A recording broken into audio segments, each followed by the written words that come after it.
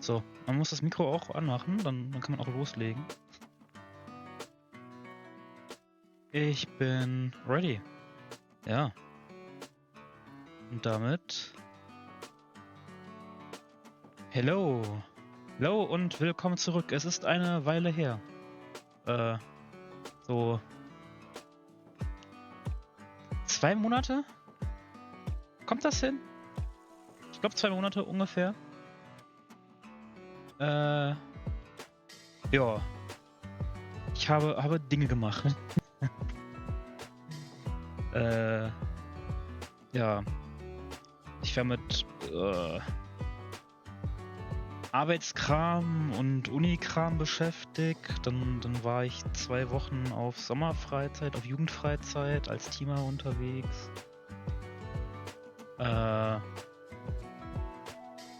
Jetzt aktuell bin ich noch dran, Prüfungsleistungen zu machen. Und aber heute, meine Brille ist ein bisschen schmutzig. Heute habe ich mir gedacht, ey, ich bin mit einem sehr großen Abschnitt meiner aktuellen Hausarbeit fertig geworden. Recht früh. Und ich habe einfach Bock, mal wieder Metal Gear Solid weiterzuspielen. Ich möchte mit Metal Gear Solid weiterkommen. Und deshalb muss ich meinen Stream mal wieder einrichten. Weil ich nämlich letztens, also als ich von der Freizeit zurückkam, eigentlich schon mal den Stream anwerfen, aber da ist mir aufgefallen, weil ich OBS geupdatet habe, dass mir da so ein paar Sachen zerschossen wurden. Durch das Update. Da musste ich ein paar Sachen neu einrichten. Das habe ich jetzt gemacht. Und jetzt streame ich heute wieder. So, für mich. Und für die paar Leute, die es auch irgendwie zu interessieren scheint. Ja, Metal Gear Solid Peace Walker ist dran.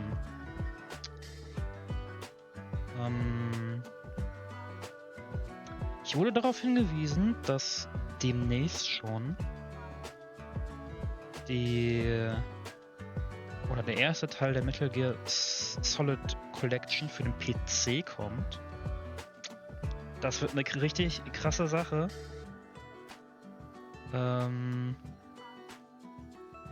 Weil das bedeutet, dass man die Spiele dann tatsächlich offiziell legal auf dem PC spielen kann.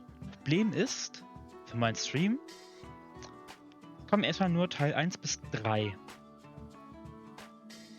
Die habe ich jetzt schon durch. Aber ich hoffe, dass mit Teil 2 dann auch Peace Walker und Metal Gear Solid 4 dabei sind. Und Metal Gear Solid 4 wäre richtig krasses Ding, weil das dann endlich nicht mehr hardstuck auf der PlayStation 3 wäre. Aber ich glaube es erst, wenn ich sehe. Bin ich ganz ehrlich. Ich sehe das doch nicht, dass Metal Gear Solid 4 für den PC kommt. Aber ich lass mich gerne eines Besseren belehren.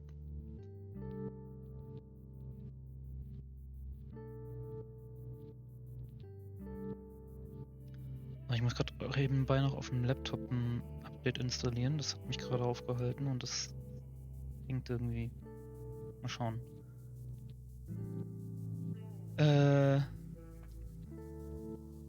Ich ziehe mal Spotify hier rüber und dann mache ich mal das Spiel ready, oder? Metal Gear Solid Peace Walker. Ich weiß gerade. Ich glaube,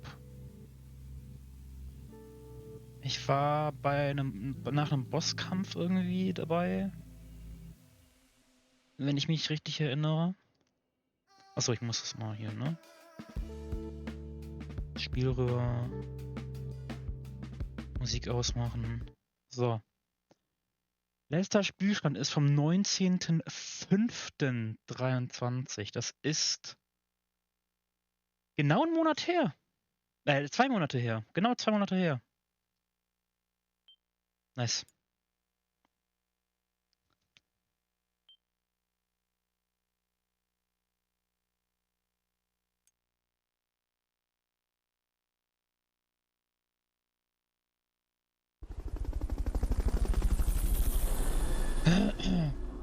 Ich glaube, ich bin nach dem letzten Bossfight straight rausgegangen.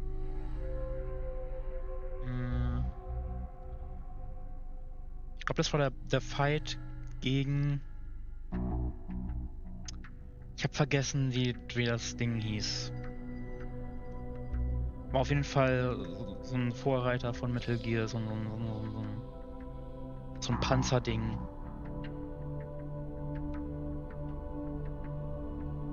Wenn ich mich richtig erinnere. Ich glaube, das Spiel, entweder muss ich ein bisschen lauter oder das Spiel ein bisschen leiser.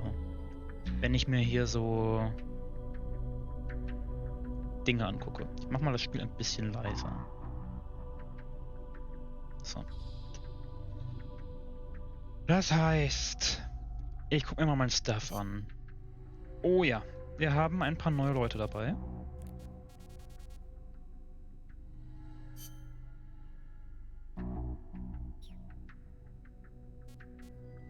Oh, ich muss mal wie war nochmal die andere Sicht?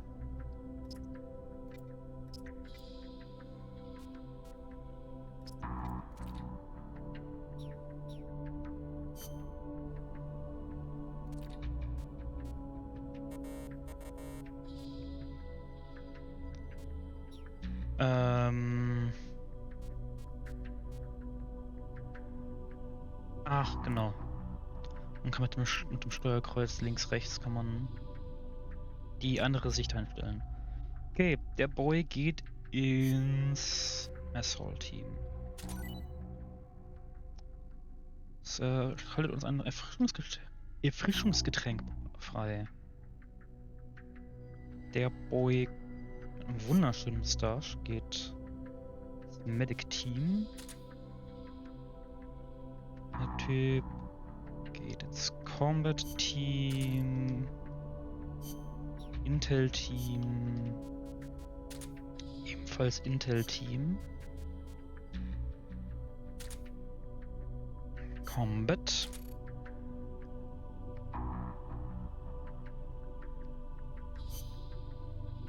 Intel.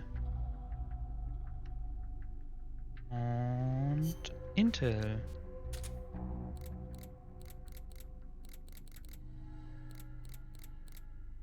Irgendwie das Medical Team, das ist so ein bisschen hinterher, ne? Das könnte so ein bisschen noch was vertragen.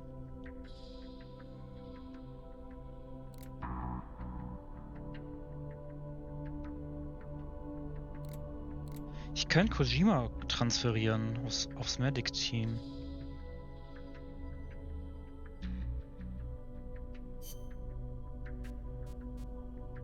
Der gibt mir 2 Level.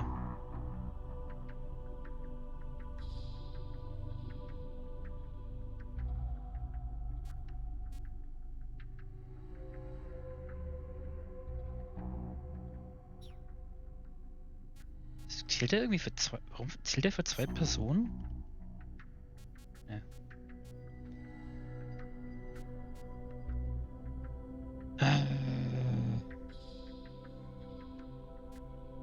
Ja, komm.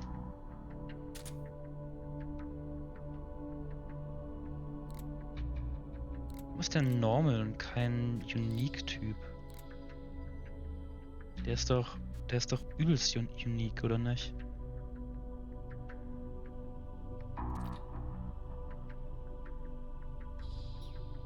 Naja.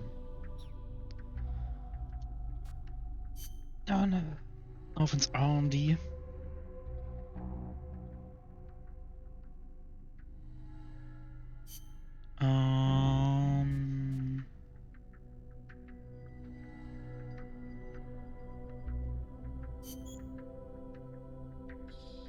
Das ist eine MP, ne?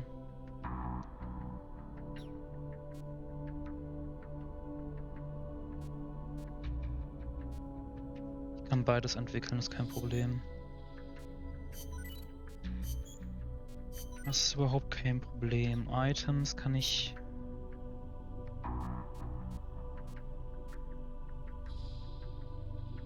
Ich kann auch alles... Ich kann alles reinhauen.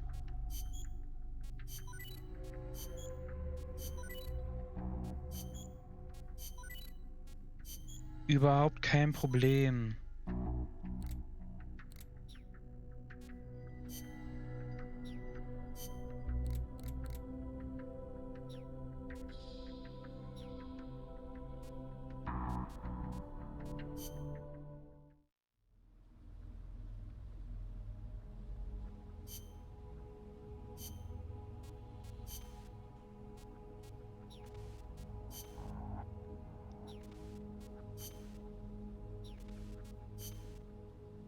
Okay, dafür brauche ich mehr Parts. Allem habe ich viel zu wenig. Optional. Aber dafür. Dafür muss ich die ganzen.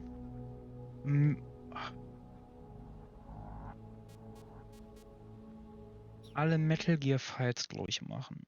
Mehrmals. Da ich nur so semi-Bock drauf, bin ich ganz ehrlich. Weil die finde ich anstrengend. Gucken wir mal, wie es hier aussieht. Ab.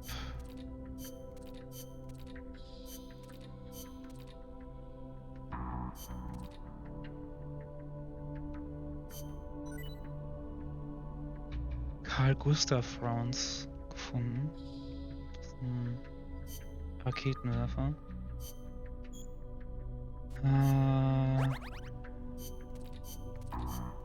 Die scheinen auch erfolgreich gewesen zu sein.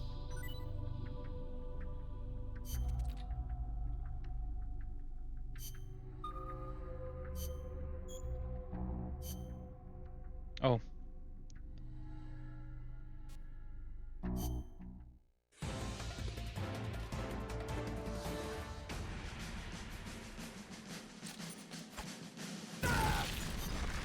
Ich cancel mal.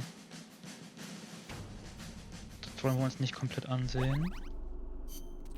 Aber die scheinen auch erfolgreich gewesen zu sein. Nein, wir wollen uns das nicht alles angucken. Aber die waren anscheinend auch erfolgreich.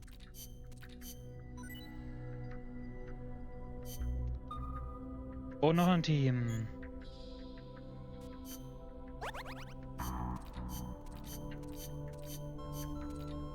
Oh, die wurden verletzt alle. Und trotzdem was mitgebracht, nice.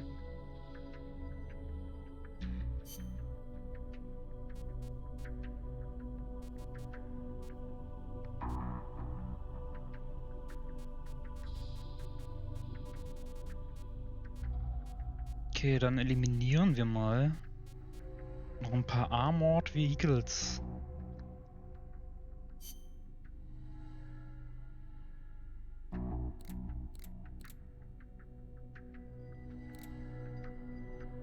Team Bravo ist dafür tatsächlich besser ausgerüstet, ne?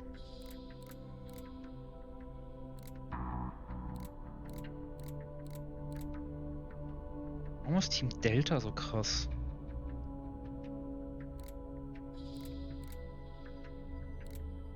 Okay, ich würde mal sagen, ich schicke Team Bravo dann da ein.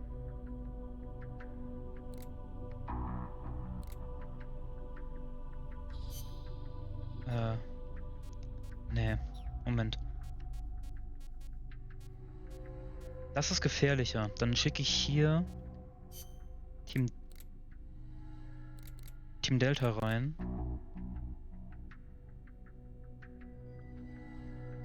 Oder? Nee. Wie sieht denn das aus?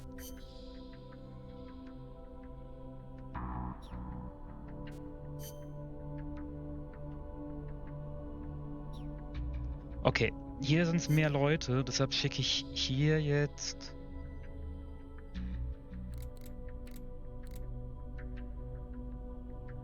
Team Bravo rein. Launch Attack. Und hier jetzt Team Delta. Definitiv.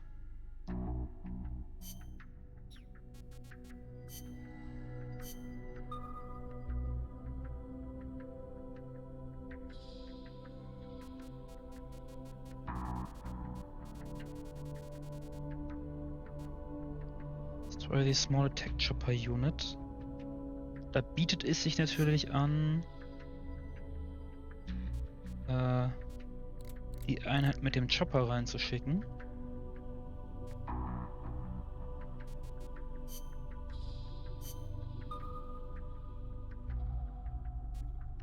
Scout Unit.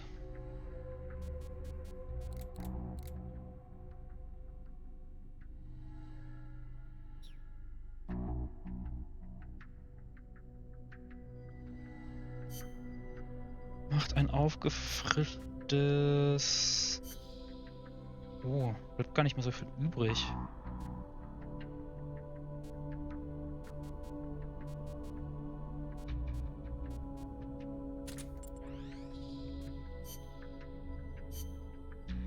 Ein aufgefrischtes Team Echo macht das jetzt.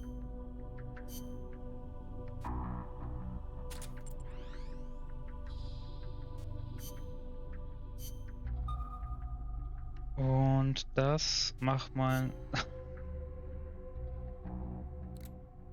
Oh. Oh. Oh. Nee, das macht nicht mein Spezialeinsatz-Team Team Alpha. Nein.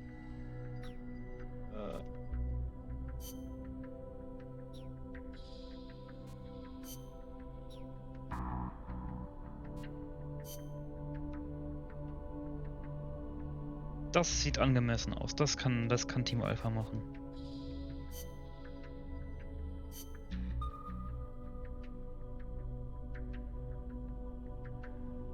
So, mehr gibt meine Combat Unit gerade nicht her. So. Dann können wir jetzt auch...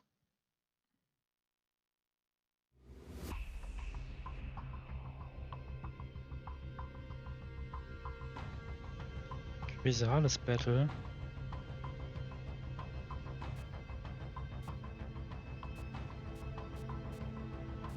Ah.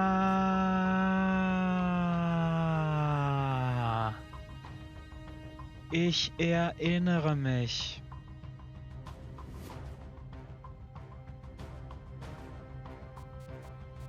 Wir sind am Tempel, genau, an der Ruine. Jetzt muss ich gegen das Flugding kämpfen und da hatte ich keinen Bock mehr drauf, weil es spät war. Ich erinnere mich.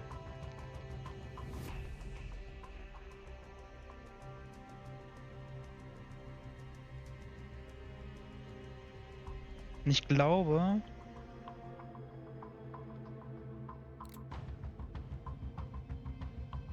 Ich wollte auch Sachen hören. Kassetten hören.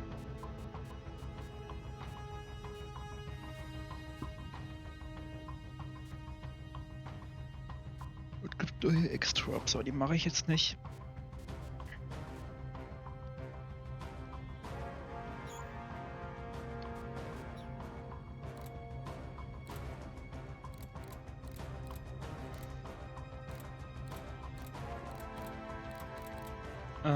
Ich guck mir noch mal.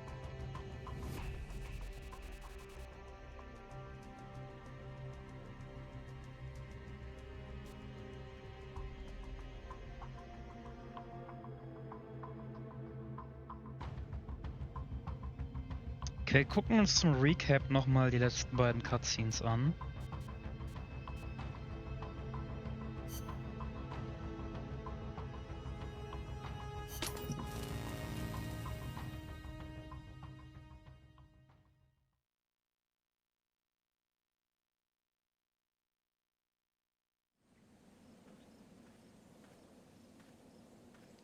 Damit wir wieder wissen, wo wir waren.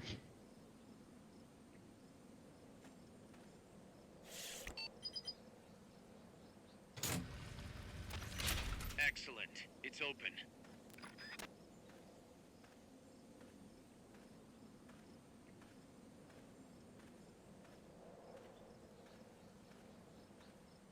War das schon die Cutscene? Ah ne, okay.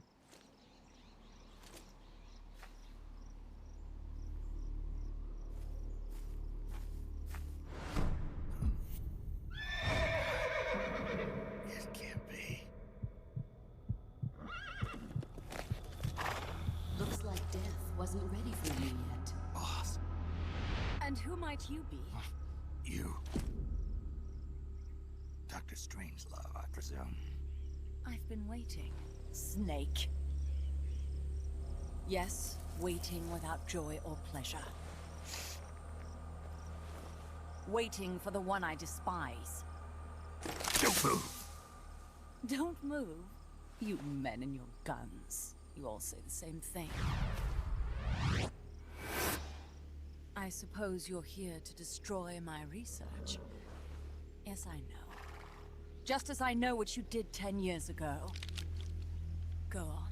Kill me like you killed her. Kill me like you Dann killed müsst du the eine boss. Waffe in der Hand haben. Kill me! What exactly do you... Come on, Snake. Or should I say Big Boss? That filthy title given you as reward for murder. Es war Do you kein still wear it with Mord. pride? You chose a war shadowy ein Kampf. country over the mentor who made Leben you und what you Tod. are. You brought despair to good soldiers everywhere. You used the pretext of a mission to kill a true hero. Is that what you call loyalty? Answer me! The boss. Well, what do you have to say for yourself? She betrayed America. She stole a Davy Crockett and then defected to the other side. She used an American nuclear weapon to attack Soviet territory. The only way for Washington to prove its innocence to Moscow was to eliminate the traitor themselves. The boss's death was the only thing that could have prevented all-out nuclear war. Is that what you call the truth? It's the truth as it was told to me. So the truth is that you sullied the reputation of your mentor, the woman you loved most in this world, before you buried her. It was my mission. Huh. So that's the conclusion you came to in order to live with yourself. What's the boss to you? I'm the one she abandoned when she left this world. I won't rest until I get answers from the woman I loved. You and I are the same. We are the walking dead. Ich hab da gleich was zu sagen. Would you like to meet her? The boss is gone. Not so fast. You'd like to meet her, wouldn't you? I can arrange it. You took her life. I gave it back. You what? Care for a sniff? It's only snuff. You're a cigar man, aren't you? Well, there's no smoking in there, so if you want to meet her, you'd best partake now. Follow me. This is my baby, my morpho butterfly. It's neither pupa nor cocoon, but an imago. A complete individual, in the fullest sense of the word. Is someone there? Boss. We have a visitor. I'll introduce him. Don't try anything foolish. As long as we're in here, I can reduce you to carbon at the press of a button. Who are you?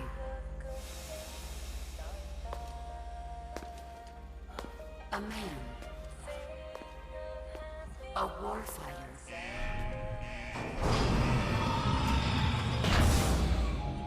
Boss. Is that you? I call it the mammal pod. Mammal pod. For my participation on the project, I demanded access to all information on the boss. Everything the CIA had. Her personal history, military records, physiological data, correspondence, the files for every operation she took part in, every decision she ever made at every possible turn, what she took and what was taken from her, her pain and her pleasure, her joy and sorrow, her life and death. Aber du weißt nicht, wie sie gestorben ist und warum. Du weißt es Why would you nicht. do that? Coldman sought an MAD-based AI that would deliver an effective retaliatory strike against the most appropriate target in response to a nuclear attack from a hypothetical adversary. An unmanned device to act as a deterrent capable of making the decisions and taking the actions that human beings cannot.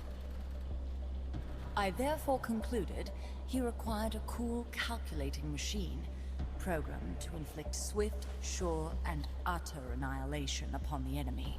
No retaliation.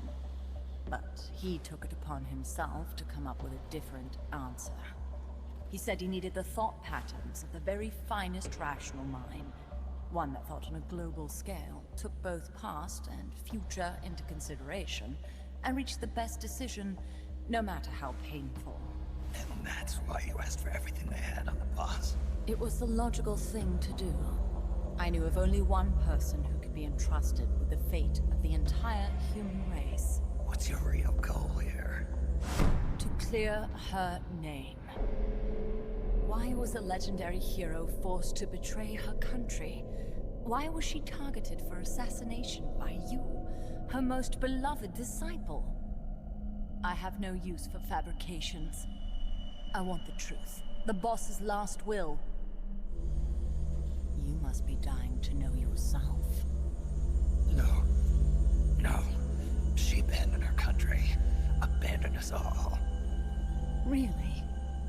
You think you understand her feelings? You're trying to recreate the boss's last will. Is that it? Why don't you ask her yourself, Jack? Jack. What? Jack. Boss. Jack. Boss. Jack. Go home. I'm not your boss anymore. Boss. Go home. No, Complete your mission, Snake.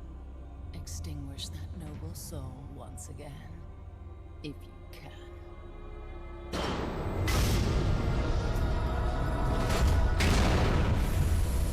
Uiuiui.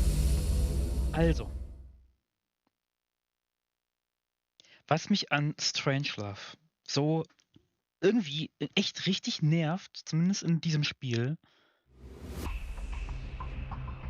ist zum einen, dass sie sich als die Person sieht, die von The Boss zurückgelassen wurde. Weil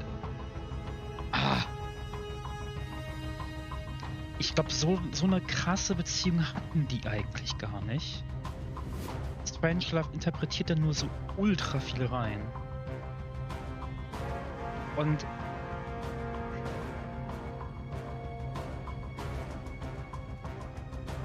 wenn dir gesagt wird, dass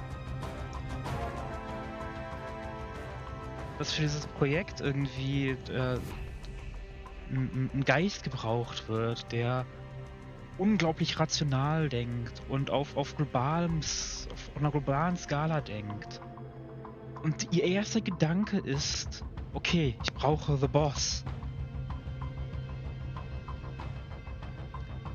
Warum kommt sie dann nicht von selbst auf die Idee, dass The Boss Tod ihr eigenes Kalkül gewesen sein könnte?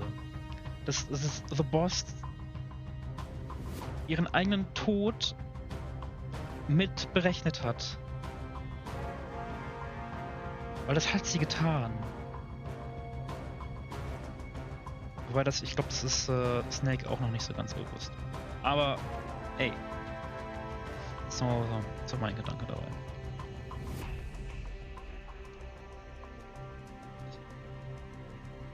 Ja. Es ist kompliziert.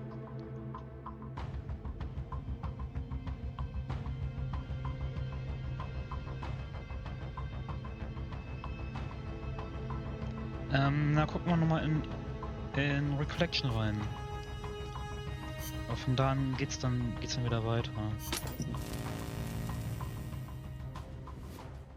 Wobei ich glaube ich dann schon noch ein bisschen in ein paar Briefings reinhören möchte. I taught you all I could. The rest you needed to learn on Nochmal your own. Flashback. Techniques, sure. But what about how to think like a soldier? Ich hab nicht aufgepasst. I taught you all I could. Ach, fuck you, Quicktime Events. The rest you needed to learn on your own. Techniques, sure. But what about how to think like a soldier?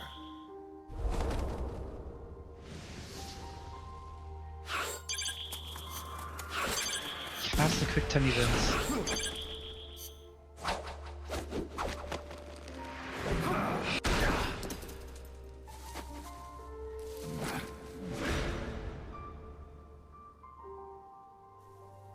There's a saying in the Orient, loyalty to the end.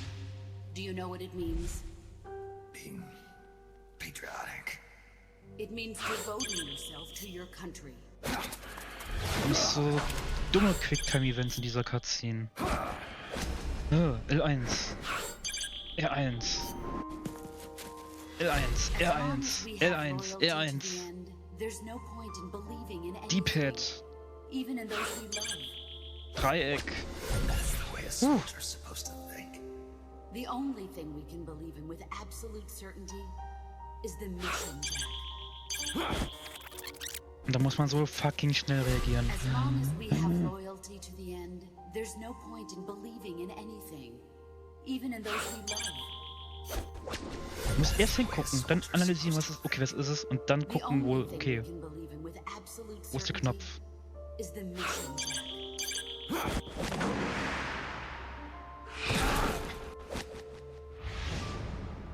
I'm defecting to the Soviet Union. Jack, you can't come with us.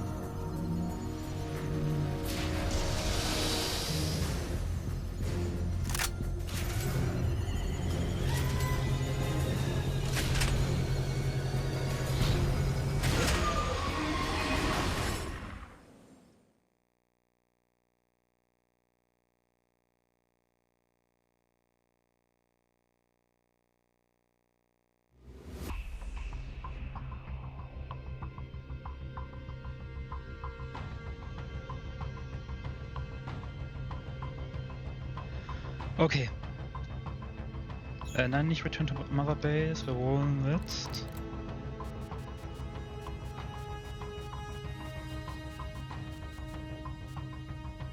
hier rein. Snake, that's the chrysalis weapon Huey was referring to. You know what to do. Und das hat sich jetzt nicht gelohnt, die Kamera zu wechseln. Ich bin Singleplayer. Wohl doch vielleicht schon, weil ich jetzt erstmal in The Brief gucke. Ah. Da gibt es so viel aufzuholen. Okay, Miller. Erzähl uns. The new plant is a hex type.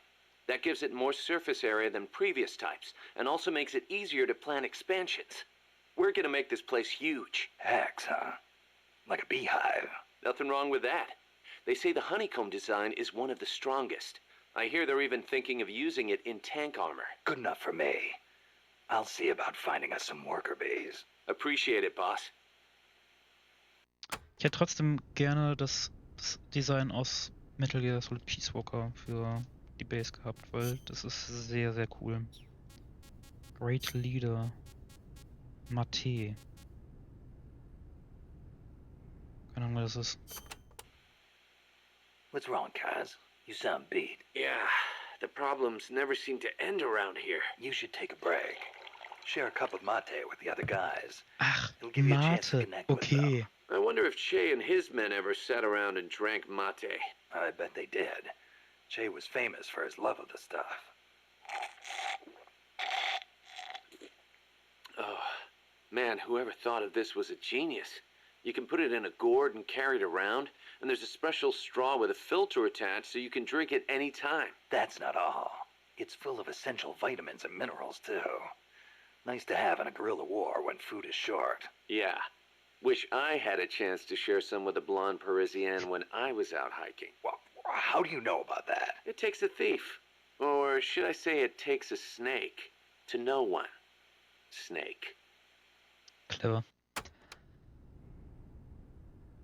Ich Ich frage mich, ob Kojima während der Entwicklung von Peace Walker selber auch viel Mate getrunken hat oder ob der generell viel Mate trinkt.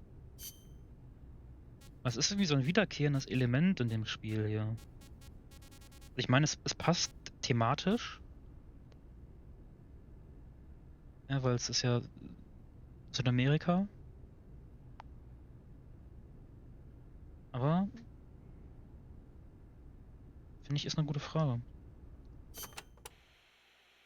You probably heard this a million times, Snake, but you should always avoid combat with the enemy when possible. Right. We're outnumbered and in unfamiliar territory. We won't survive long in a straight fight, even with you on our side. I know. Avoiding combat is rule number 1 in a sneaking mission. That's right. Don't let the enemy know where you are, and attack only when necessary, using hit-and-run tactics to cripple them. It's the essence of guerrilla warfare. Irgendwie spüre ich gar nicht so viel von Guerilla Warfare in dem Spiel. Hat man, glaube ich, ein bisschen mehr in Snake Eater, glaube ich, tatsächlich.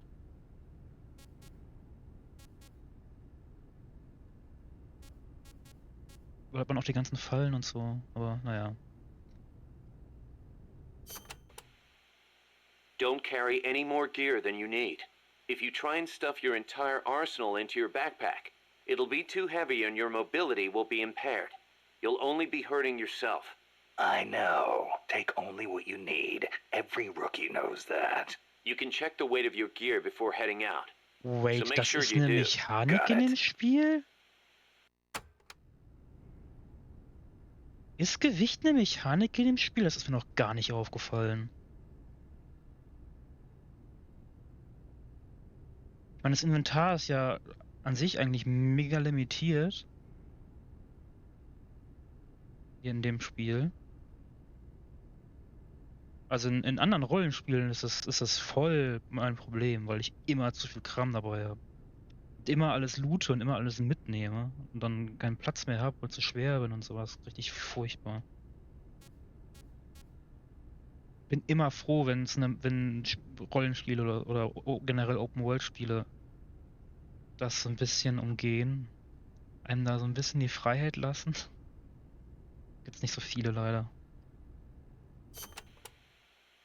Even a born warrior like you gets hand tremors, Snake. It happens even when you're full of stamina, and it only gets worse when you're tired, especially with larger, heavier weapons. Obviously, you'll get better aim crouching than you will standing.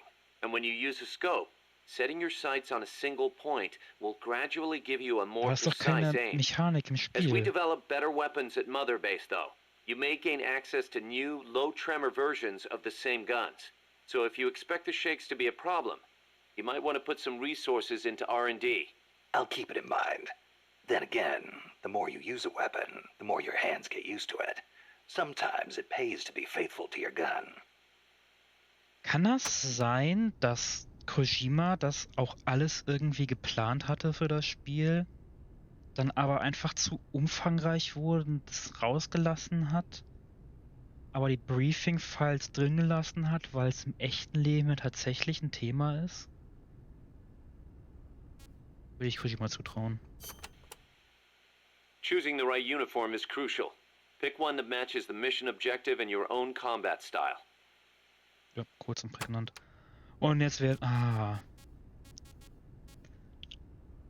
die wichtigen Sachen erklärt. Jungle fatigues are made for jungle combat. They provide decent protection and let you carry a fair number of weapons. Your standard uniform, basically. The distinguishing factor is that your camo index will vary a lot, depending on the area. Wear a pattern that makes you blend in with your surroundings, and your camo index goes up. Wear something that clashes, and you'll stick out like a sore thumb. Pick the right pattern for the occasion. Sigint used to lecture me on it all the time.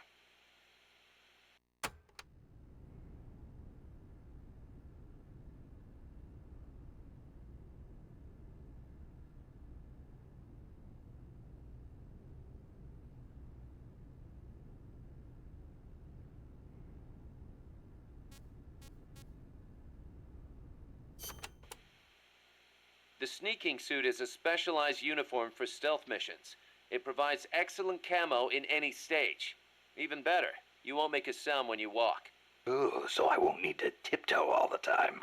And to top it off, it also makes your wounds heal faster. The fabric exerts just the right amount of pressure on your body to help stop bleeding. Huh. Not a bad little trick.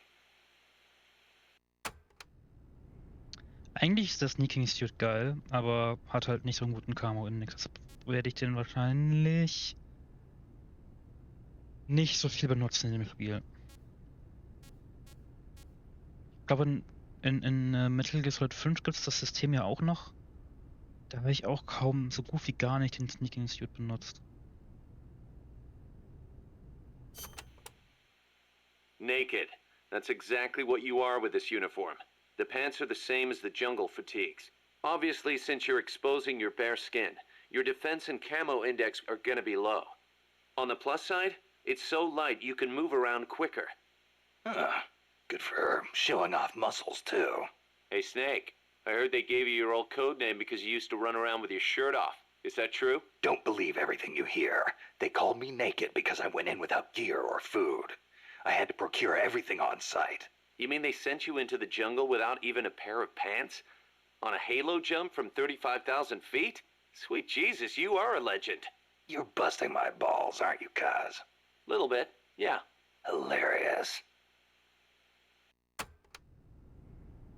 Nackt. Der einzig wahre Weg, wie man in den Dschungel reingeht, auf jeden Fall. Koops. Ich glaube, das skippe ich, weil das super unrelevant für mich ist, weil ich nicht Koop spielen kann. Special Items. Die kann man sich noch anhören. Finde ich. Snake, about cardboard boxes. It feels kind of weird me explaining this stuff to you, but there have been a few recent developments in cardboard box technology. So just to be safe, here goes. Go on. You can do much more with the box than just hide under it. You can put it someplace and leave it there. Huh? You can get on top of it and use it to reach high places. Wait, or hide from the enemy in its shadow. I like what I'm hearing so far. And that's not all. You can even put items in it and send them to Co-op's teammates. Really? Das muss ich mal I ausprobieren never mit thought of any of dem that. Draufsteigen. Damn. Is there anything a cardboard box can't do? Every soldier should have one. Yeah, well, don't get too excited. This isn't exactly what they were made for. Which reminds me, don't you think the boxes around here are a little on the big side? You're right. I bet two people could fit under one box, if they packed in tight enough. They call them love boxes. Love boxes? Of course, you So don't need a shite. love box to fit two people inside. Any box of similar size will do. 2 men in a box. Up to two people can fit inside a cardboard box. Tell me how. Move close to a box with a teammate inside, and an icon will appear. Then press the action button. You'll stay inside as long as the action button is pressed. So, same as snake formation, huh? Exactly the same. In fact, when you put on a cardboard box when snake in, both of you can climb inside. A box big enough to hold me and my buddy. These are fine times we live in, hey, Kaz? Yeah. Sure, boss.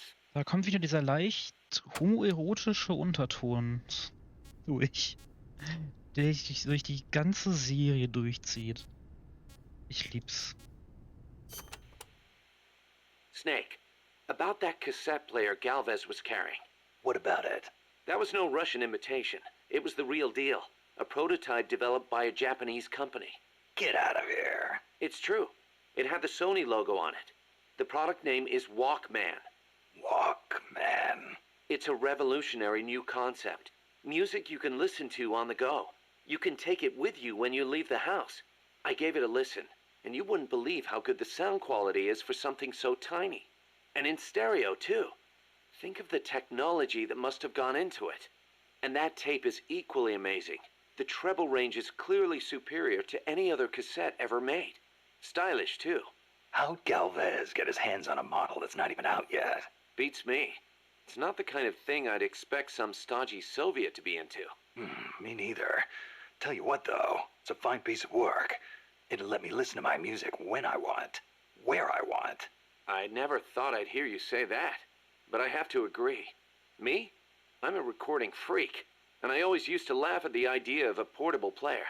But now that I've seen it in action, I've changed my mind. Being able to take your music with you, this could be the start of a revolution in music. Could be.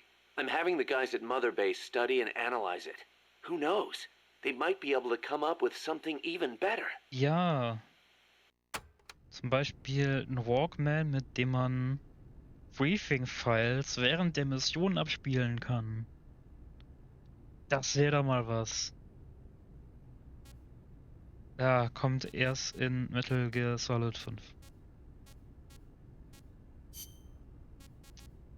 Genau. Amanda and her crew tell me they've managed to identify several different categories of mercenaries employed by the CIA. Give me a rundown. Sounds like info I could use. No problem. I'll go through them in order.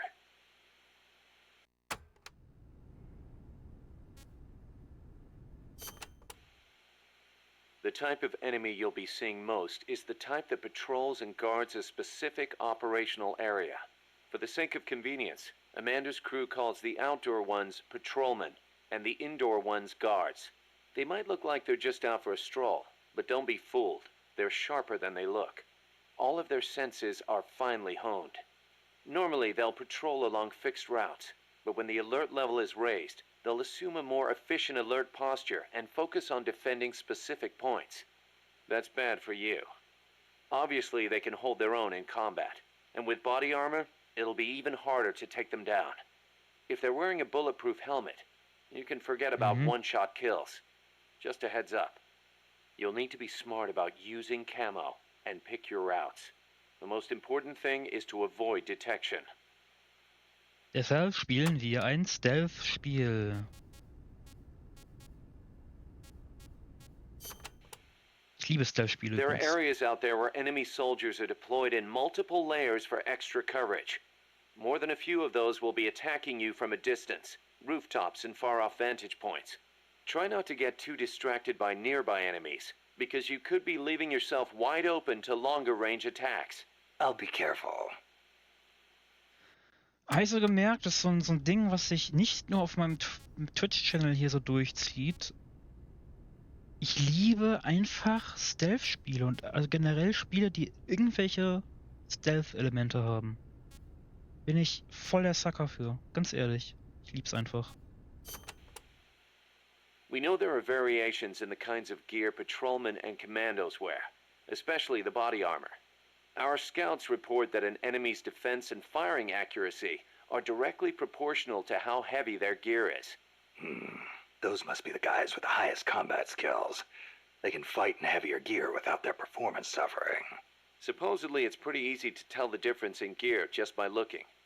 So remember, use extra caution when dealing with enemies wearing heavy gear. So verstanden. Battle Range. Sehr wichtig. Enemies will try to fight you from different distances, based on the weapon they've got equipped. When you meet an enemy, get a good look at what they're carrying. It can make or break your chances in battle. Das nochmal ausdifferenziert? Jawohl. Enemies carrying handguns and shotguns will try and get in close. That makes them dangerous, but at the same time, easier to hit. Keep your wits about you, and you can turn a threat into an opportunity.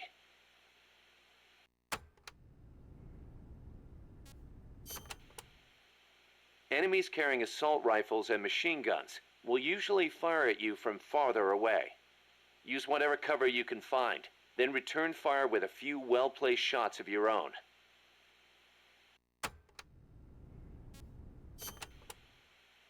Don't expect enemies carrying sniper rifles or rocket launchers to get up close and personal. They'll be constantly moving from place to place looking for an opening to snipe at you. Tricky bastards.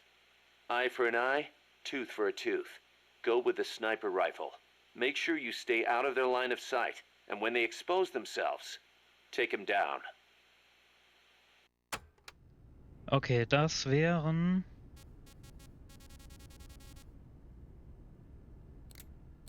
dann alle relevanten Tutorial-Files gewesen. Und es gibt noch sehr, sehr viele Background-Infos.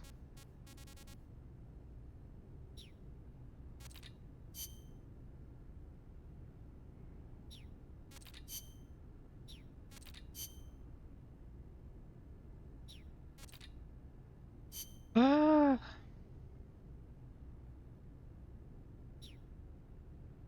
Ich glaube, ich werde jetzt erstmal nur die About Herself Dinger und About Himself Sachen durchgehen. Weil das ist sonst echt viel.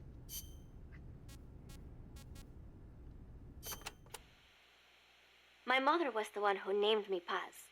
She said it was an expression of her wish that the country stay at peace. It is a pretty common name in Central America.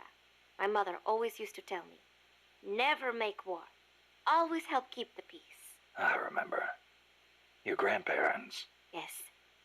They died in the Civil War. I think that is why my mother hated war so much. That's another thing you've got in common with Kaz. His mother named him Peace, too. See, because Japan also suffered through war. I think I know how Mr. Miller's mother felt.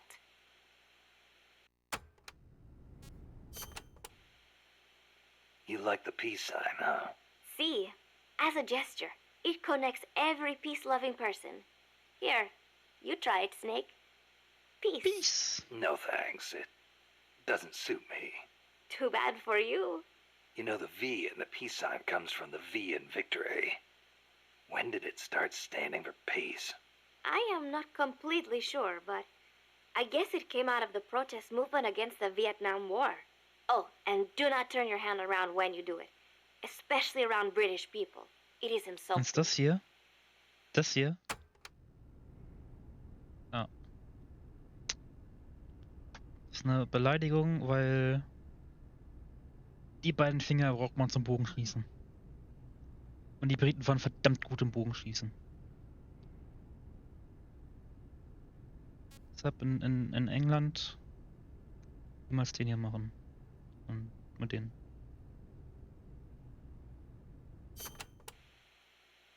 So, you live alone now? No, not alone. I've been living in school dormitories since I started junior high. After my mother died, my relatives took me in, but they were not my real family. You didn't fit in there. In a way. My aunts were kind to me and all. But I know how difficult it must have been to suddenly have a child thrust into their lives. When you live with someone, there are no secrets. I could tell my being there was a burden on them. Sounds like a rough childhood. I would not say that. I was lucky just to have people take me in. There were fanos living out in the streets because their mothers died. It is even worse in countries with frequent civil wars. So, who am I to complain about my childhood? You're a pretty tough kid, you know? Not at all. I am not strong at all.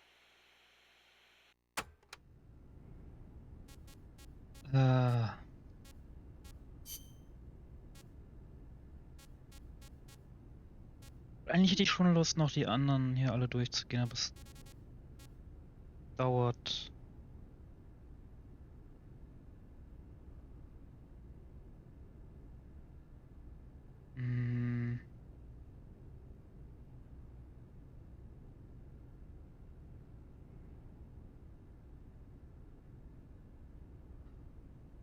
Komm, hauen wir mal rein.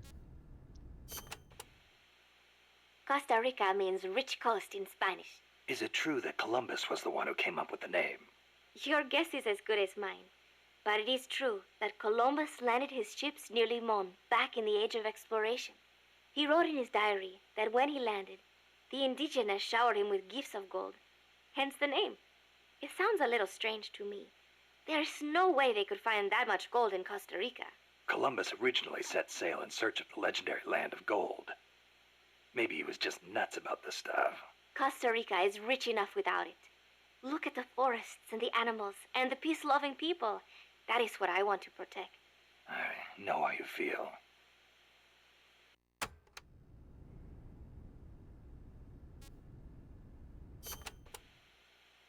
Democracy took root in Costa Rica before anywhere else in Central America. Sure, we had coup and dictators and all, but never a total meltdown. That is, until 26 years ago. The Civil War. Yeah.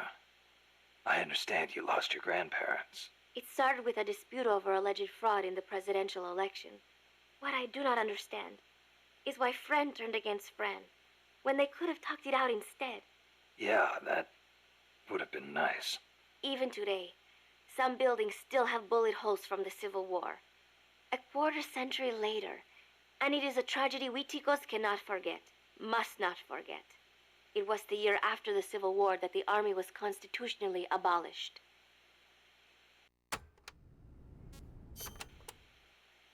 A new president was elected this year, President Oteber. He seems to be distancing himself from the United States. He has limited the privileges granted to American banks, lifted the sanctions on Cuba. Our last president was so pro-US, people suspected he was in bed with the CIA. You think the CIA is doing this because it feels threatened by the president's shift in policy? It is possible, but would they really bring in such a huge army just because of that? Part of our job is finding out. Exactly. Thanks, Snake. Peace.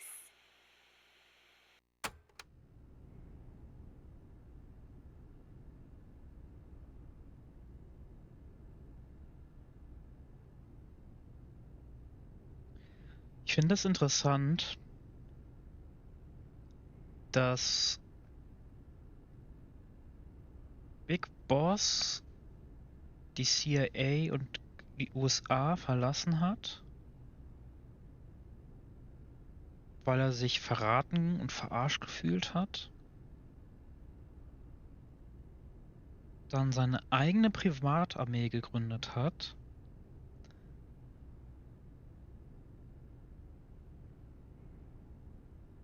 Mit der er auf der einen Seite versucht,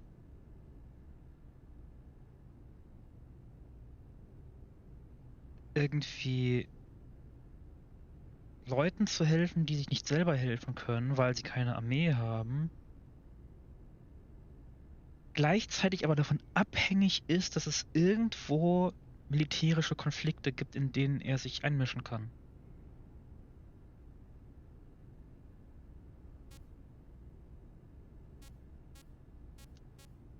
Und dabei dann halt irgendwie, zumindest jetzt hier in Peace Walker, so in Konflikt mit seinen alten Buddies im Prinzip kommt.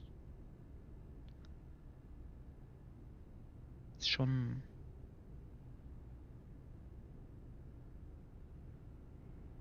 Hat schon gute Gründe auszusteigen, muss man schon sagen. Aber was daraus wird, ist halt...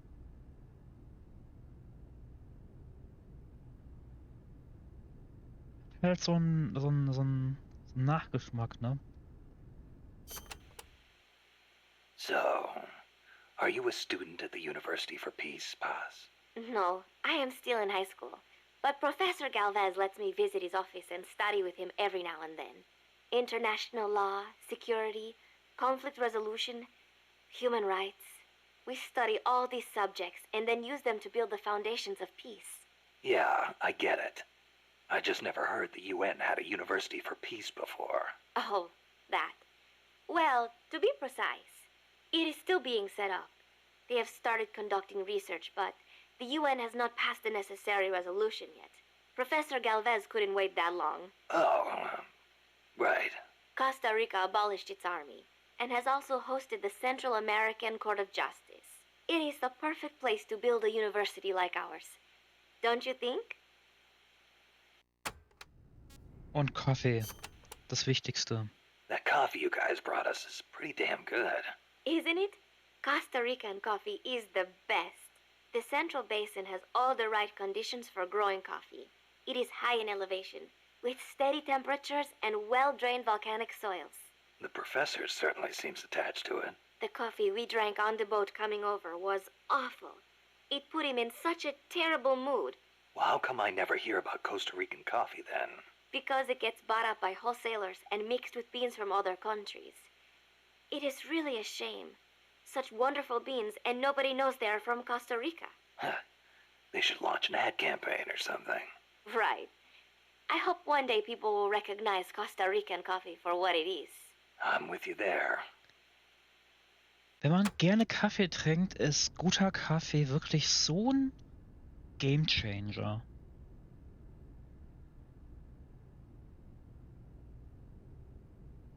Halt wirklich. Also der muss so eine gute Bohne und dann auch frisch gemahlener und dann schön frisch aufgebrühter Kaffee ist schon richtig gut. Vor allem, wenn man 2 Wochen lang oder so nur so semi-guten Kaffee hatte.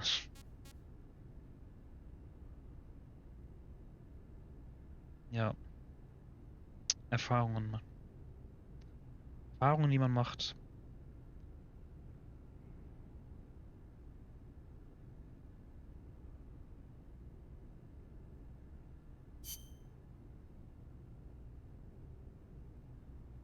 Costa Ricas unarmed neutrality. Paz, you said Costa Rica has no army, right? Correct. Article 12 of the Constitution declared that the Army as a permanent institution is abolished. It does permit us to organize armed forces for national defense based on inter-American treaties. Only temporarily, then. In effect, yes. But in the years since the Constitution took effect, Costa Rica has not once raised an army.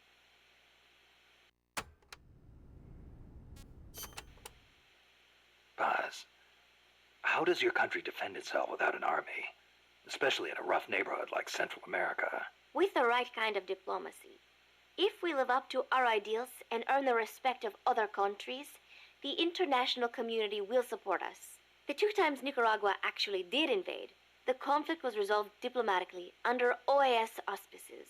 Doesn't that leave you depending on the U.S. after all? American influence is unmatched, it is true. San Jose was critical of American policy at the time, but America supported us all the same. It was because we practiced peaceful diplomacy. That is what I like to think. That's one way to approach it, sure. But there are countries out there who will use force no matter how bad it looks. Maybe so. Yep. I know my way of thinking probably looks naive to you, but it is not like we expect peace without working for it. Diplomacy is a battle in itself, and we have to make the effort to seek out causes of misfortune and nip them in the bud. It was that kind of thinking that got me trapped in their base. I'm not blaming you. You haven't done anything wrong.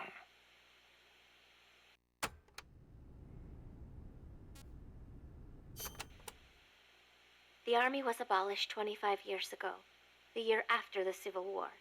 I learned about the sorrow of civil war from a very young age, the futility of countrymen fighting each other, and the tragedy.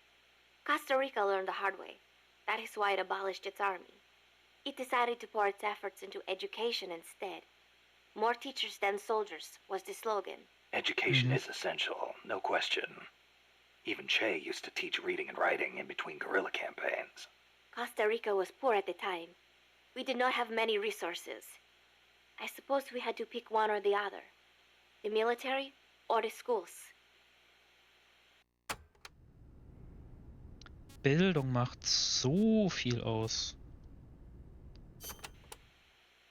Kaz was telling me Japan has a peace constitution too. That is right. Apparently, when Costa Rica was drafting its constitution, they looked to the Japanese as a model. Only, Japan's constitution renounces war itself. Unlike Costa Rica. But Japan has a self-defense force, right? That I do not get. I think I will ask Mr. Miller about it next time I see him. He said he used to be in the JSDF. Huh. You're a curious one, are you? Don't study too hard.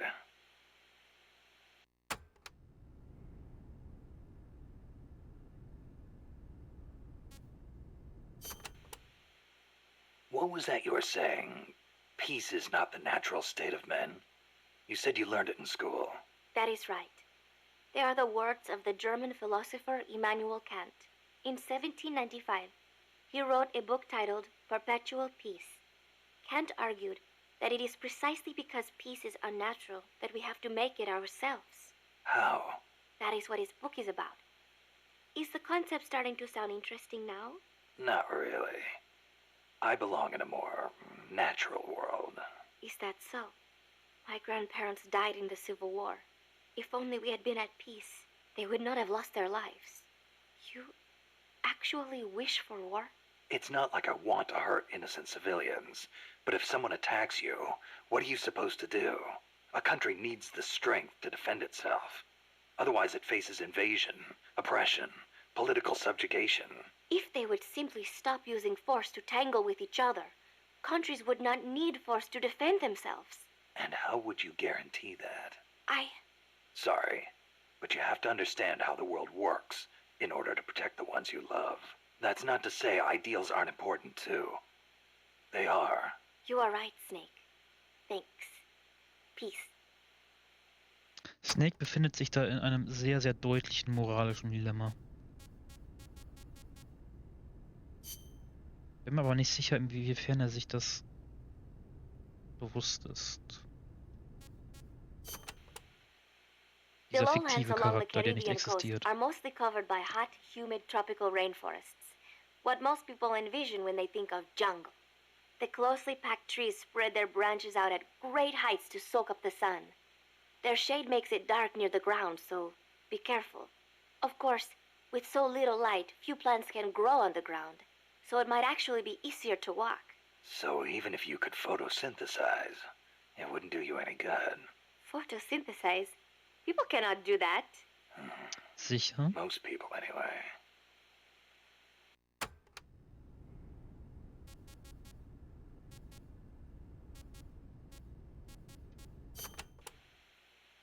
Costa Rica is said to have about 87,000 species of living things.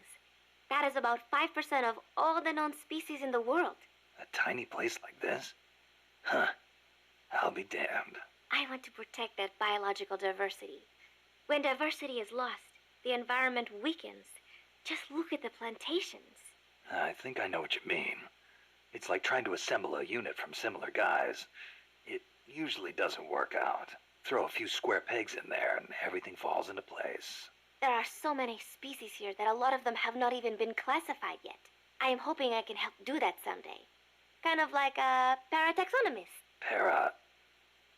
Say that again? Parataxonomist. Someone who helps a taxonomist. Oh. Huh. I thought you were going to say it had something to do with parachutes. You're weird.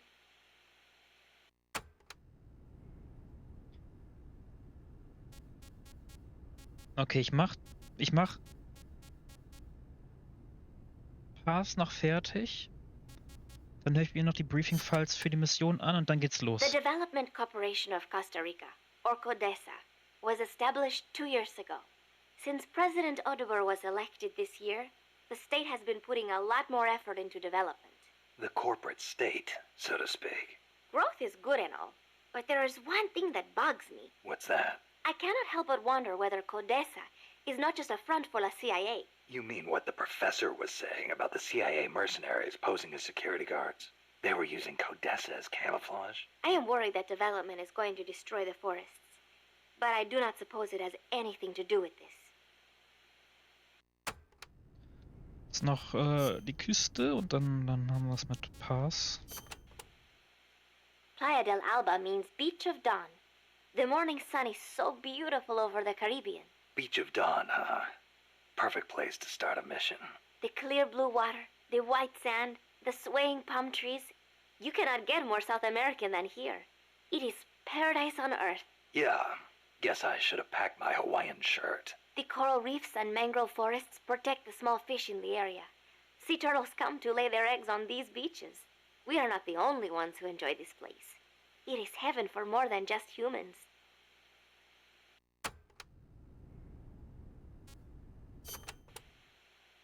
Bosque del Alba means Forest of Dawn.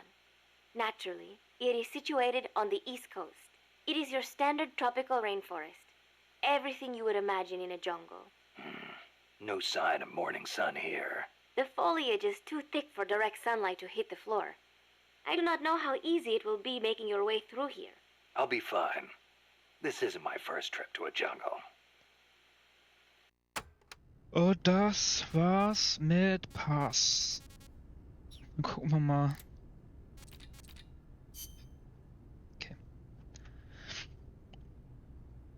gucken wir uns die Sachen für diese Mission an. Und dann später noch Amanda und Chico. Und dann zum Schluss noch Huey und Cecile. Jetzt so mein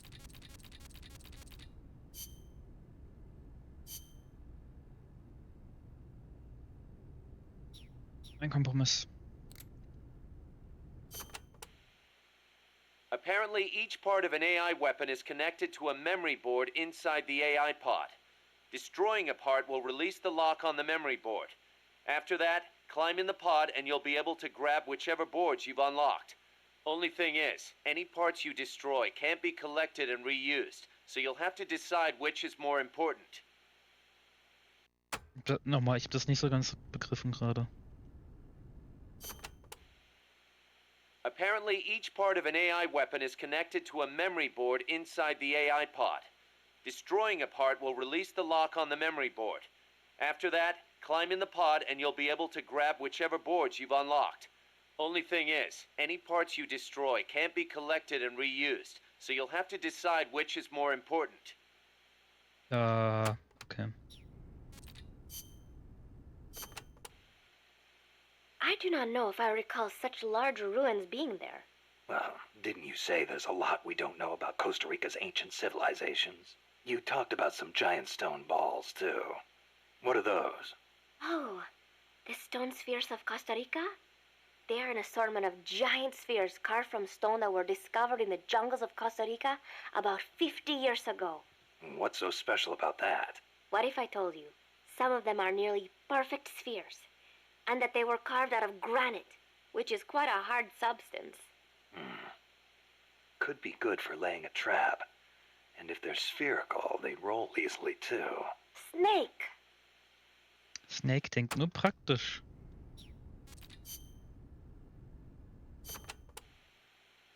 El Colibri may be powerful, but he can be defeated. Looks like you have a lot of places to hide there. Remember your fight with the other chopper. Guerrilla tactics will be key. Only this one's got a few more aces up its sleeve. Yes, it might try to crush you by taking out the pillars. Also, watch out for the smaller craft that abducted Chico. The Chico Libri. Chico Libri? It means son of Colibri. If it gets you, you'll just have to wriggle your way out. You might get away if you're lucky. I'd rather not have to take that chance. Indeed. That would be best.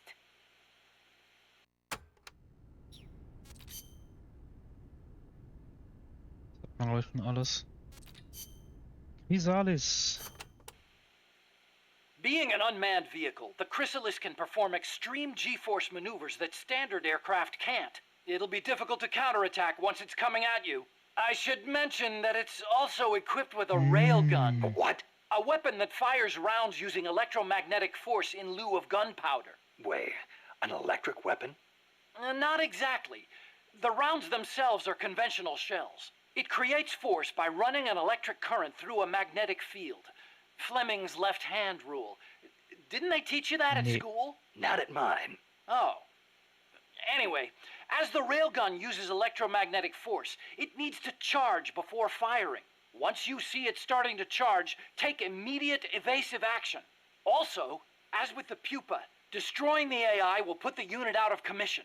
Do enough damage and it'll have to land. Use that opportunity to get in the AI pod. Wait too long and it'll start to repair itself. Be sure to shoot the hatch the moment it lands. I think I can handle that. Okay, Cecile hat nichts zu sagen, Data Files hat auch nichts zu sagen. Dann gehen wir in die Mission Prep.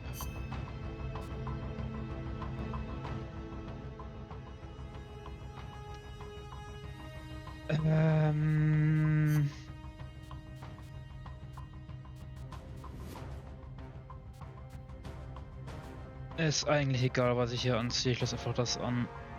Operation auf jeden Fall. Analyzer eigentlich nicht wirklich. Ich pack mal hier noch.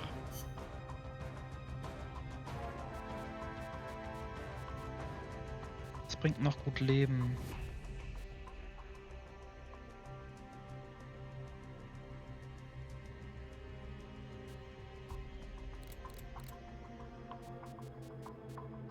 Na, ich pack mal noch Chips ein. Plutonsystem ist gut. Die Lovebox brauche ich, glaube ich, nicht.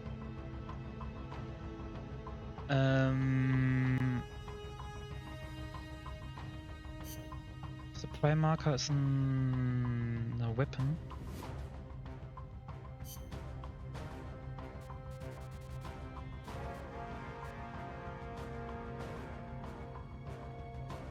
Schild könnte praktisch sein. Ich nehme mal mit.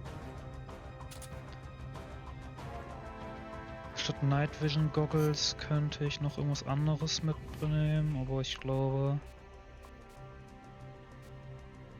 das passt so.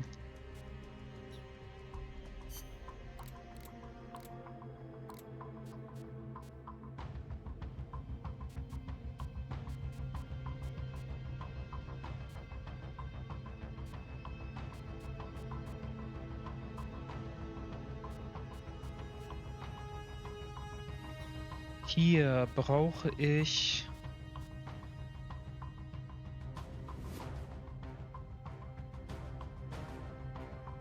keine Trankwaffen. Ich brauche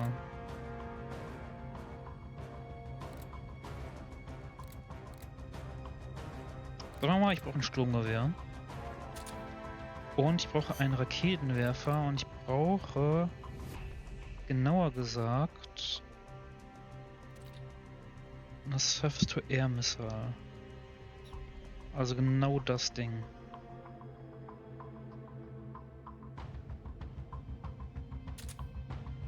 Okay. Chef Grenade ist gut. Ja, das wird so passen, denke ich.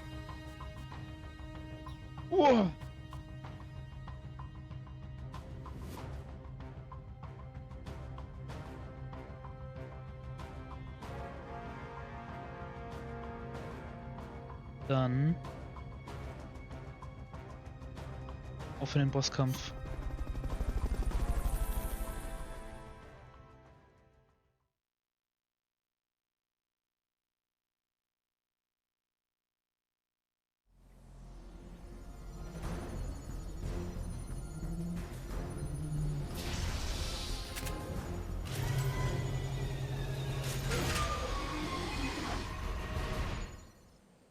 Auf in den Bosskampf. Take out the chrysalis. That thing needs to be eliminated once and for all.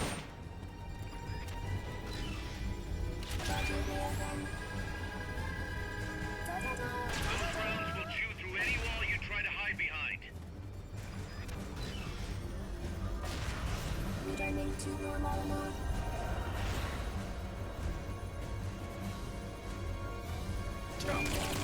Okay, jetzt muss ich erstmal wieder reinkommen. Fog's getting thick. Careful you don't lose sight of that chopper. If you lose sight of the enemy, look for the red light.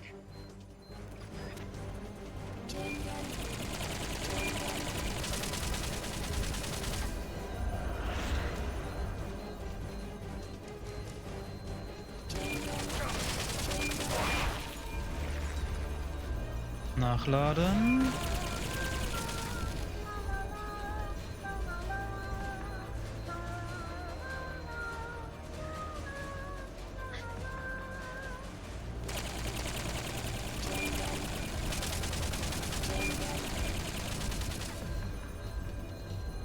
Fuck. Das war wasted.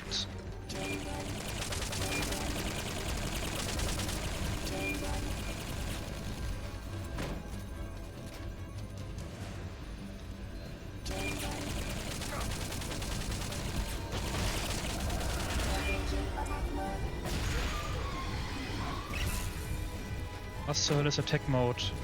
Chaingun.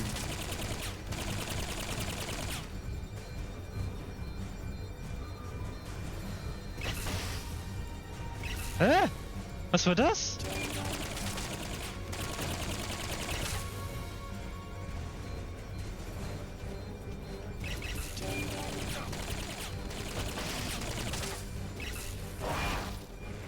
Das Ding face-shiftet. Was ist das denn?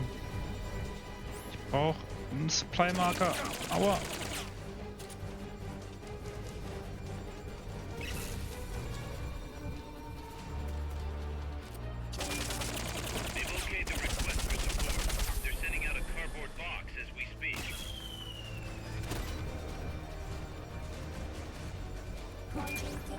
Launching Kidnappers, das klingt nicht gut. Das sind diese kleinen Dinger.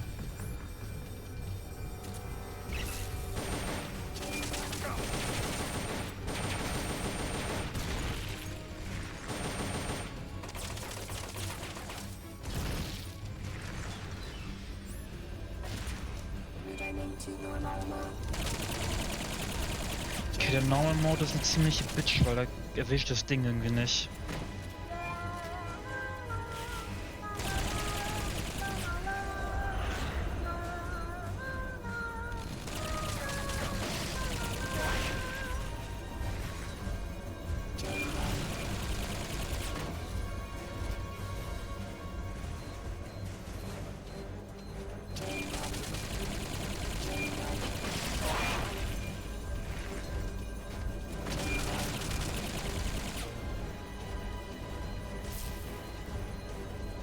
Hit that thing with rockets.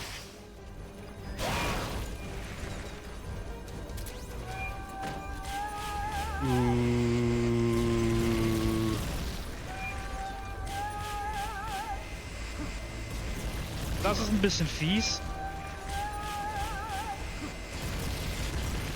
Und der Akku ist gleich leer.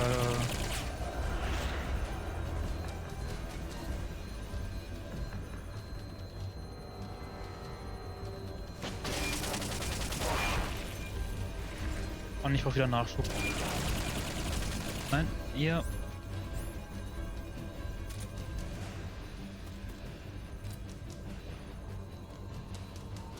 They've okayed your request for a cardboard box. It'll be sent out shortly.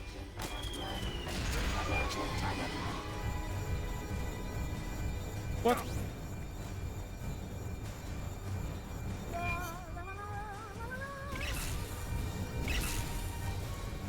Bin stuck.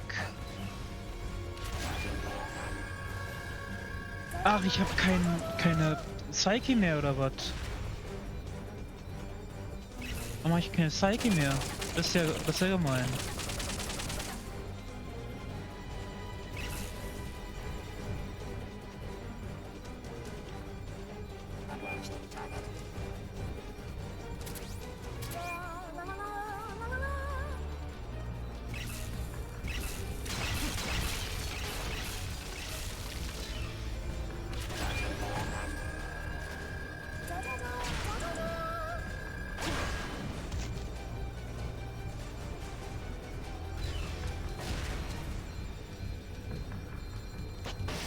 Ja, weich aus, du Bitch.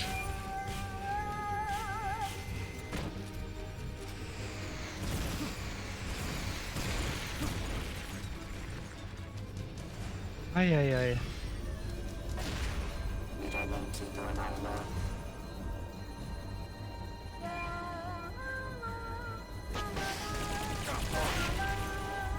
Okay, ich hab's gleich.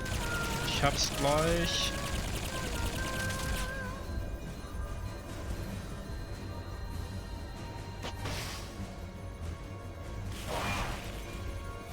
Eins noch. Ein Treffer noch. Dann habe ich's.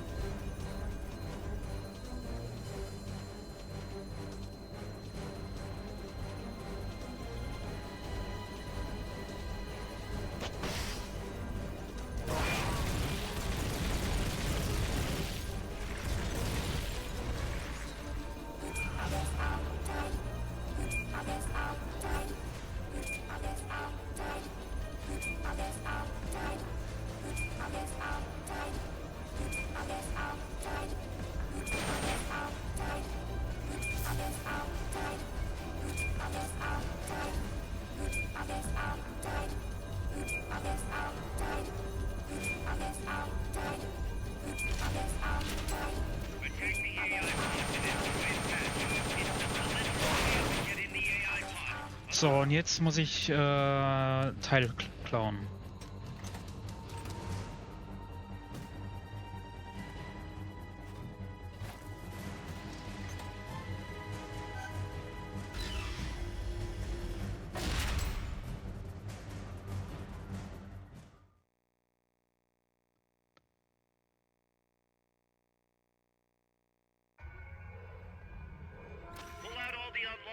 memory boards. Pull out the memory boards. All the unlocked boards will have icons over them.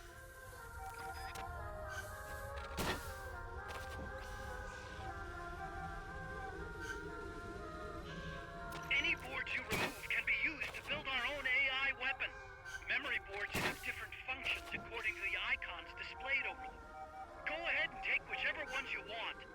If you attack parts on the exterior of the machine, the memory boards that control those parts should light up. You can tell what a memory board does by looking at its color when it lights up. Ich ziehe einfach eine bunte Mischung raus.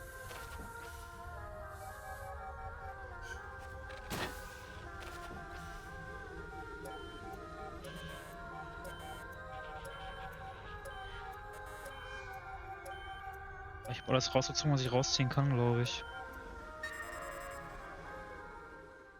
Weiß nicht, ob es das ein Fehler ist, den AI-Pod anzugreifen direkt.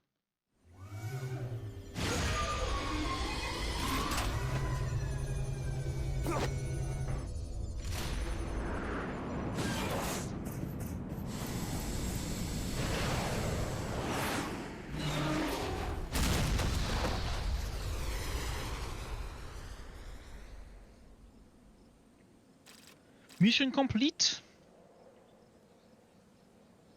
So muss das sein. So soll es sein.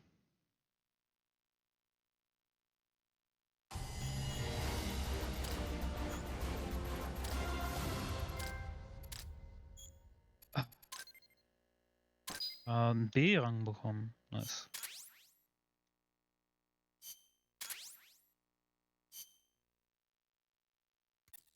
Snake, She played me like a piano. forget about it. You'll get him back. That is, as long as you've got the will to do it. I am not giving up. All right then. I confirmed the location with Huey. The final testing base for Peace Walker is 15 miles to the north of that lab. It's an underground facility disguised as a rock quarry. All you need to do is sneak in and destroy the AI for good this time. Right. Snake, you can destroy it, right? Yeah. We all have our limits. Actions beyond our abilities. Don't worry. I won't screw it up this time. You're the one who killed the boss. Destroying that AI means reliving that memory. It's just a machine. Snake, I'm worried. Worried? For the same reason the CIA entrusted the nuclear launch to an AI. A man can condemn a handful of criminals to the death penalty if they're prepared to assume that responsibility. But who among us could do the same to hundreds of millions of innocent civilians? Who could reduce thousands of years of human history to ash in an instant? Could any flesh and blood human being make that decision? No way in hell. No one man could bear the burden of total genocide. It's what's allowed our cowardly species to survive all this time. But for a machine, willpower is no issue. What are you saying, Kaz? You're a hero, Snake, but you're not a machine. That I can't destroy that thing? That machine's not the problem. It's that the boss still lives inside of you. Bullshit! She's dead, Snake. It's time to come to terms with that. Let me put it another way. You've left everything behind. Your country, your identity, your past and ideals. But there's still one thing you haven't let go of. What are you talking about? The boss. You still haven't let her go. That's why you're so afraid to find out the truth about her. And that's what's holding you back from your future. Snake, she died a decade ago. How long can you live with a ghost? Kaz, I thought I knew everything about her. But I still don't understand what happened to her at the end. There, you're no different from that scientist woman. When she didn't believe me, I realized something. That debriefing I heard could have been part of the cover story they made up. Now, even I'm not sure what her real intentions were. Why did she take that mission? How did she feel about dying? Why was I chosen? You want to know the truth? Ah! The truth won't change the past. You still want to know? No. I took on this mission for a kid who believes in peace. Fine then. There's no point in arguing. Peace Walker is on the verge of completion. Come on, boss. Let's get to that base.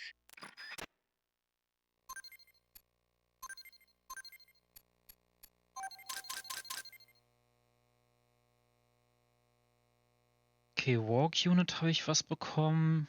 Leg Parts, Head Parts. Jetzt bräuchte mehr. Das ist das Problem. Man braucht mehr.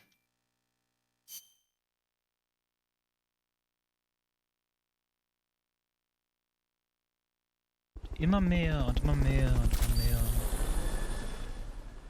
immer mehr. Okay. Sportstrike Mark habe ich jetzt. Ich habe einen neuen ballistischen Schild. Neues Sonic Eye, Carl Gustav, Bang. Ja, bla bla bla.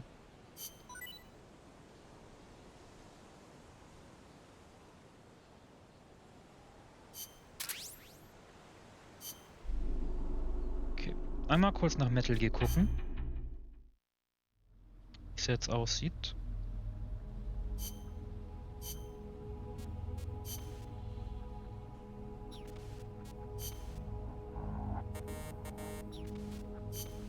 Okay, ich glaube, ich habe Fortschritt gemacht.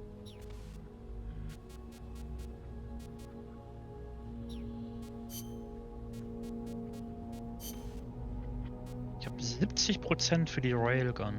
Nice. Ich glaube, man kann die einfach grinden. Theoretisch. Bin mir nicht ganz sicher. Aber im Endeffekt brauche ich Metal Gear Sieg, glaube ich, gar nicht so wirklich.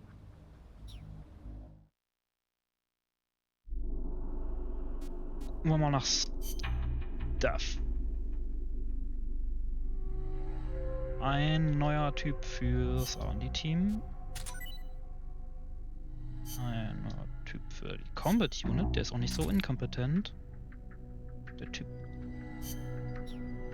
kommt definitiv ins Intel-Team. Combat Unit. Combat Unit. Ja, Research. Oh. 2 neue Waffen, die angefangen werden können.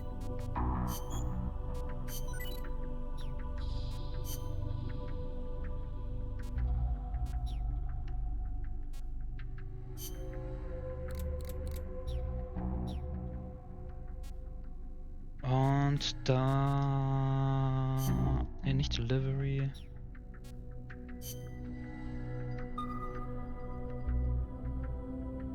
Die Bravos zurück.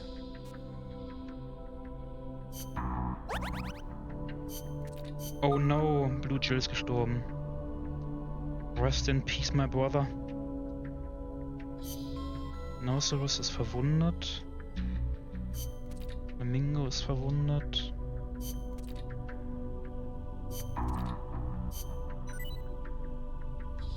War dann wohl nur so semi-erfolgreich.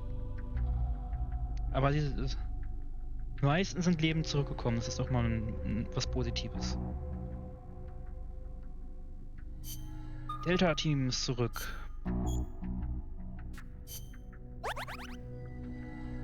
Hamster geht's gut. Tasmanian Devil geht's gut. Paler geht's gut. Oh, denen geht's allen gut. Sehr schön. Und die haben jemanden mitgebracht. Die Ameise. Und Charlie ist zurück.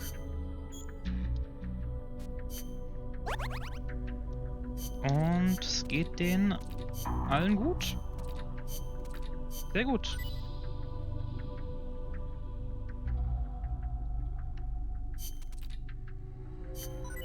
Die haben auch jemanden mitgebracht. Nice.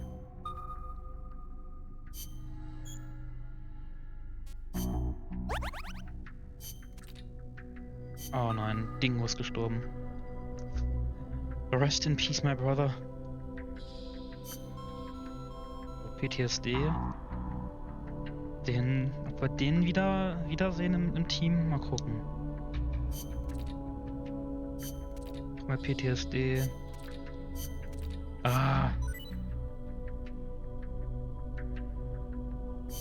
Aber sie haben jemand Neues mitgebracht. Und Team Alpha ist zurück. Wie geht's euch, Leute? Ihr hattet auch einen schweren Job. Aber ihr seid alle zurück. Unversehrt. Krasser Scheiß.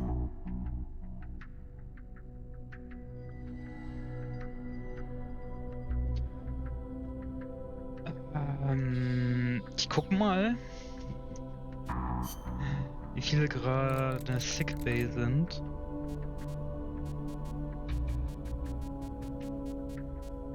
Dreizehn.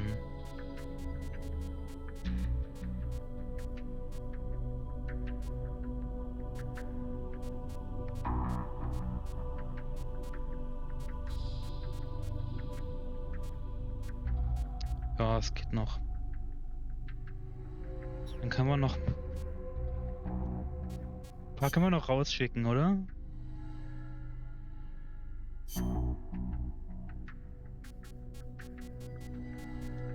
Also, ja. Der Chopper, schicken wir Chopper raus. Ah, die schaffen das auch.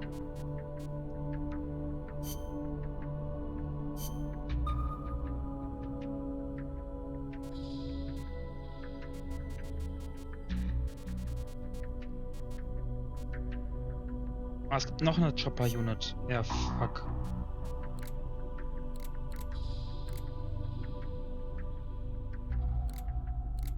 Ja, das muss jetzt der Team Delta irgendwie richten, ne?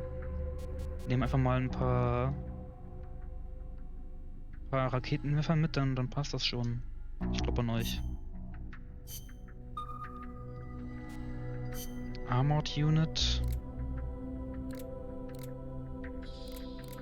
Wait, habe ich meinen Panzer verloren?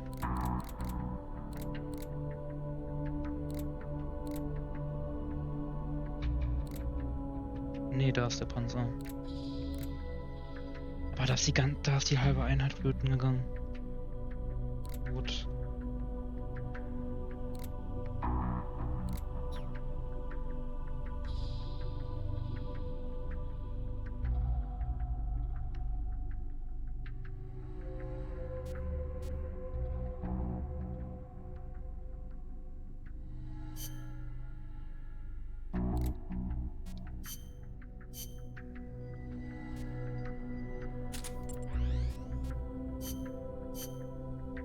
Ich sende nicht Alligator raus, weil Alligator ist für meine Side-Ups da.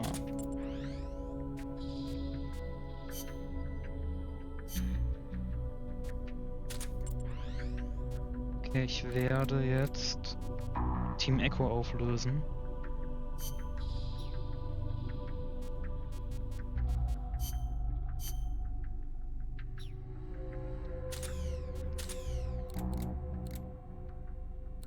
Damit Team Bravo aufstocken.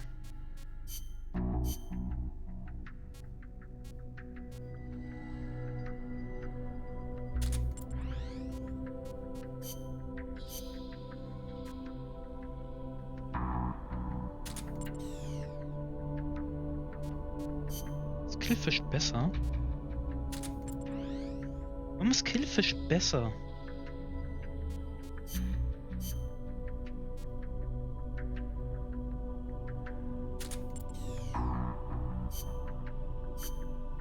Nehme ich Killfish mit mir, okay.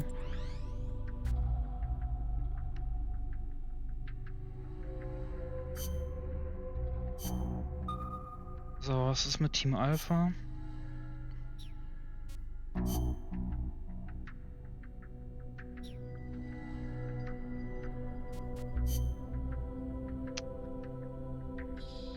Ich muss meine... Nach der nächsten Mission mal meine Combat Unit neu sortieren.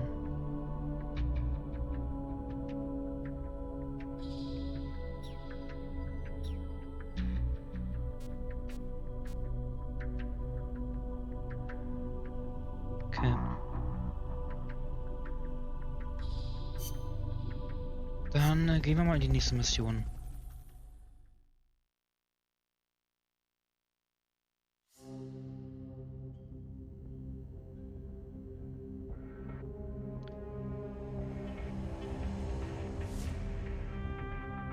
Machen wir jetzt noch eine Side-Ops.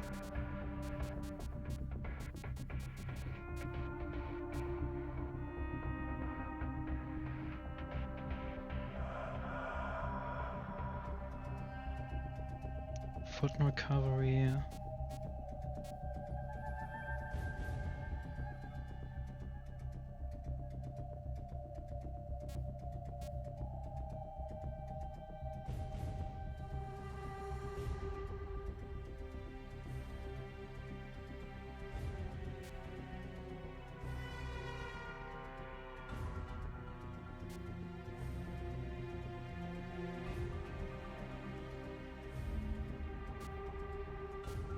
Hier, die Dinger, die bringen halt neue Panzer, ne? Das ist hilfreich für Auto-Ops. Aber die mache ich nicht, weil die sind so nervig zu machen. Ich mache eine Full-Time Recovery jetzt und danach nächste. Let's get this mission started. Complete the mission and proceed to the Fulton recovery point so we can get you back alive and well. Good luck out there.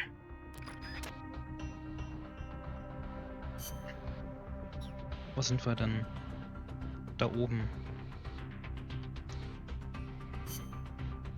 Ja, kommen mit Alligator.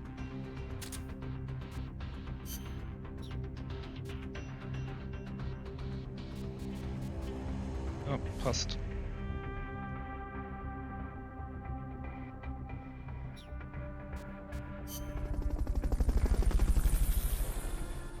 Eine schnelle Full-Time Recovery Mission und danach weiter rein in die Hauptmission. Wollen ja mal weiterkommen hier, ne? Das ist doch nur ein Prisoner. Your current objective is to retrieve the researchers. Warte, hab ich... Ah, ich bin Endleister dabei, gut.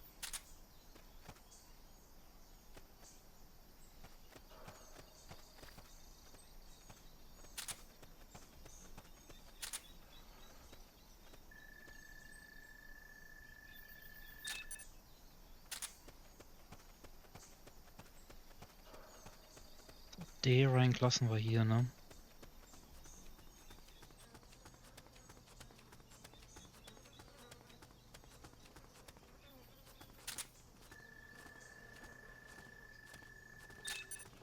E-Rank lassen wir es recht hier, brauchen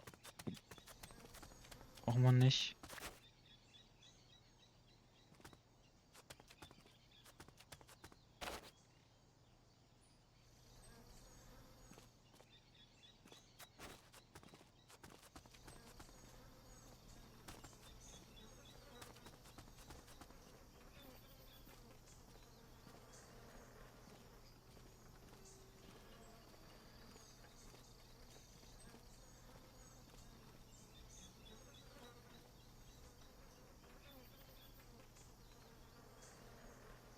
Gerade auf, was das für ein riesen Schalldämpfer auf der Waffe ist. Witzig. What's that? The enemy's close. Oh Gott.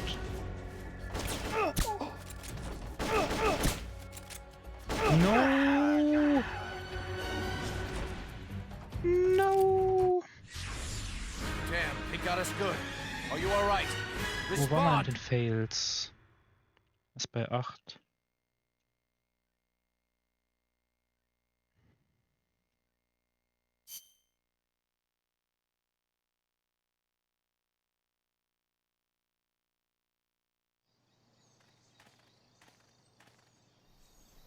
Your current objective is to retrieve the researchers.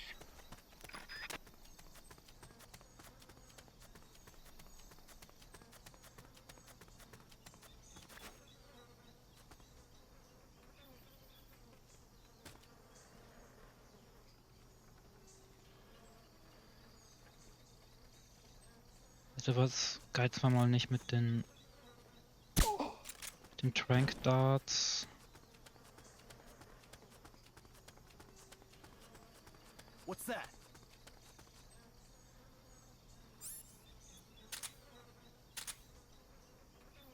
Guess not.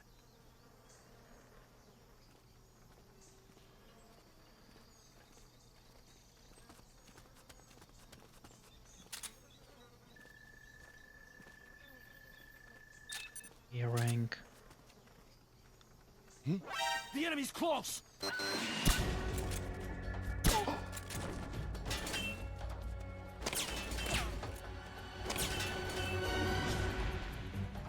Enemy encounter! Request reinforcements! Understood. Dispatching reinforcements now.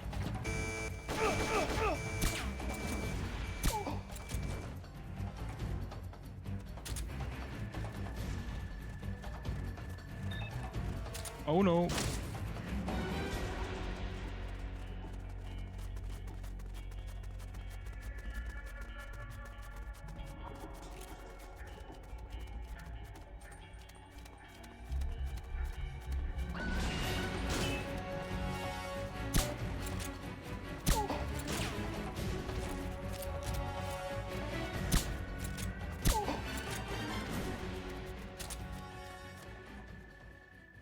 Yeah.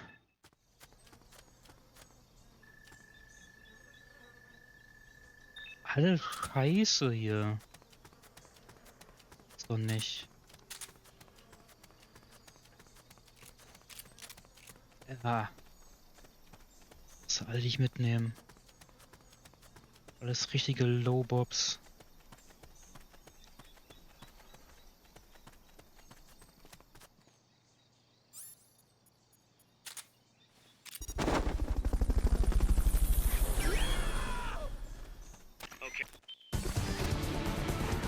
War jetzt nicht so sauber.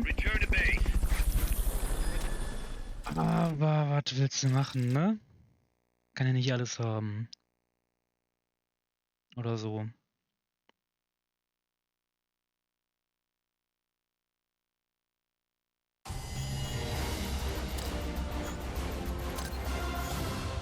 Es hat wenigstens ein bisschen Experience mit der Mark 22 gegeben. Also. Was soll's? Oh, ich habe 25% der Auto-Ops abgeschlossen. Nice.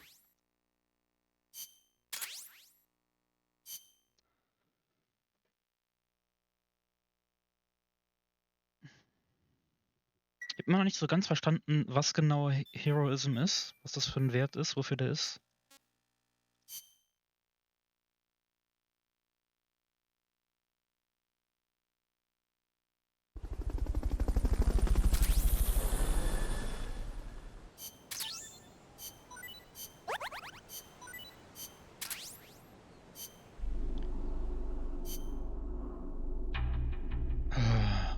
R&D-Team.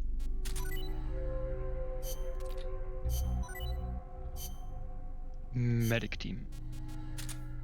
R&D-Team. Mensa. Intel-Team. Fertig. Schnell ins R&D rein. Oh, es gibt ganz viele Sachen, die man machen kann und ich habe nicht so viel Geld. Dann beschränke ich mich auf erstmal. Was ist das? Super Magazine brauche ich nicht. M1C ist ein Sniper, brauche ich erstmal auch nicht. Und die M16, weil M16 ist gut. Und die Musin Nagant, weil das eine Trank-Waffe ist.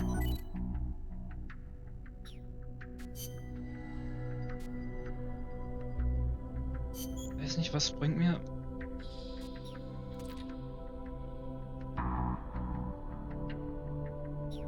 Weiß nicht, was mir der Walkman, der verbesserte Walkman bringt. Ehrlich gesagt. Das lasse ich noch raus. Erstmal. Dann. Auto-Ops. Team Charlie ist zurückgekehrt.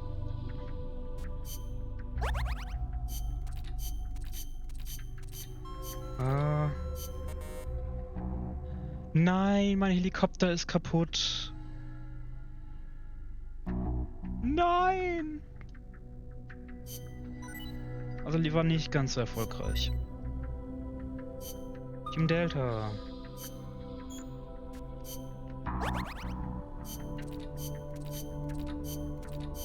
Oh, Stork ist gestorben.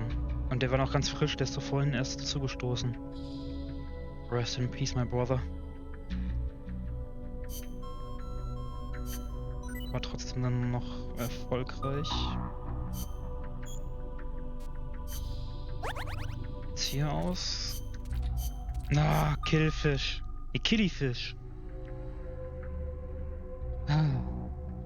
Auch relativ neu. Rest in peace, my brother. Und Surf Perch, auch relativ neu. Rest in peace, my brother. Er wird nicht vergessen werden.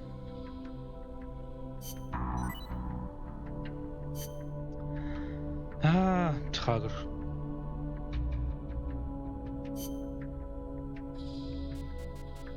Ah, das ist sehr tragisch, dass jetzt mein Heli weg ist. Okay, ich werde jetzt einmal meine Combat Unit neu strukturieren.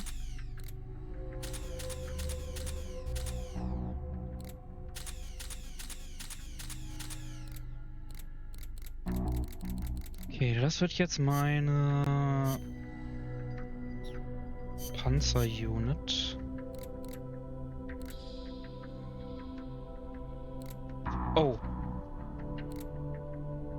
Ich muss meine Fahrzeug reparieren. Deshalb ist der Heli auch kaputt gegangen. Ah.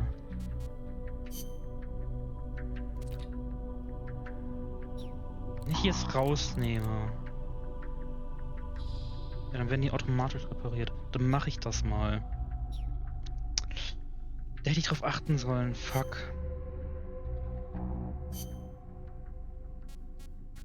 Okay, dann wird das jetzt mal eine Elite-Einheit.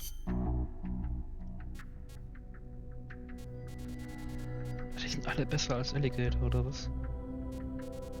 Also Alligator bleibt mein Boy.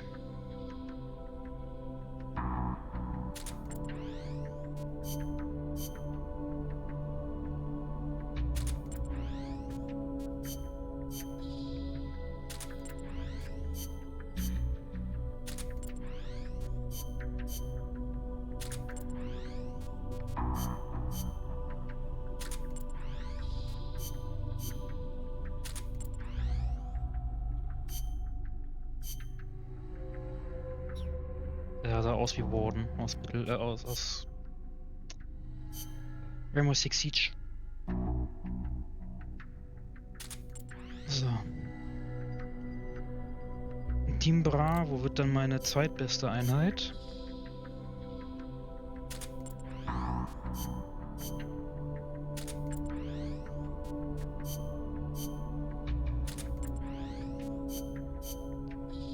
Dann mache ich jetzt erstmal nur Missionen, die gut Infanterie machbar sind.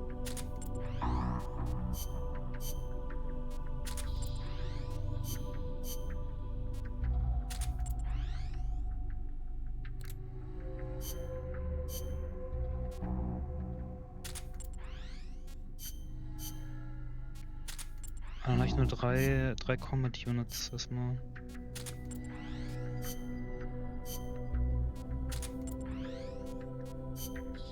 Das wird auch erstmal, das wird auch nur so Ersatzbank-Einheit, glaube ich.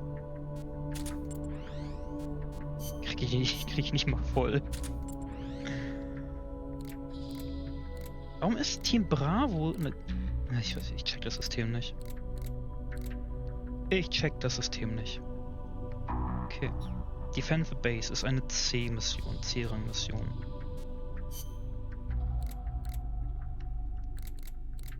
Das kriegt auch Team Charlie hin. Ich glaube an euch. Nein.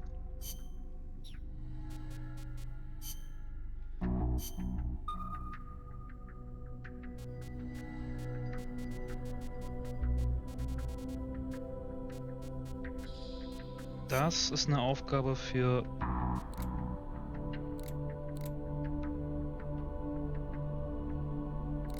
Team Bravo. Bravo. Ich weiß nicht, ob die das hinbekommen. Wie wäre es mit erstmal einer B-Mission? Nicht B+. So. Das kriegt ihr hin.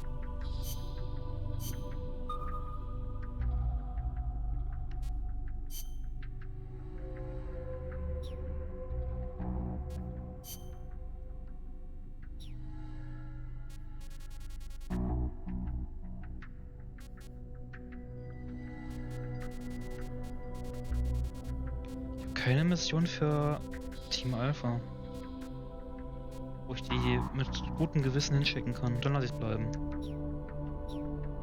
Dann lasse ich es bleiben.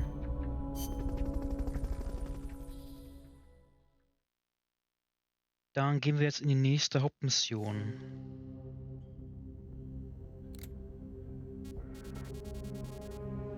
Travel to the mine base.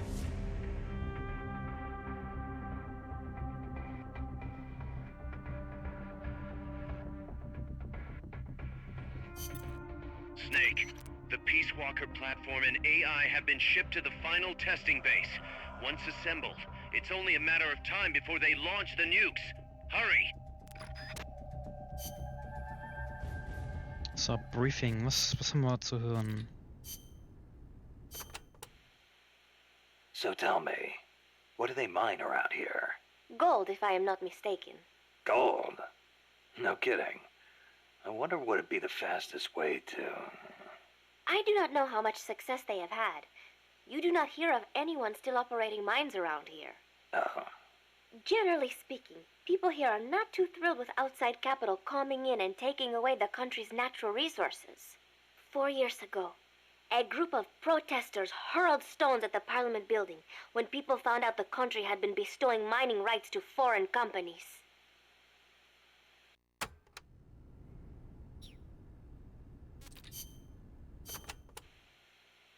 I remember those barracks. They're full of crisscrossing pathways, so visibility is terrible. Perfect for sneaking. That may be true, but it will also be easy to lose your fix on where you are. You could end up bumping into enemies when rounding corners, too. I'll be careful. You'll get a better view on the roof, but naturally you will be more easily spotted, and there are few places to hide. If you are going up there, get a quick lay of the land and then come back down. The soldiers there do not have access to many long-range weapons, most likely because of the terrain. A sniper rifle could be really advantageous there. I'll keep that in mind. Good luck, Snake.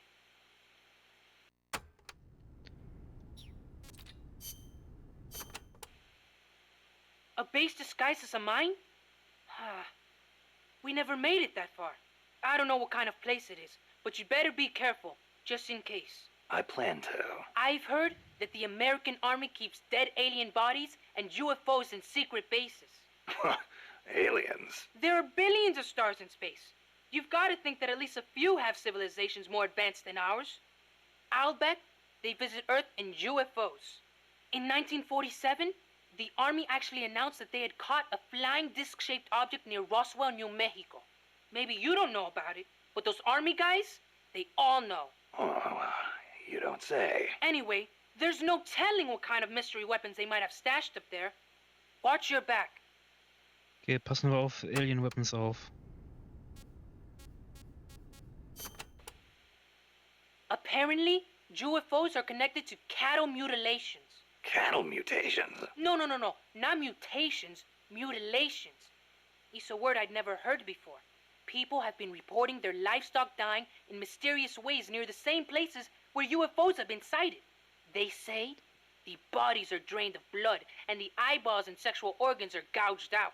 Wow, when you leave a corpse cut open in a field somewhere, the ground soaks up the blood. Yeah, but supposedly these cows weren't cut up by any man-made means.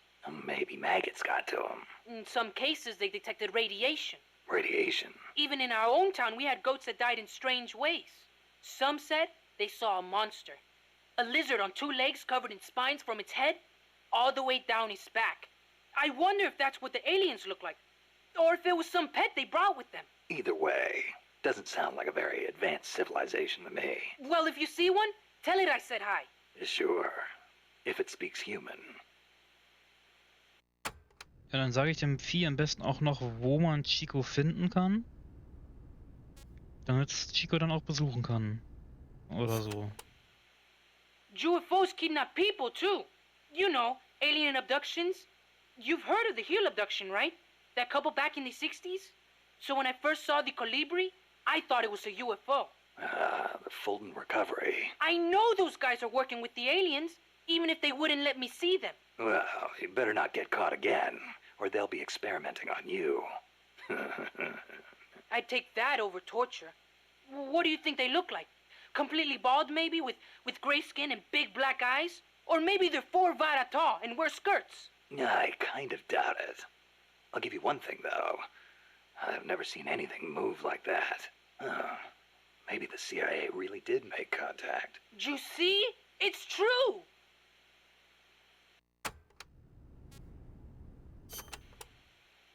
You want to know something? I once met an alien cat. An alien cat? Yep, it was dark out, so I couldn't see too well. But it was a cat with a huge long tail. Its eyes shined in the dark, too. Most cats' eyes do. At first, I thought it was a regular cat. But then, he started talking to me. Inside my head. Inside your head? He said his name was Altargoso El Baki Muñudad. He'd come to Earth from the Andromeda Galaxy to check out Earth's nuclear weapons. The Andromeda Galaxy? Mankind's barely made it to the moon. We couldn't possibly launch nukes that far. El Baki said he was watching over us to make sure we don't destroy ourselves with nukes until the day we humans are ready to join the Space Federation. It's a shame. This is supposed to be the era of détente, and still we've got people pulling stunts like bringing nukes into peaceful countries. If something ever went wrong and set off a chain reaction of retaliation. I know. This planet could destroy itself at any time. Also entweder hat Chico eine blühende Fantasie oder der leckt in seiner Freizeit gern an Fröschen. Weil anders kann ich mir den Scheiß nicht erklären, den der so zwischendurch jetzt. Ganz ehrlich.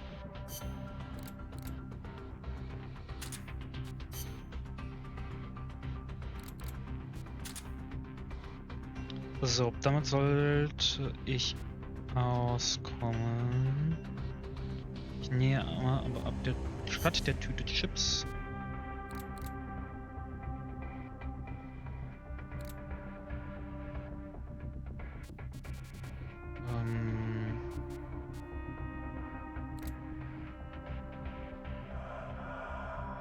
Das mit.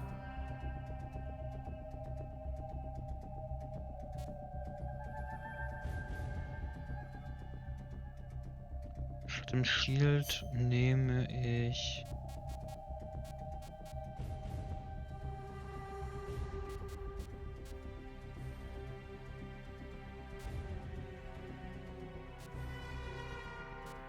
mal die Rescue Box mit.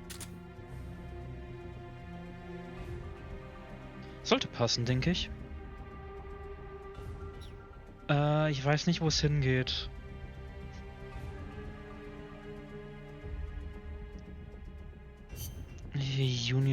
Uniform könnte man denn mitnehmen.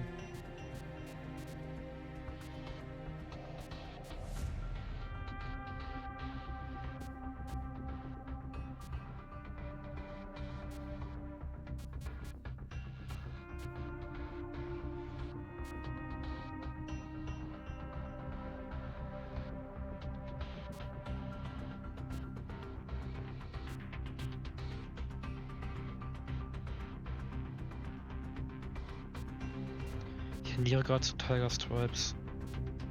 Deckst du das meiste ab? Dem Tiger Stripes. Survival. Ja.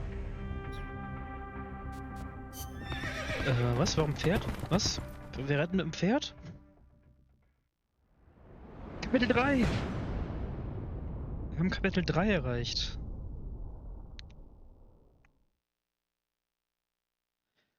Kapitel 3 von 4? How's the horse doing? Not too bad. You'd never know he was over 20 years old. He was hers after all. Seems like some part of her became a part of him.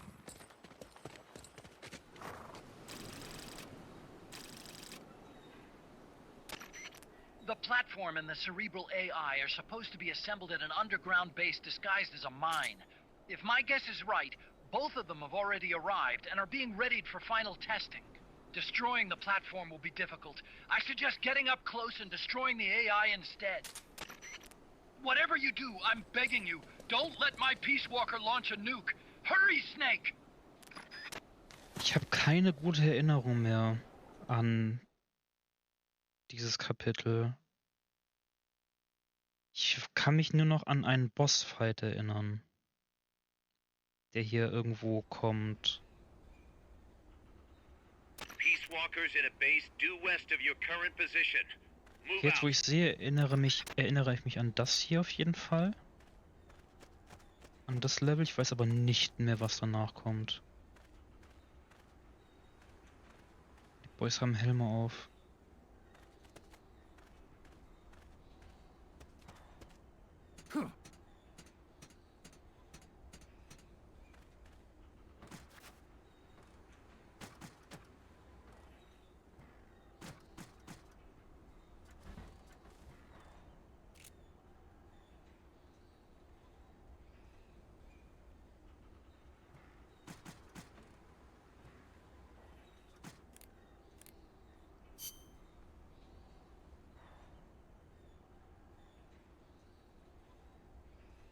Ich muss ja nur durch, eigentlich. Prinzipiell. Also so rein theoretisch. Wenn man jetzt mal so ganz genau drüber nachdenkt.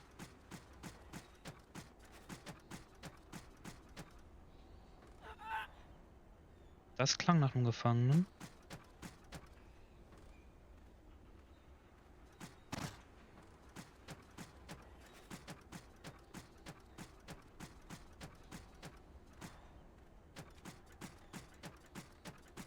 Okay, da oben ist es nicht, jetzt wird es da unten sein.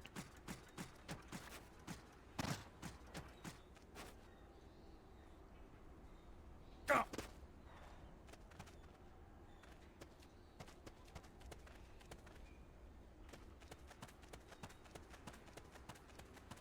hab doch gerade einen Gefangenen gehört. Oder bin ich irgendwie doof?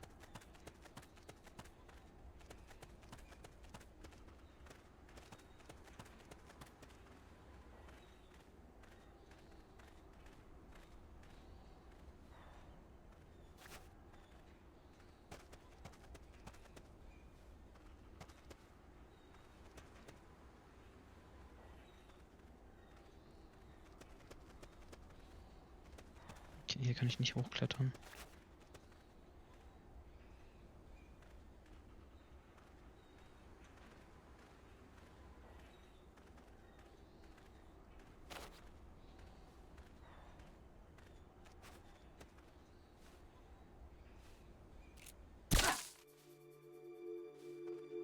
Enemy attack!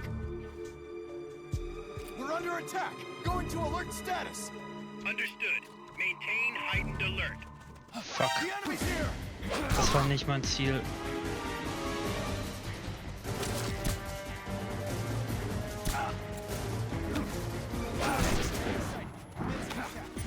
Understood. Eliminate all hostiles. Also ich bin ehrlich, das war jetzt nicht unbedingt so mein Plan.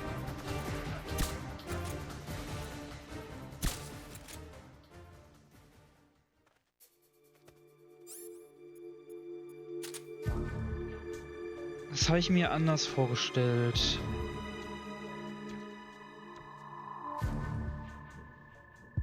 C-Rank. HQ, come in! This is HQ. This is patrol. Target lost. Going to alert status. Understood. The enemy should still be nearby. Find him.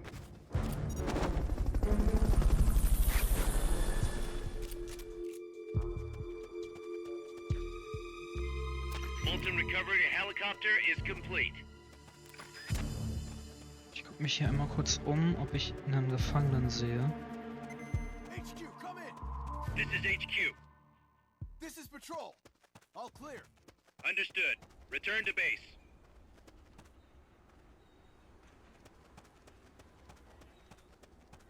Hey, ich hab doch nen...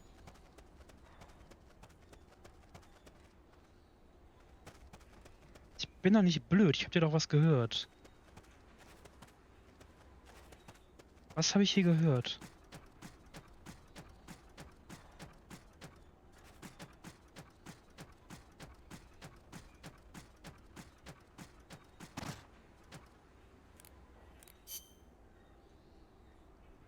Ist hier ein Eingang? Nee, das sind Treppen, das sind Leitern.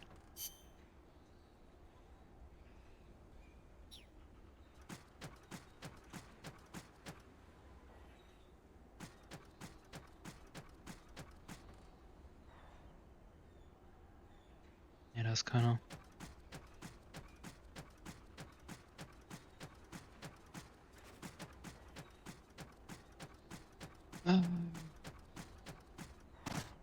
Dann gehe ich mal weiter, bevor hier noch Dinge passieren.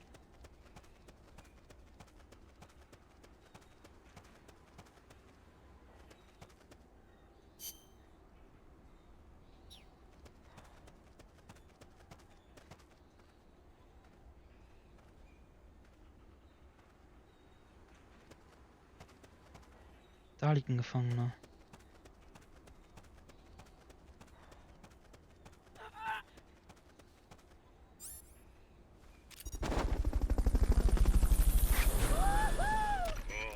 All right. Fulton recovery subject confirmed onboard helicopter.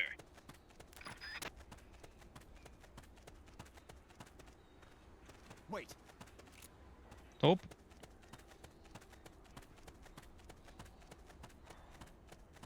Can't be imagining things. Sind die jetzt alle wach geworden? Das ist sehr ungünstig.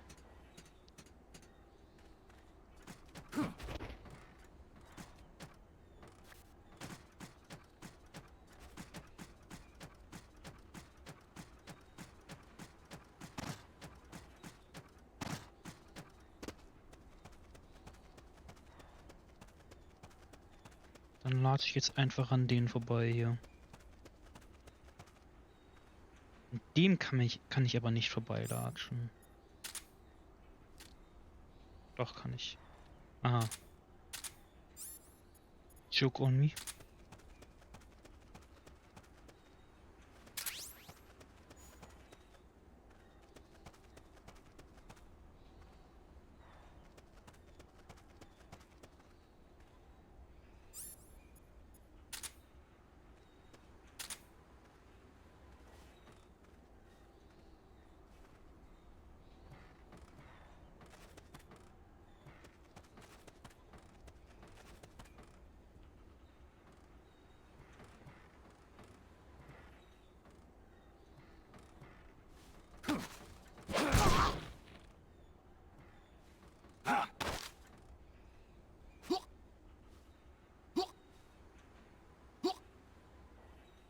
Eigentlich will ich ihn nur analysieren und den Buddy da unten auch.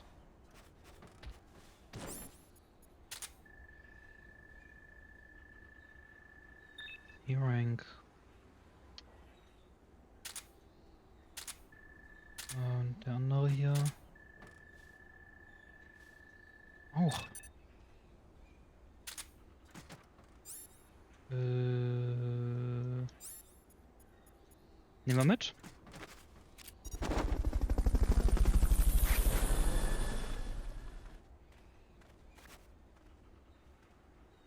Fulton recovery helicopter is complete.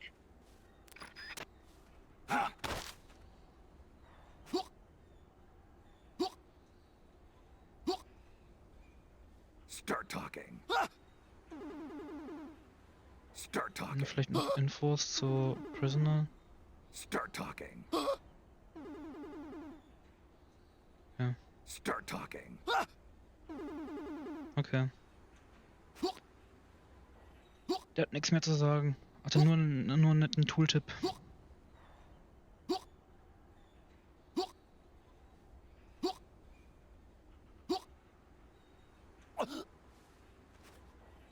Und gutes Nächtle.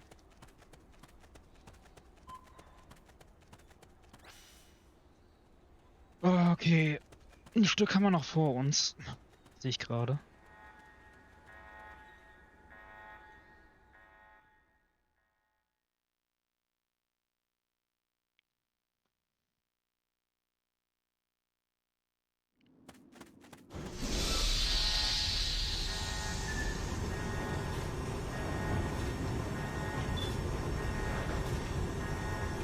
Nein, nein. Nein.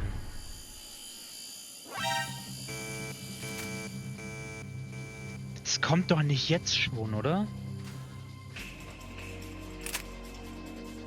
Nee.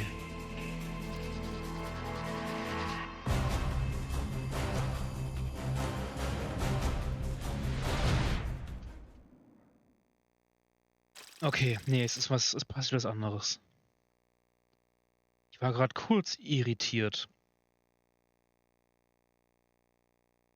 was diese Mission angeht. Etwas irritiert.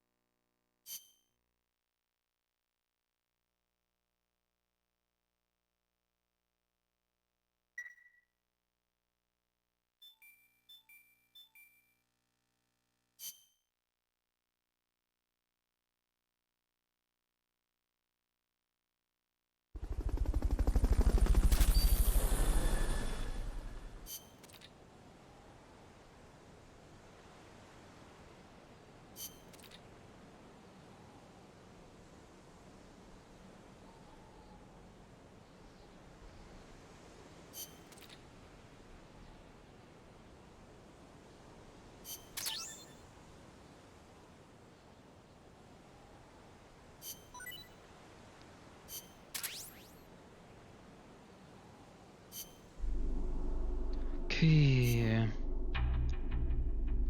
Goat geht ins R&D-Team.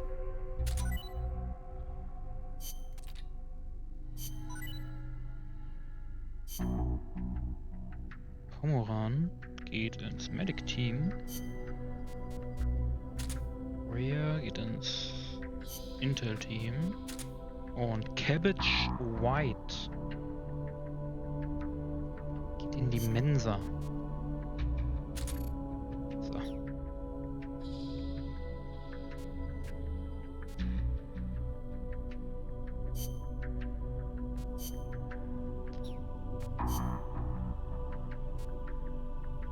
Okay, wir haben gut GMP gemacht. Können wir uns es leisten, die Chef Grenade weiterzuentwickeln, auch wenn ich die kaum brauche. Also bisher so gut eigentlich gar nicht brauche. Und den Strike-Marker können wir mal machen. Und die Love-Box können wir weiterentwickeln. Dann wird es aber knapp mit den GMP.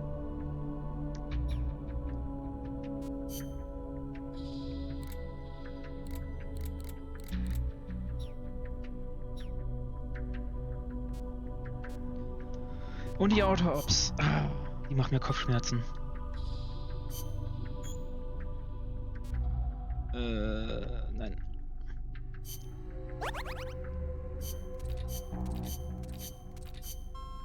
Okay, lief nur so semi-gut.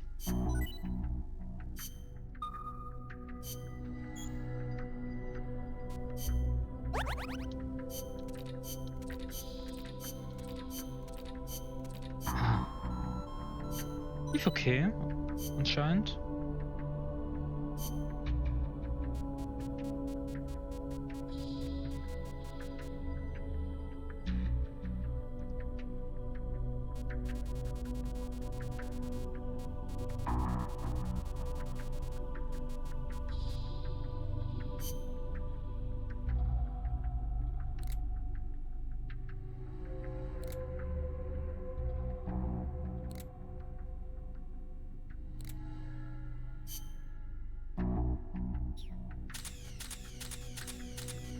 Ich assigne hier mal jemanden mit viel GMP. Ne, mit viel Leben.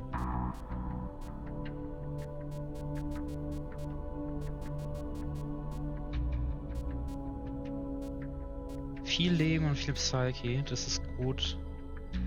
Vorbiegel. So, ihr könnt das schaffen, ich glaube an euch. Das ist das einzige Team, was ich jetzt losschicke. Und dann machen wir weiter mit der Hauptmission.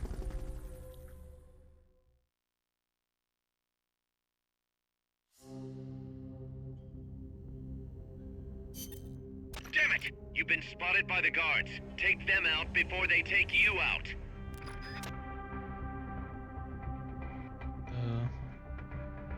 Ja. Single in die Briefing Files. Mining Pit. They must have had to clear a considerable amount of forest to open up that mine. No doubt. So much for any hiding places, too. And it is not just the forest. Without the proper precautions, the mine's wastewater could pollute the groundwater. And to top it all off, they're developing nuclear weapons there too. How can people care so little about their own country? I'm not the one to ask about that. Well, you may have abandoned your country, but you still treasure where you came from. You think so? Sure. I know you do. Paz, you... Whatever you do, never stop loving your country.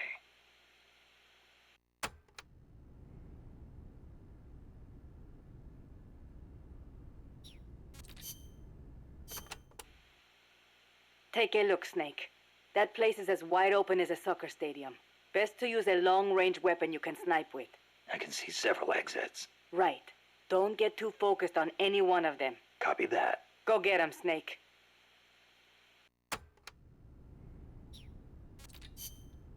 Na schon, gut. Dann gehen wir rein. Ich brauche aber nur eine Trank-Waffe und ich werde eine Waffe brauchen, mit der ich die anderen Dinge ausschalte.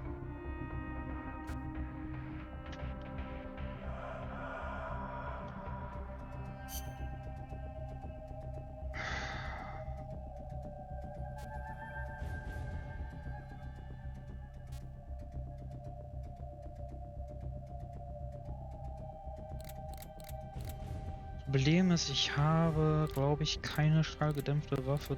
Doch. Die M1911, die ist schallgedämpft, macht Schaden.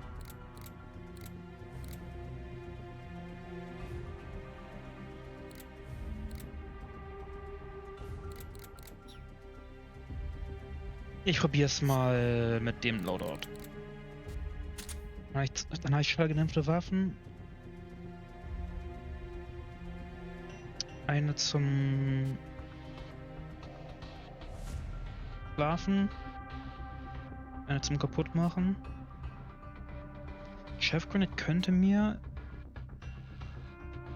bei den Drohnen helfen. Muss ich mal ausprobieren.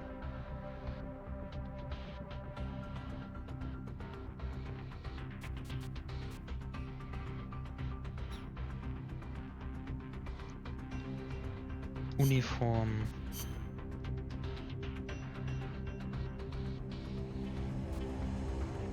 Ich brauche was gut mit Dirt ist.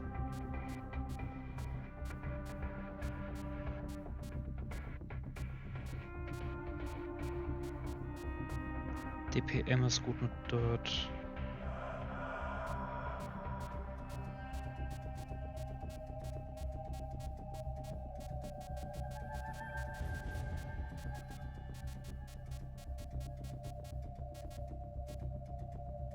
Survival. Gut. Dann gehen wir rein. Rein in die Grube.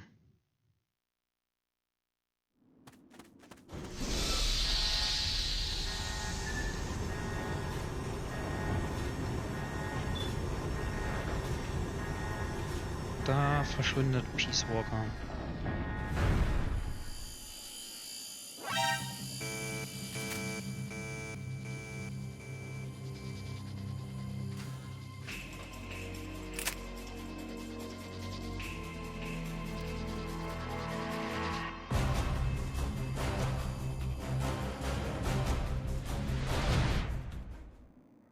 Ich weiß nicht, ob ich es bereuen werde, nicht die Sniper genommen zu haben. There's no turning back now, Snake. Wipe out the enemy. Move on.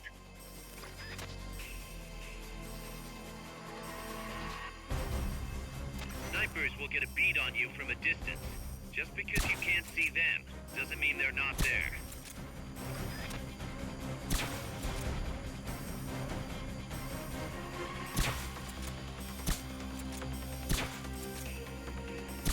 Das Ding macht keinen Schaden.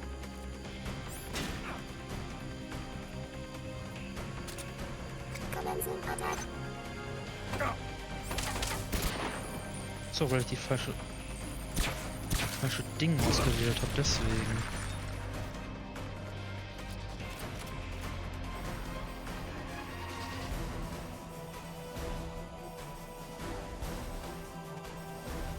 Achso, okay, das Ding spawnt jetzt immer wieder, oder was? Oh Gott.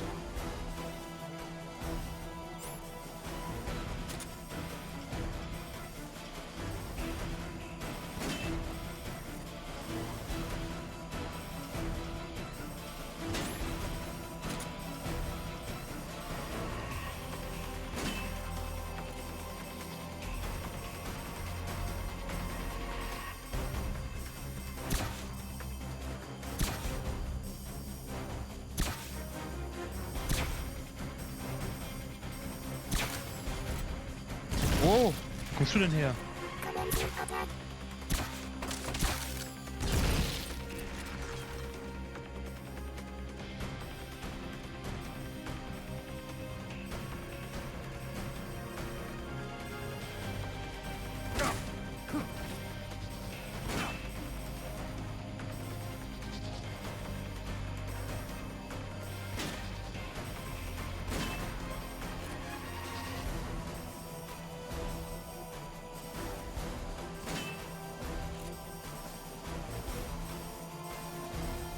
Okay, es war vollkommen unnötig, Schweigenempelwaffen mitzunehmen. Merke ich gerade.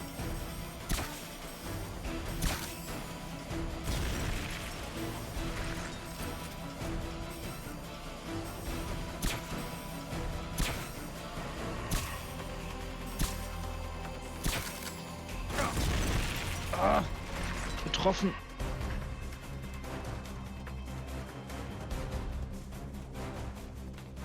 Bildschirm ist schwarz, das ist schlecht.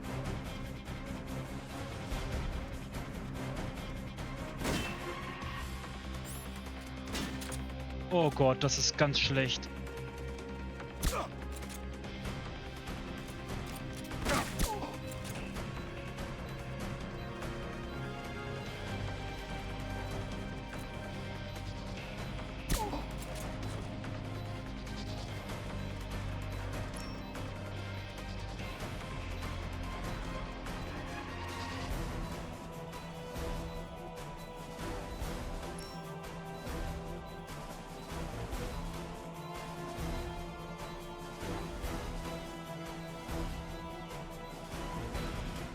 Wo ist denn der nächste Ausgang?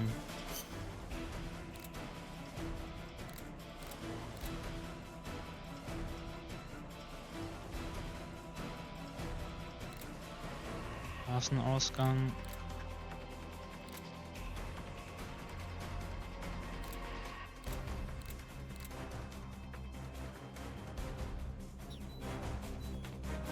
Da oben ist einer, versucht da hinzukommen.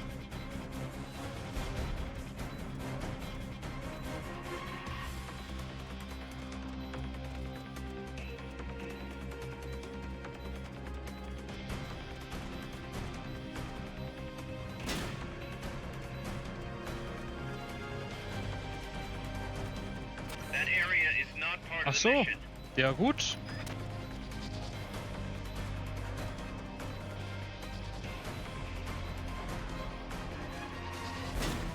Ey, muss ich die jetzt erstmal alle ausschalten oder was?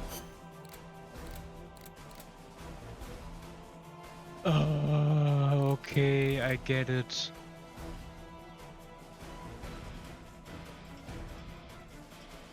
Weißt du was? Dann nochmal mit neuem Setup, mit neuem Loadout. Ich rechne mir den fairerweise auch als Fail an, weil... Was soll's.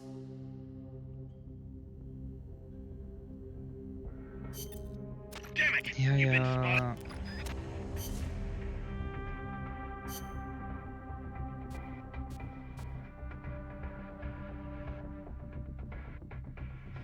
Dann... Nagant zum Snipen. M16 für die Kackdinger.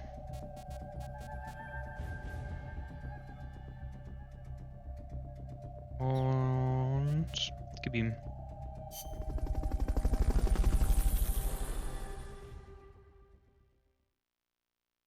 Habe ich das Mission Briefing irgendwie ein bisschen missinterpretiert, würde ich sagen.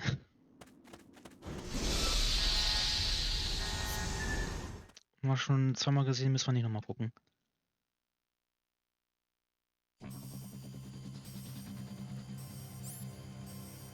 There's no turning back now, Snake. Wipe out the enemy. Move on.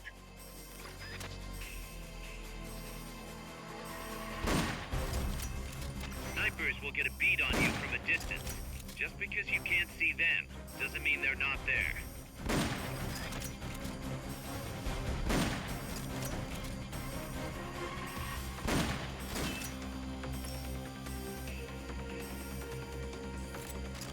Hello. Schön zu sehen.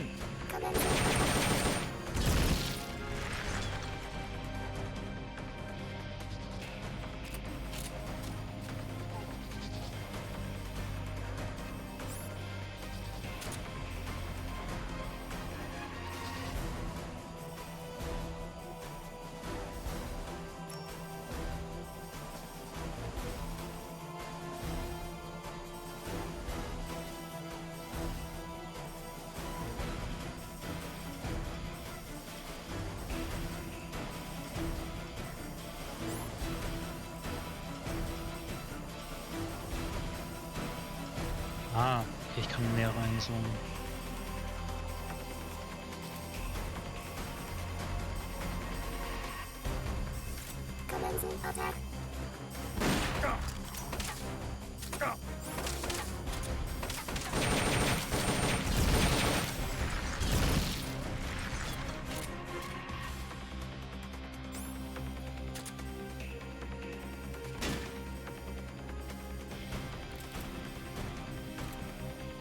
Komm, bleib stehen, bleib stehen.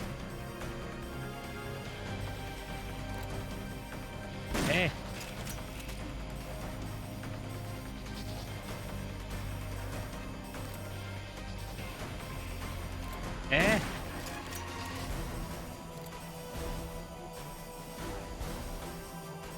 Wo ist deine Hitbox?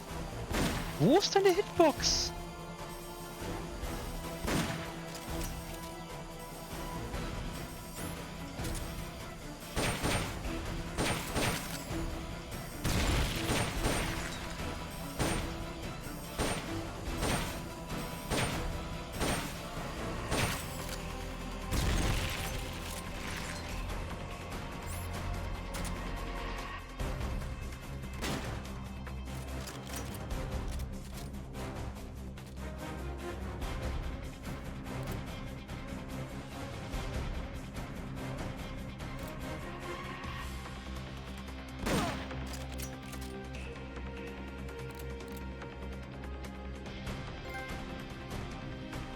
Pretty good, huh?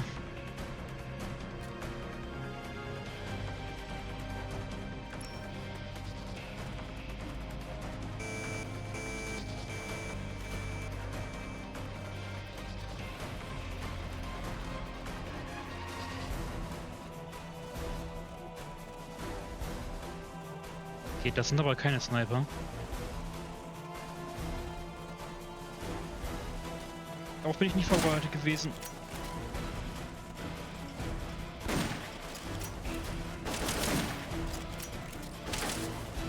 Ich war auf Sniper vorbereitet.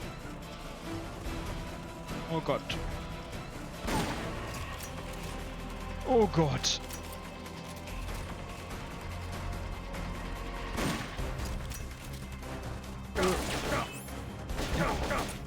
Ja, damit kann ich zirkussieren.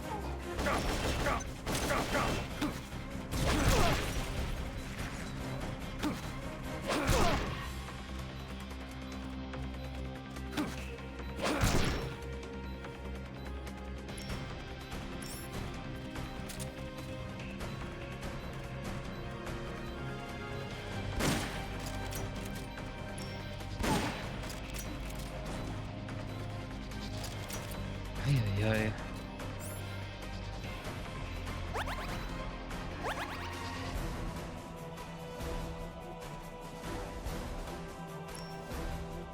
Waren das alle aus der Welle? Ja.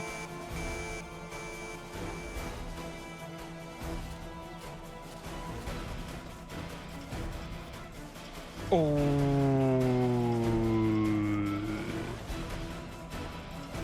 They've got rocket launchers. I see.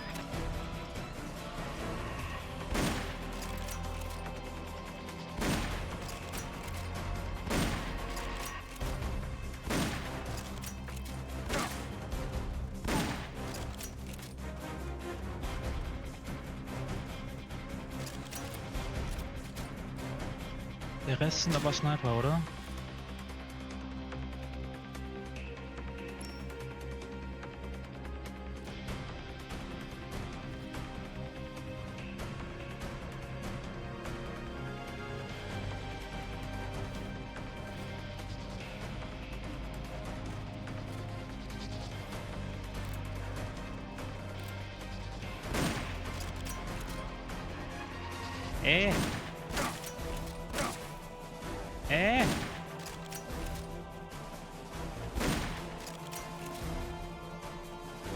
Diese fucking Hitbox, ne?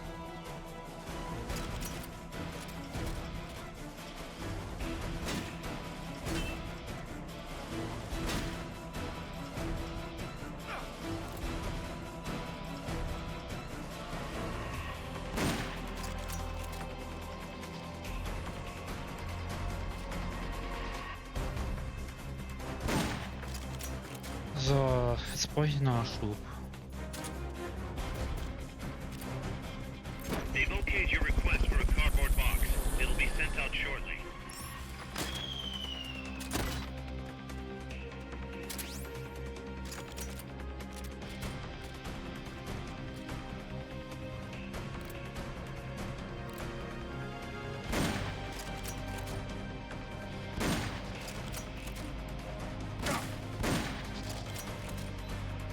Ich sollte auf die Entfernung keine Headshots versuchen.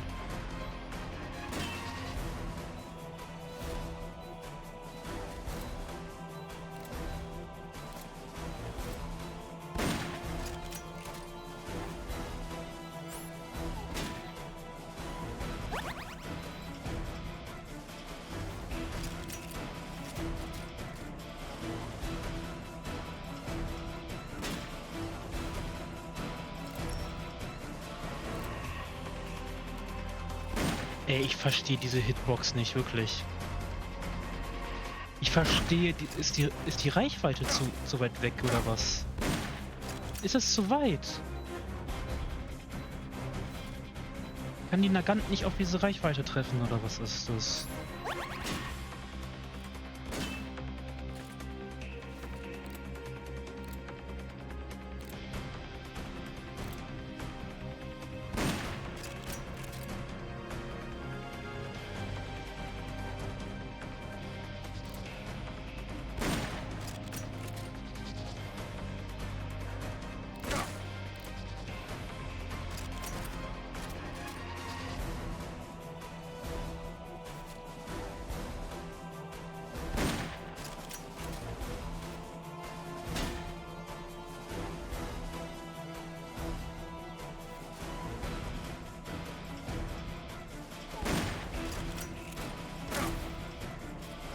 treffe den einfach nicht.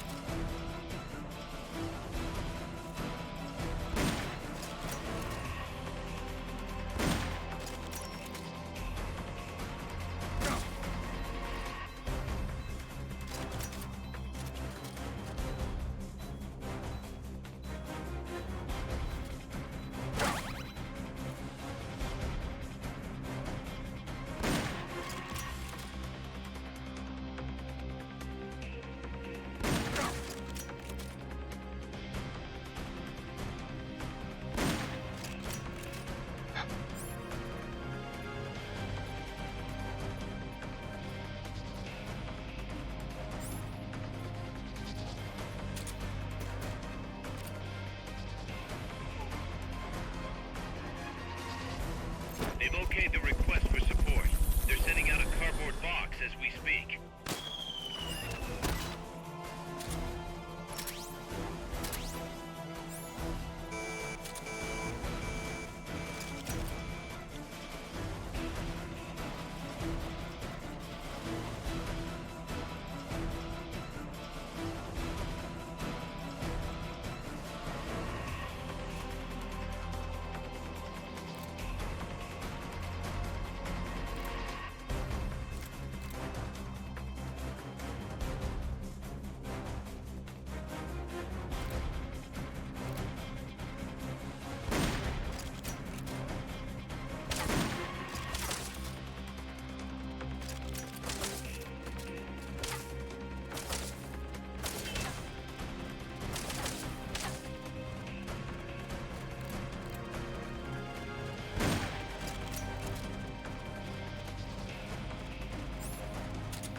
Attacke!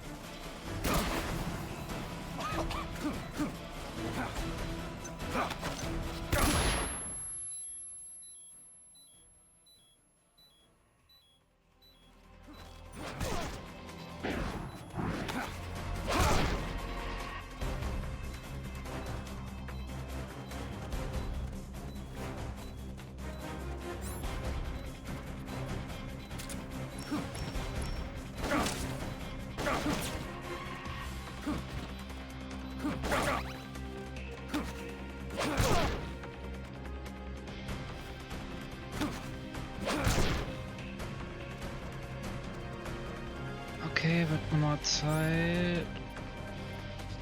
Wieder. Nein. Ein Supply-Marker.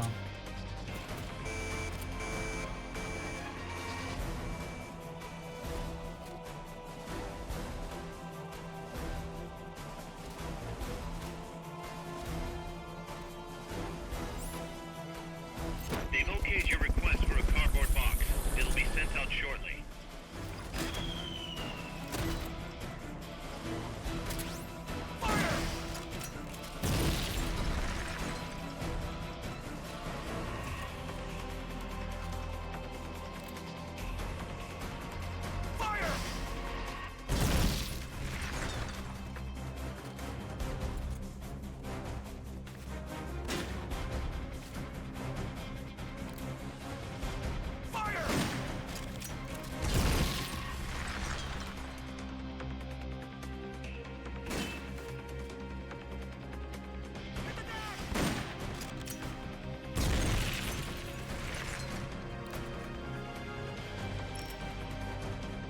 Hier nix.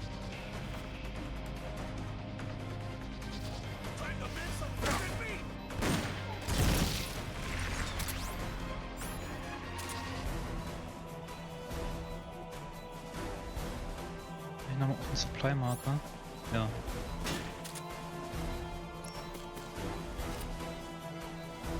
They've okayed the request for support. They're sending out a cardboard box as we speak.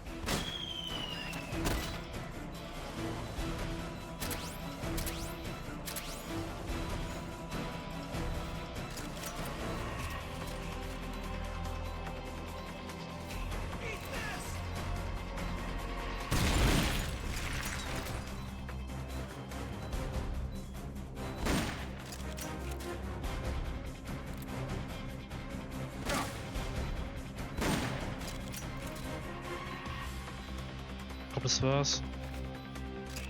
Man muss mit dem Ding einfach weiter zur Seite schießen.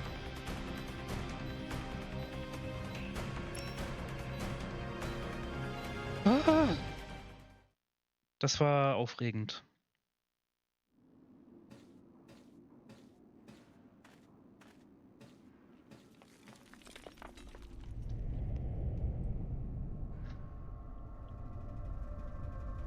Und es geht direkt in die Fresse weiter.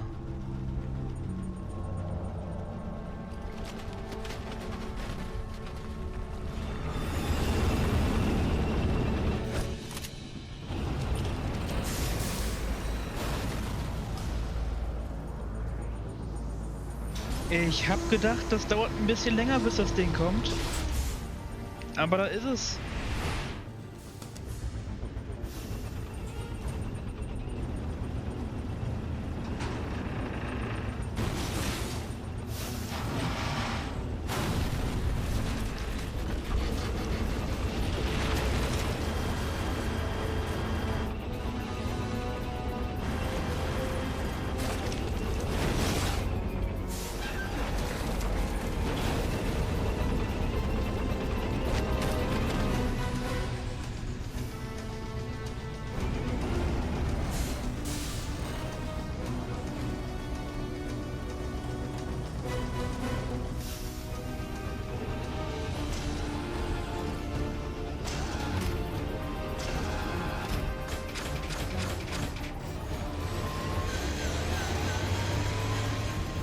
The Cocoon.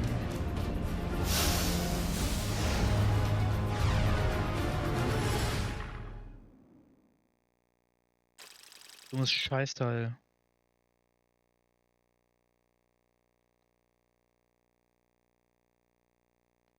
Das habe ich im Kopf, dass das eine Weile braucht. Habe ich irgendwie so in Erinnerung, dass das dauert, der Bosskampf.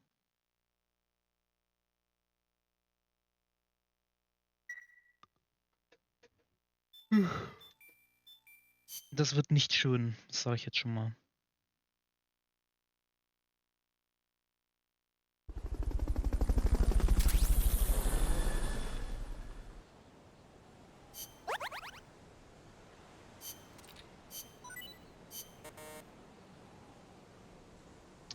Wir haben zu wenig GMP. No.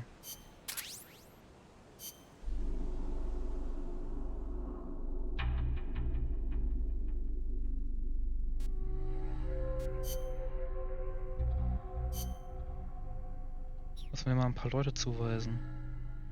Wir brauchen... Na komm, geh du mal ins Medic-Team.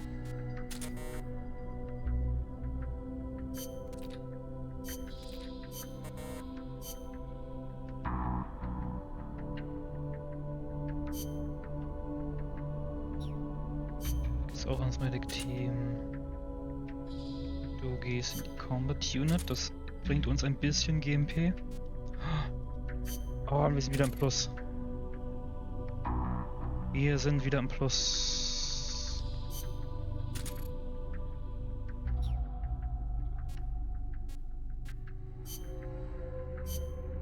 Das heißt, unsere Forschung kann weitergehen.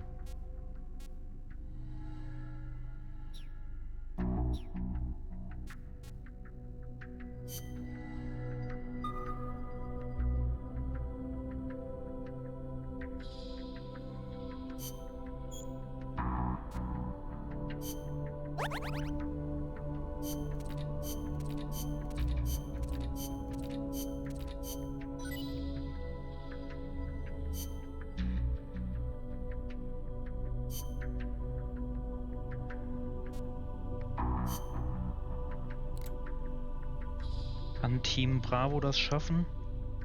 Ich weiß nicht. Wie sieht denn der Status von unseren Fahrzeugen aus? Nee, das wollte ich nicht. Das war hier.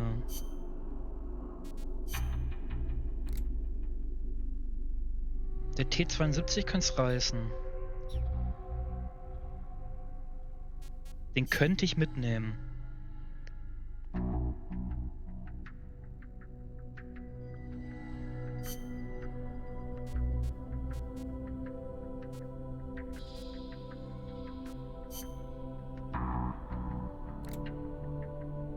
Was ist, wenn ich eine neue Unit mit dem T72 aufmache?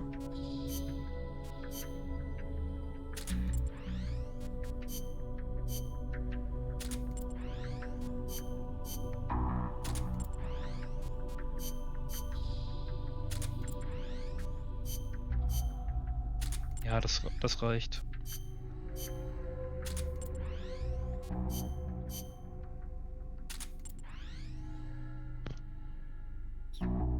Ja, Team Alpha, let's go. Ihr werdet nicht alle überleben, aber ihr werdet es schaffen. Ich glaube an euch.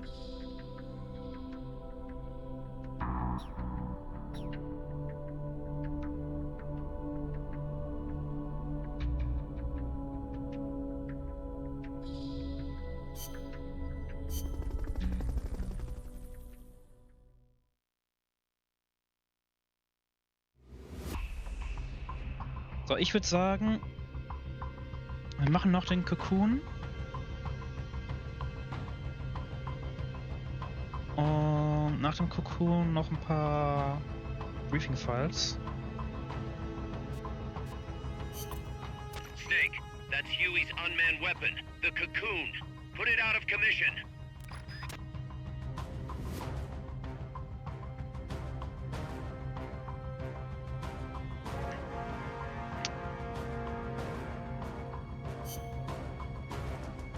Natürlich erstmal die Briefing-Files, die ich für den Kampf brauche.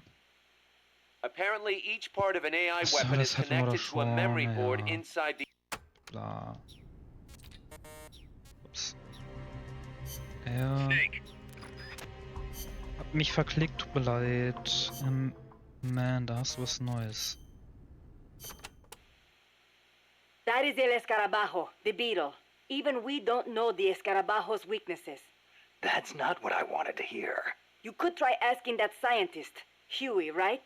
This is just common sense, but once it fires a missile, it must take time to reload.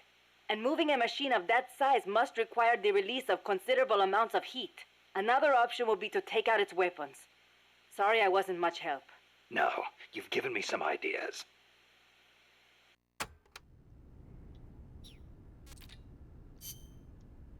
Huey! During development, I had trouble figuring out how to handle the cocoon's excess heat. I'm embarrassed to admit it, but the radiators are most likely its weakest points. They're not heavily armored, as heat wasn't dissipating properly. Where are they? There are multiple radiators on the upper and lower sections. Just look for the exhaust fumes. The only thing is, the upper radiators typically aren't exposed. You should probably shoot for the lower ones first. You could move under its body to access the lower ones, but the cocoon is capable of vertical movement, so be careful not to get crushed. Watch out for missiles and hedgehogs, too. Hedgehogs? Anti-submarine multiple spigot mortars? I adapted the technology for use as a surface weapon. Both the missiles and hedgehogs take time to load, though. It can't fire a hedgehog until the lamp comes on. As for the missiles, watch for the way the hatches move. That'll be my chance to get close. When the hatches open, out come the missiles. Okay. Ich weiß alles, was ich wissen muss. Das Ding brauche ich nicht. Ich brauche jetzt Heavy Shit.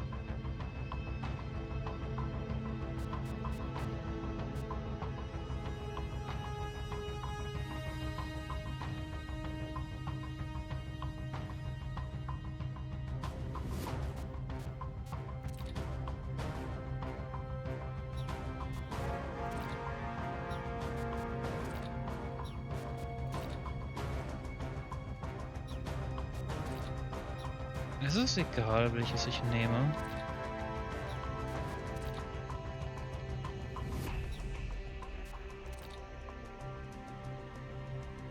Also fürs RPG habe ich tendenziell mehr Muni, ne?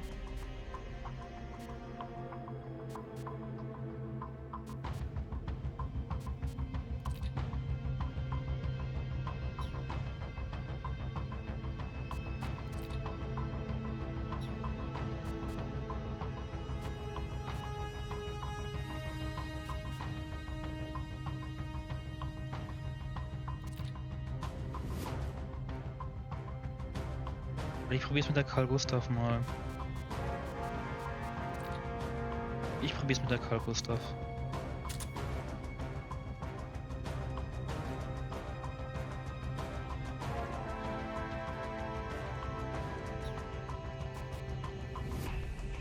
Und rein geht's.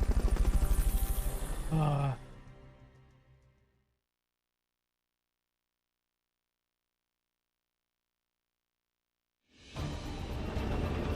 Ich glaube, ich werde auch versuchen. Oh, ich bin ein bisschen leiser.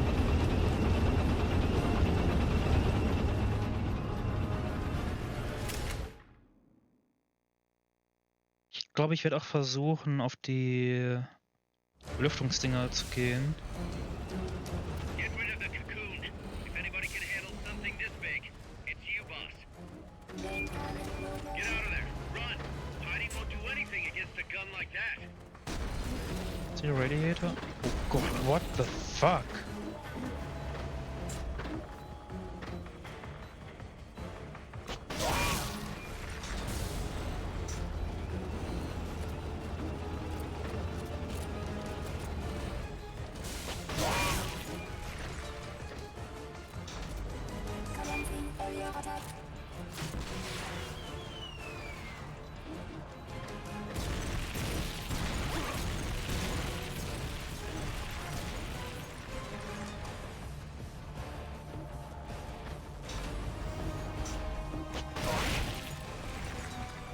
Wow.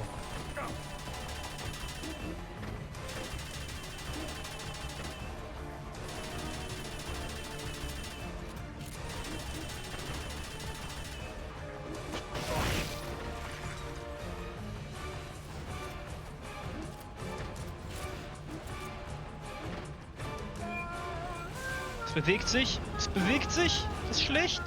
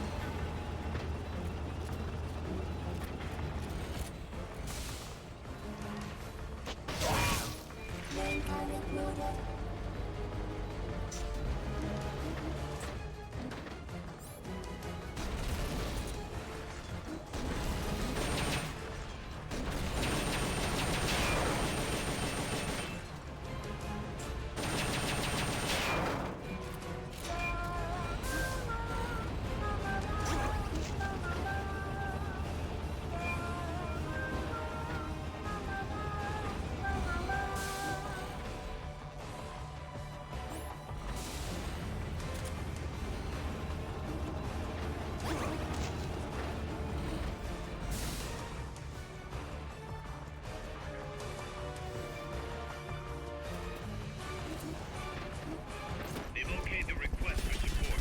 They're sending out a cardboard box as we speak.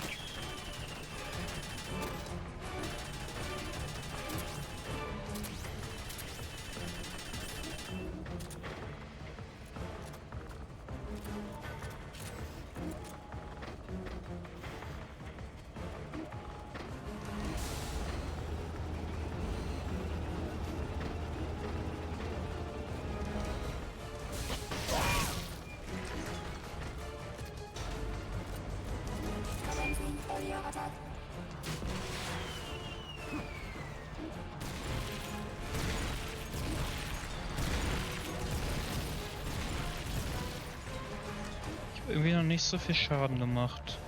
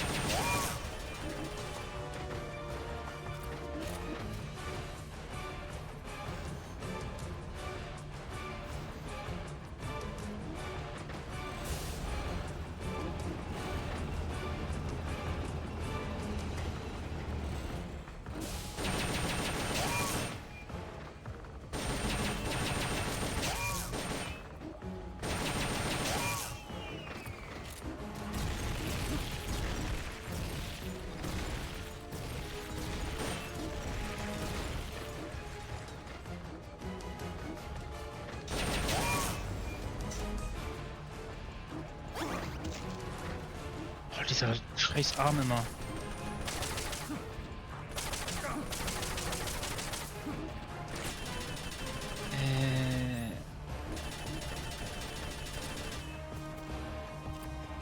They've okayed your request for a cardboard box.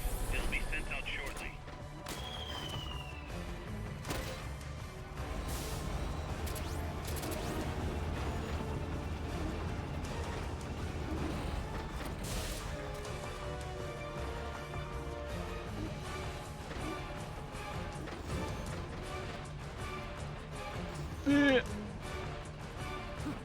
Nein!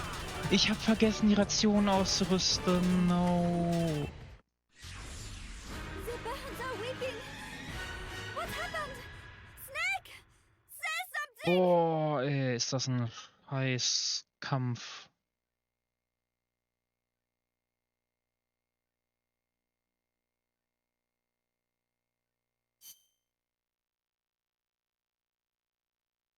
Hab ich voll vergessen, wie scheiße der war.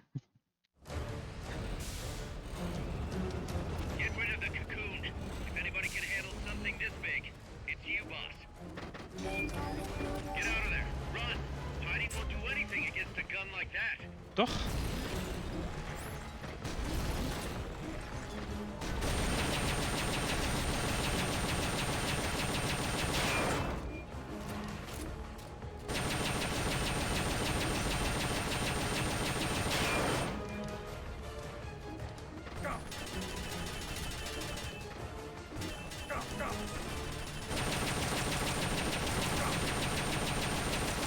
Das Ding, dieser Arm da, der geht mir so auf den Sack.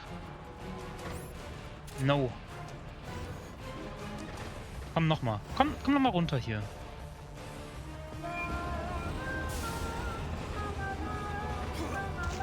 Ich hab nichts gesehen. Mein Bildschirm war ganz kurz wieder aus.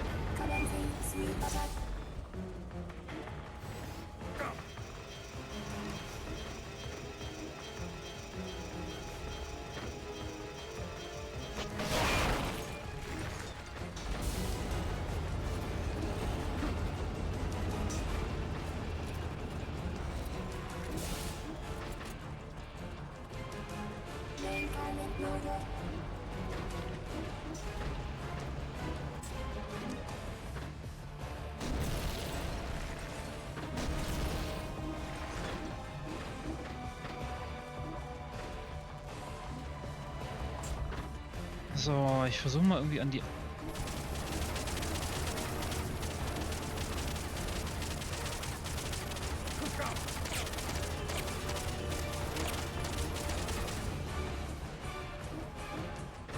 You're gonna want to take out that weapon before jumping on.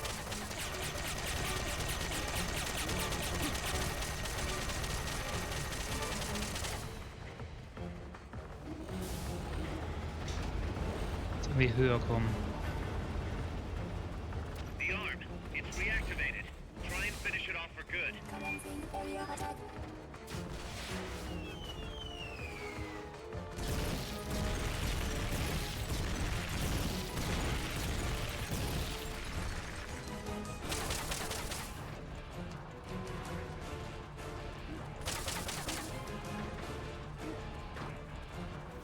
Aber theoretisch geht's noch höher.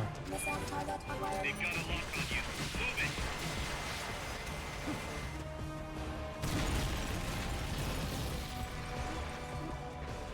So. So, hier oben ist kein Schutz. Und da komme ich nicht hoch. Komme ich da irgendwie hoch? Nee. Main Cannon loaded, das ist grundsätzlich nicht so gut, glaube ich. Das geht aber. No, no. Ah, okay, es macht die Deckung kaputt. grundsätzlich nicht so gut.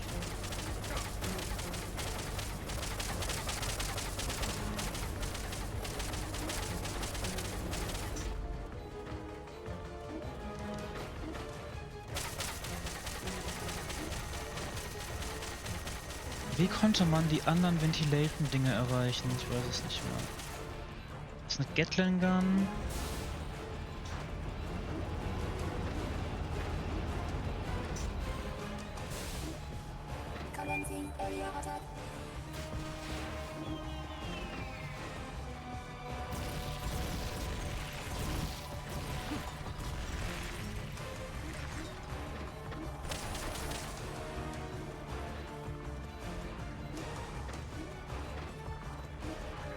Da.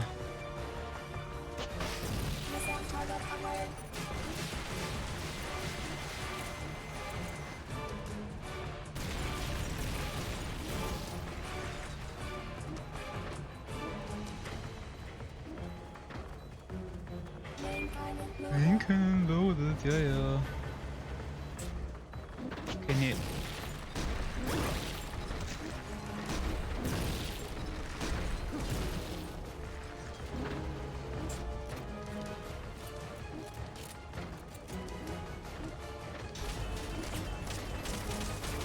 Das Schaden, ja, das macht Schaden.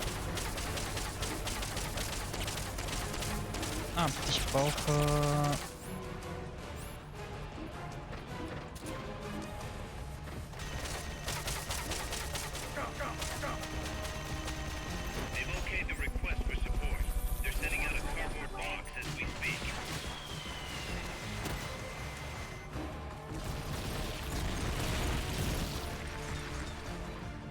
Hey, sammel so ein.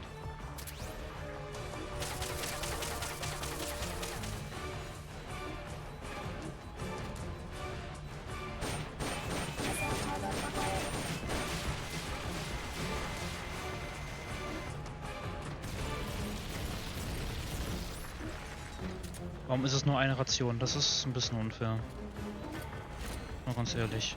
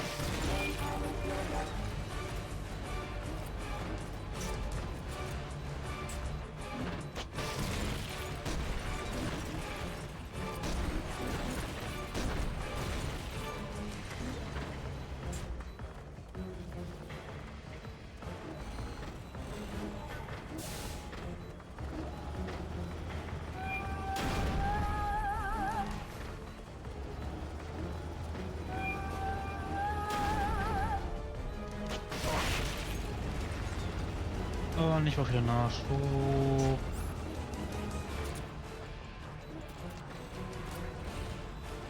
They've okayed the request for support. They're sending out a cardboard box as we speak.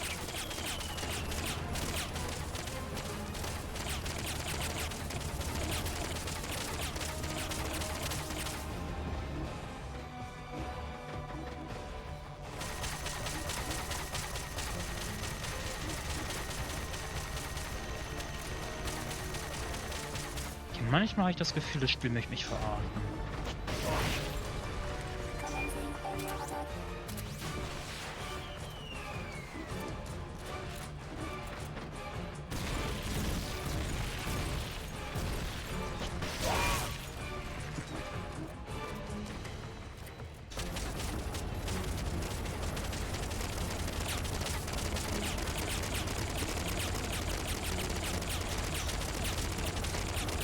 Was ist eigentlich das Rote da?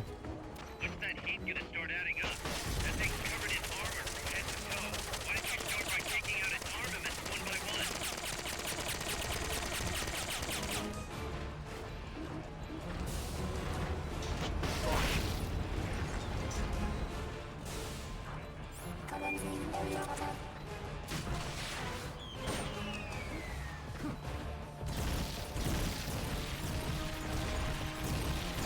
Macht das irgendwie überhaupt Schaden? Nein, das macht keinen Schaden.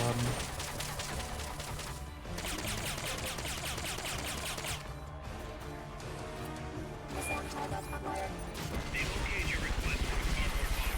It'll be sent out shortly.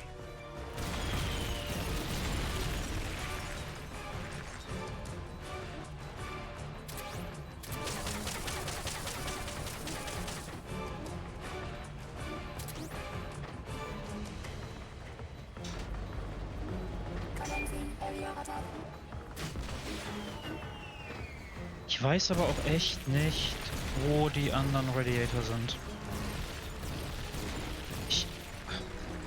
Gott. Die sollen irgendwo oben sein, aber ich sehe es nicht.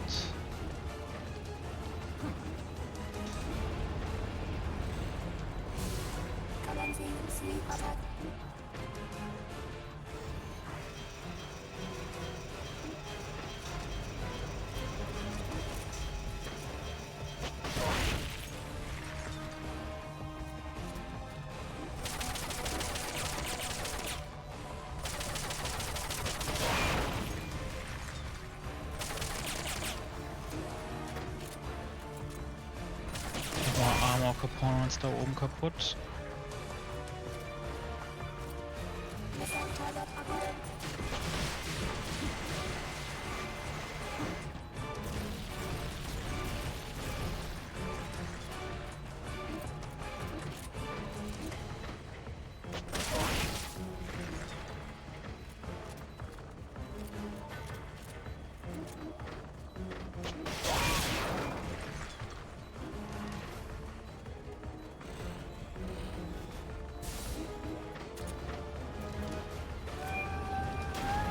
They've okayed the request for support.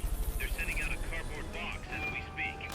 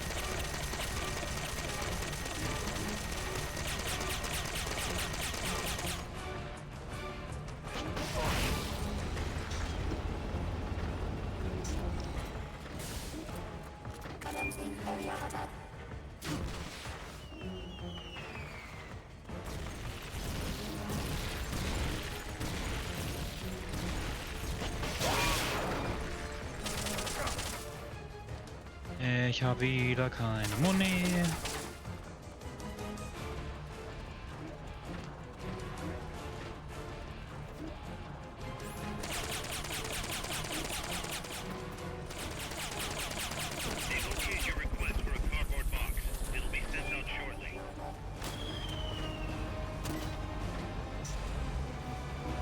Ja, schmeiß einfach meine Muni weg.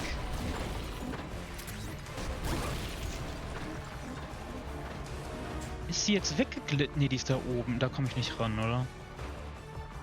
Ah.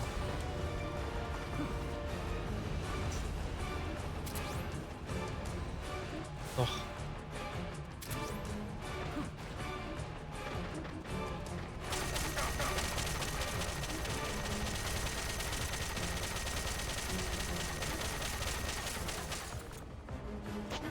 Hä? Hä?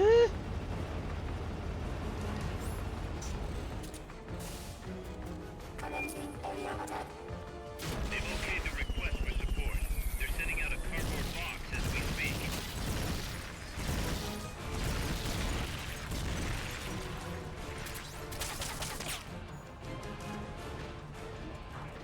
Habe ich keine Karl-Gustav-Munition mehr? Och nö. Oh, das ist ein Abfuck.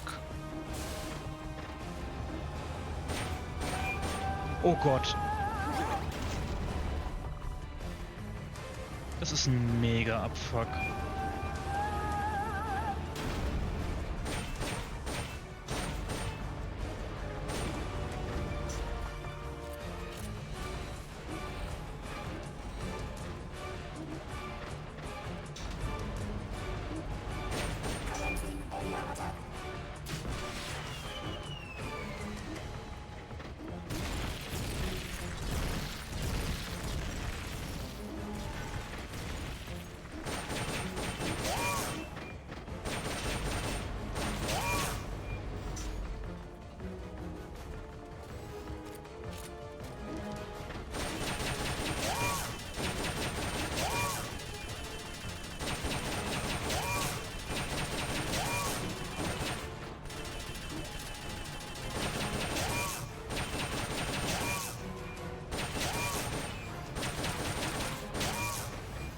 Das macht dem Ding gefühlt keinen Schaden.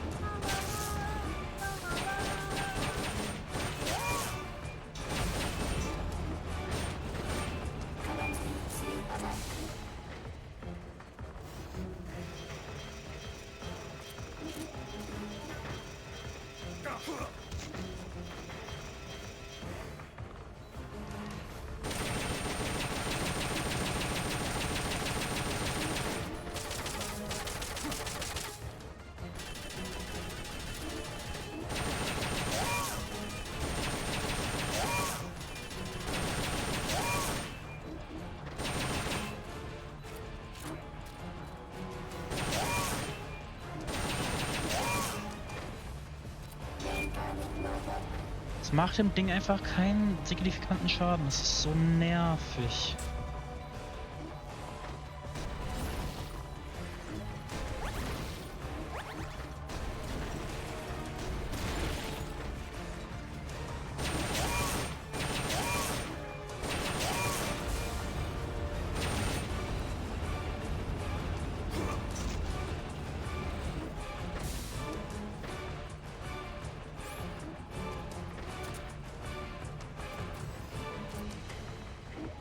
They've okayed your request for a cardboard box. It'll be sent out shortly.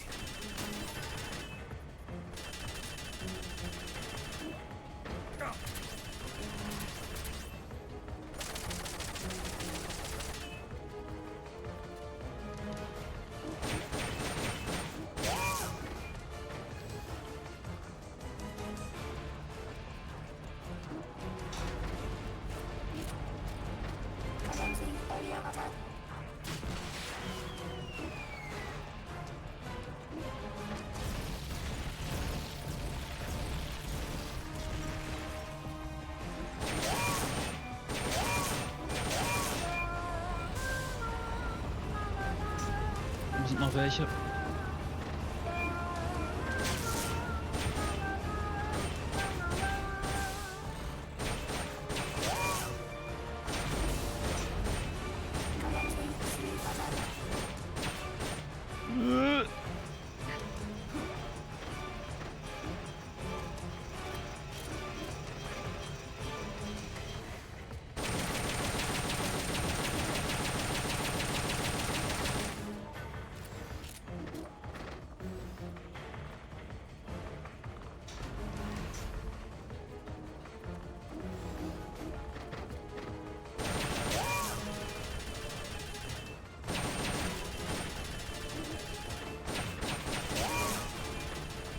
So, irgendwann müsste ich ja alle von diesen Dingern mal zerstört haben, oder?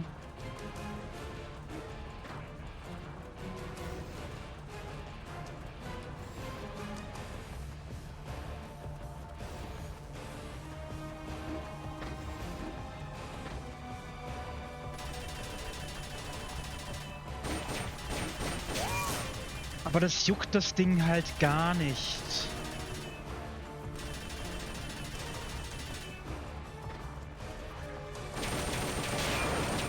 Das macht Schaden. Hey.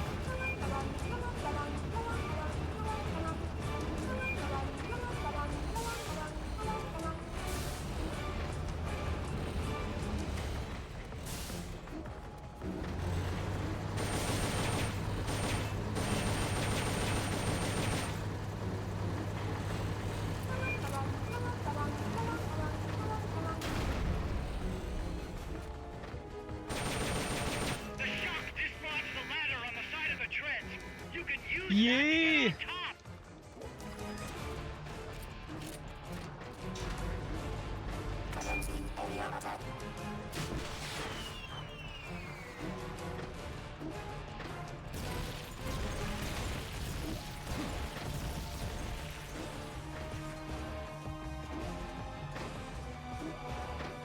Ach, jetzt komme ich auch an die Radiator ran.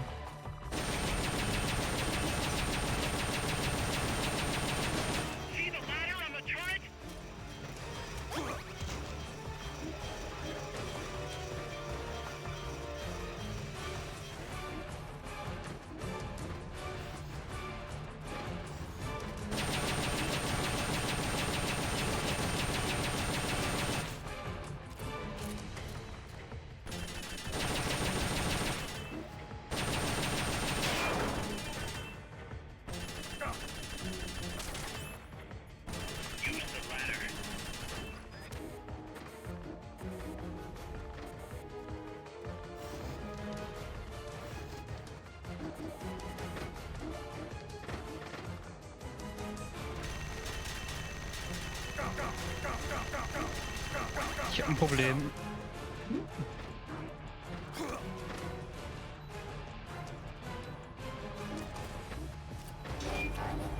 They've okayed the request for support. They're sending out a cardboard box as we speak.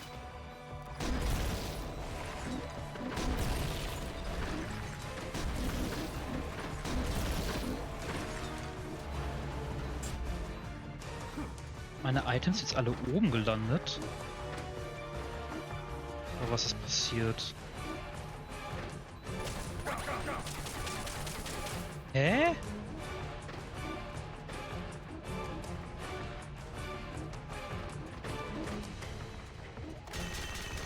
Wo sind meine Items?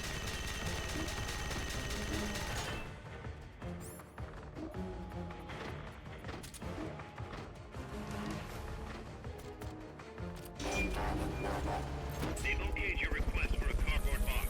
It'll be sent out shortly.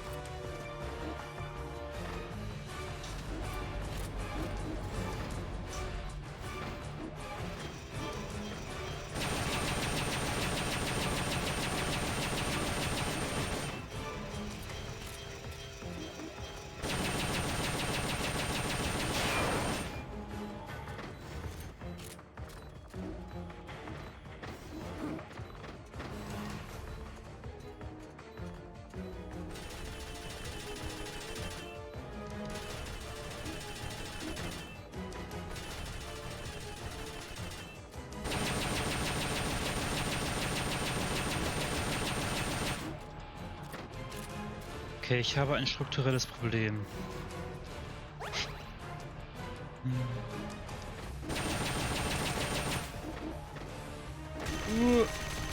Und dieses strukturelle Problem besteht aus Munition. Ah. Habe ich hier eine Leiter? Nein, nur auf der anderen Seite, oder?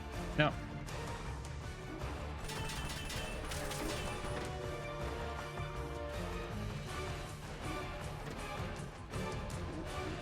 Nimm die Leiter.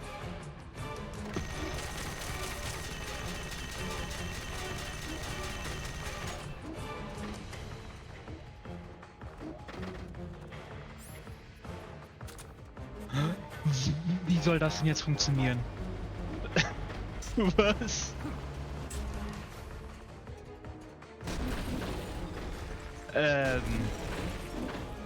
Spiel. Soll ich den AI-Pod jetzt stunnen? Soll ich damit jetzt Schaden machen oder was?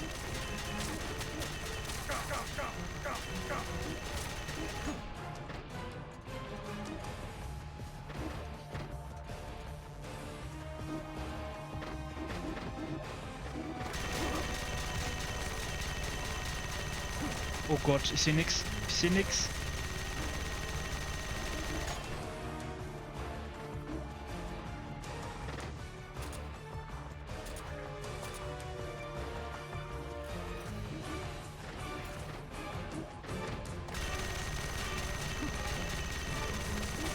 Eigentlich sollten die dem Ding jetzt Schaden machen.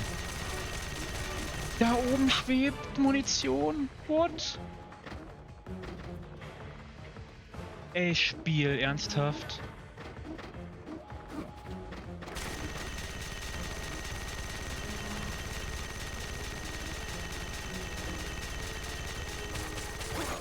Irgendwas eingesammelt. Nein, hab ich nicht. Boah.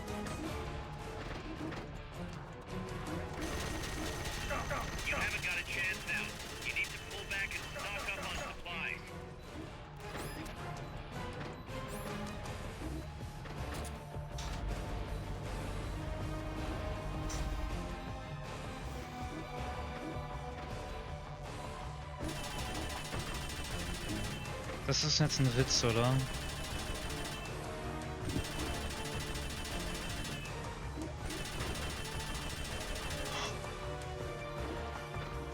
Ja, das war's.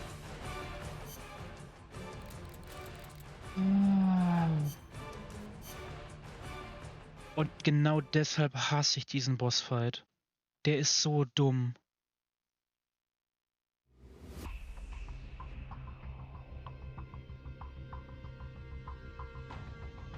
Der schluckt einfach nur Ressourcen, dieser Scheißfight. Es ist so nervig. Ich glaube, ich darf ich mit diesen kleinen Teilen da nicht aufhalten. Snake, that's Huey. So ein scheiß Kackboss ohne Witz.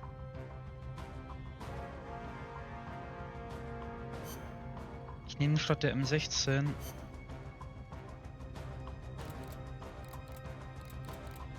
die M60 mit, weil ich da mehr Muni für hab.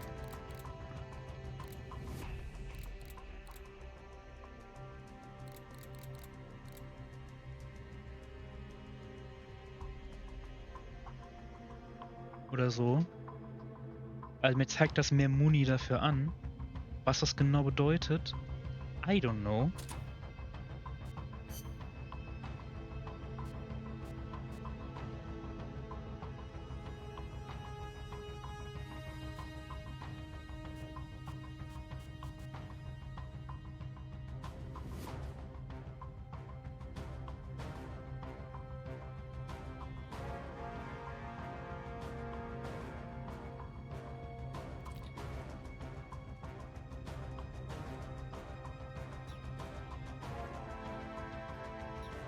Ich glaube, ich muss mal in der Mother Base nachgucken, wie viel Muni ich wovon habe.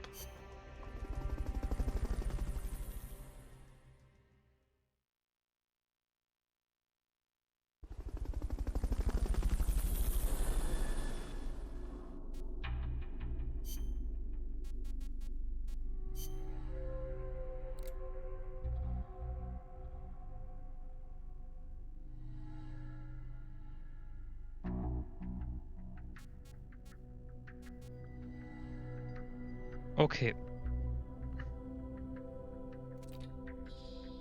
Karl Gustav Ammo habe ich 24. RPG-Uni habe ich 241. Kann ich das irgendwie kaufen?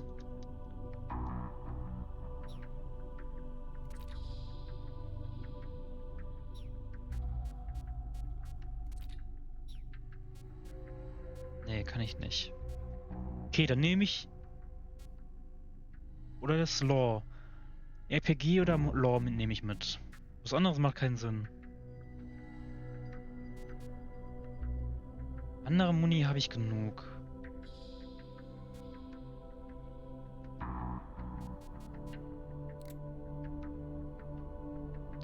Gut. Wird das auch erklärt.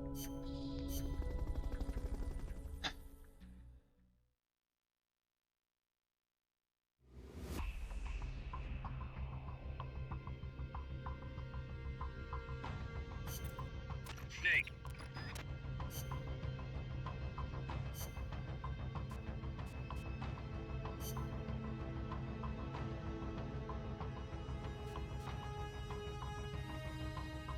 Nehme ich das RPG mit, davon habe ich tendenziell immer mehr Muni dabei.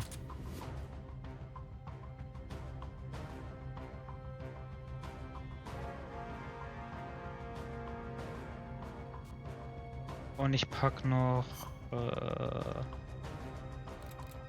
Chips ein.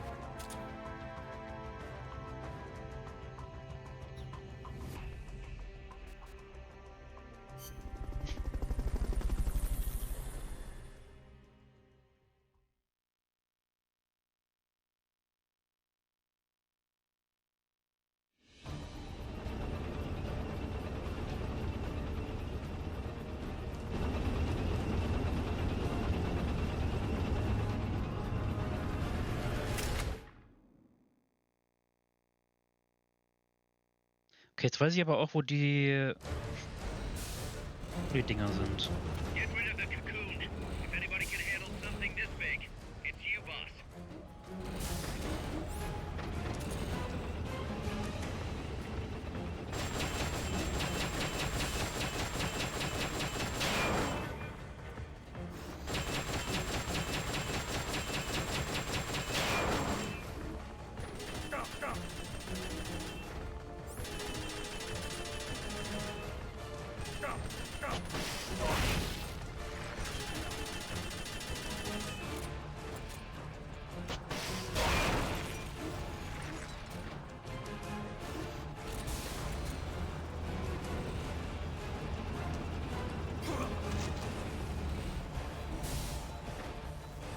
Ja, warum auch immer das jetzt ein Critical Hit war.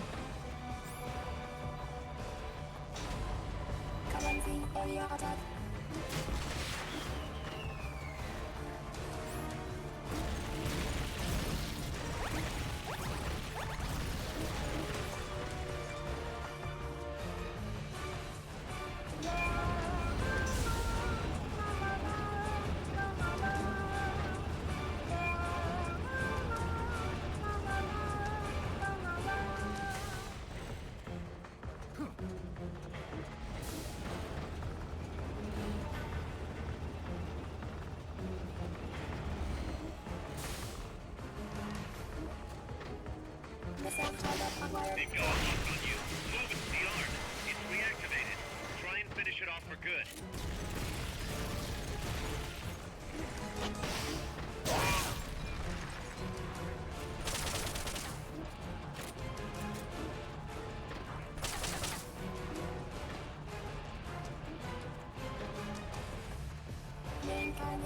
Get out of there. Run. Hiding won't do anything against a gun like that.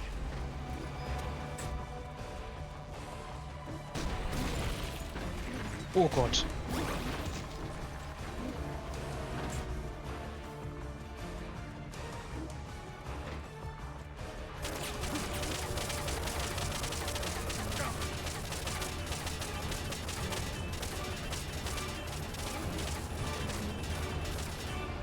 Ah, okay, nee, ich muss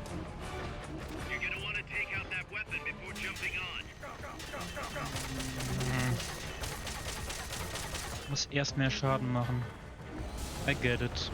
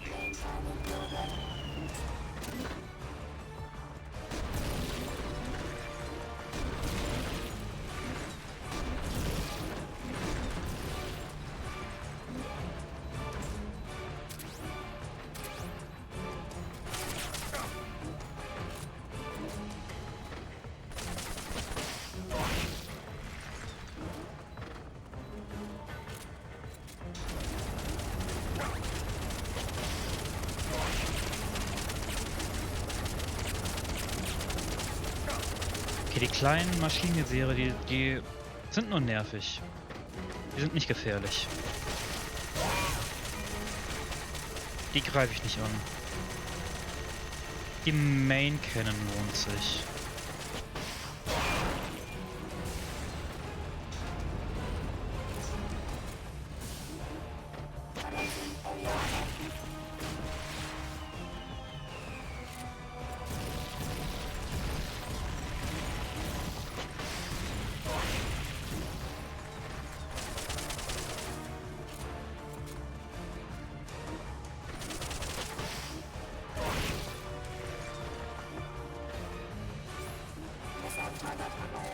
Lauf!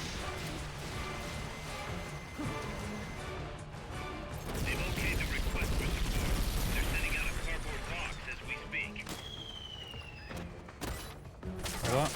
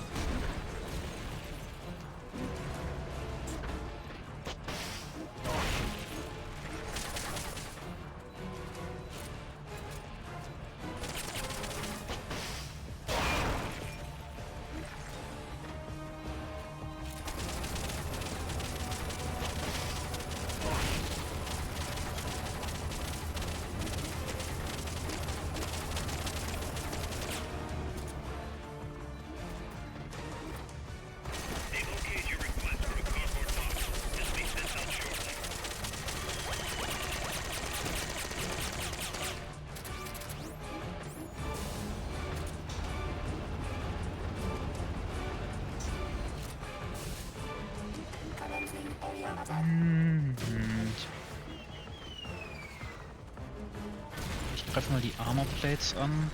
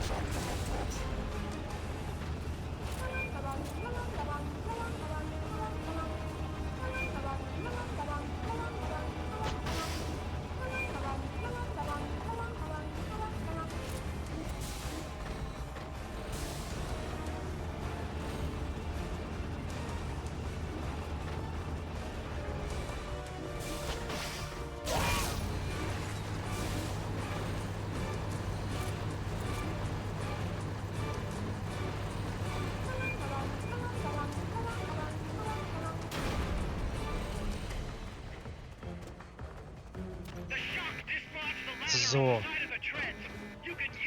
Bevor ich das tue, einmal in Ruhe den Supply Marker setzen.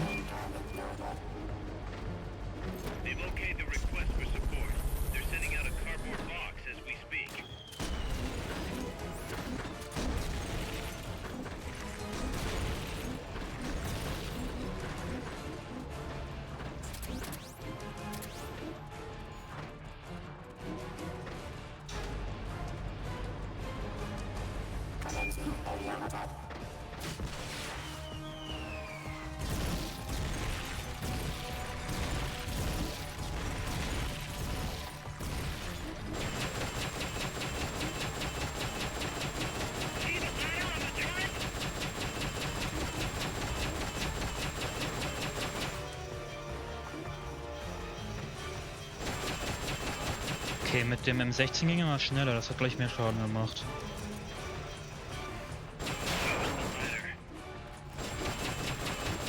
Hat zumindest eine höhere DPS gefühlt.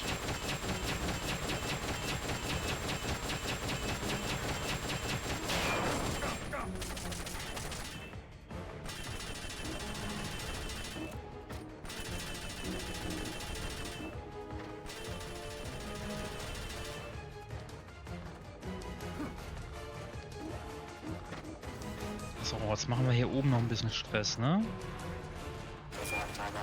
Oh ja, das ist richtig gut.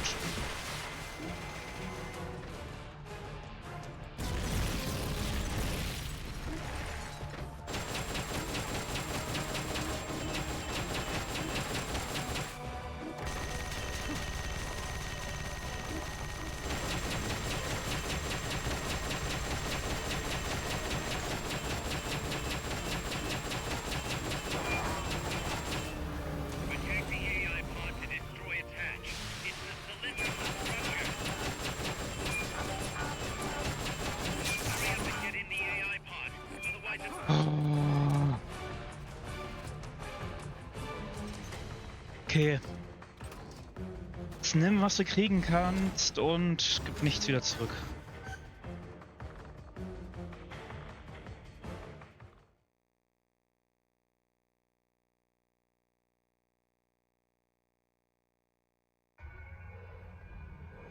Pull out all the unlocked memory boards.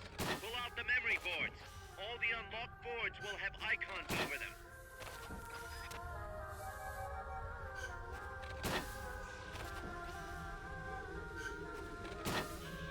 Any boards you remove can be used to build our own AI weapon. Memory boards have different functions according to the icons displayed over them. Go ahead and take whichever ones you want. If you attack parts on the exterior of the machine, the memory boards that control those parts should light up. You can tell what a memory board does by looking at its color when it lights up.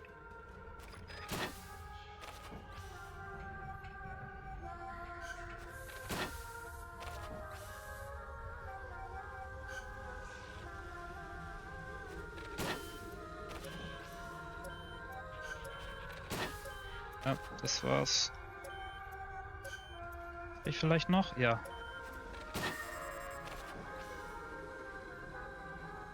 Fast alle bekommen, die ich freigeschaltet habe.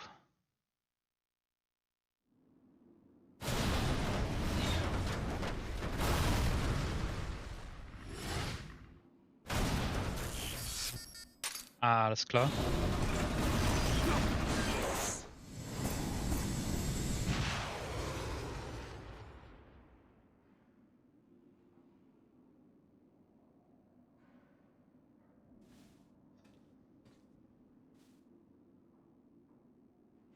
Wie convenient, dass die Tür da offen ist. Aber Mission complete. Das ist das Wichtigste. Das ist die Hauptsache. Das ist alles, was uns interessiert, die Mission. Boah. Wenn man weiß, wie es geht, ist es gar nicht so schwer. Aber es ist... Ah. Nervig.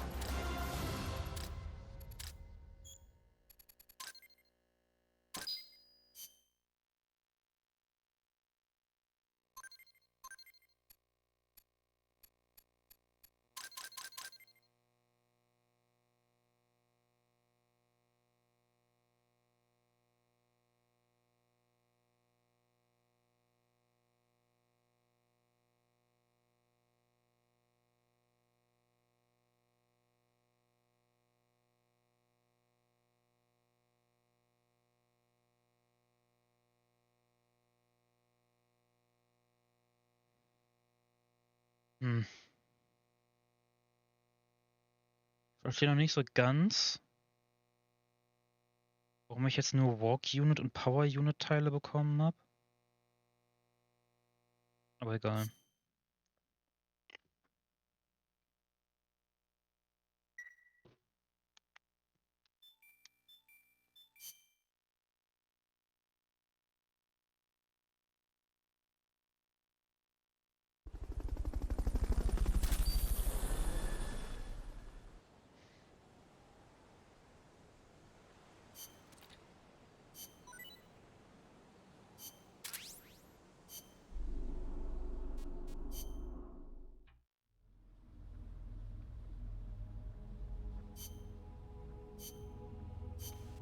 Da fehlen mir immer noch 2. Da fehlt mir 1. Immerhin. Fehlen mir 2. Fehlt mir auch 2. I don't know. Aber gibt nichts zu sehen, weil ist nichts da.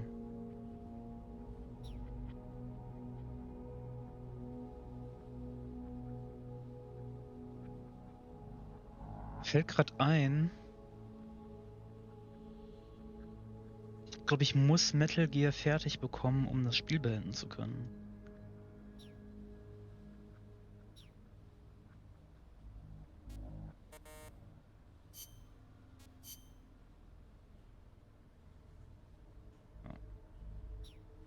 Egal. Staff. Lemming ist Combat. Der ist auch Combat. Der ist auch Combat. Der ist auch Combat. Der ist auch Combat. Combat. Combat.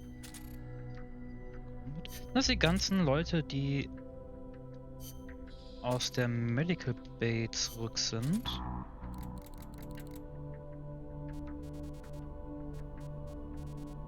Teil davon vielleicht. So.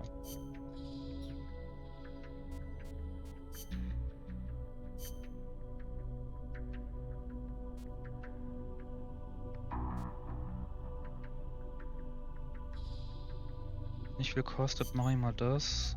Und das. Wenn mir das, glaube ich, im Baum weiterhilft. Hilft mir gar nicht. Mache ich noch das C4.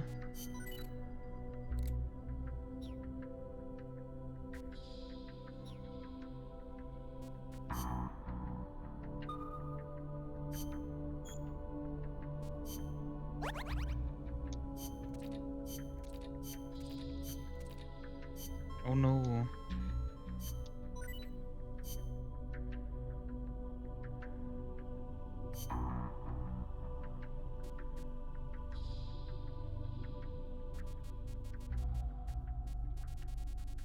Okay, jetzt muss ich...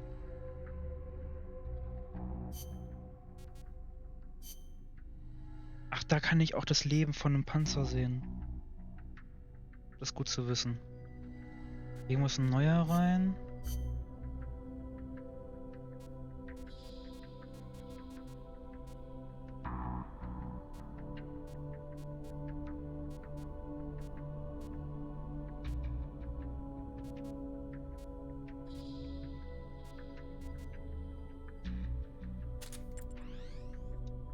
Aber es reicht nicht. Es reicht nicht.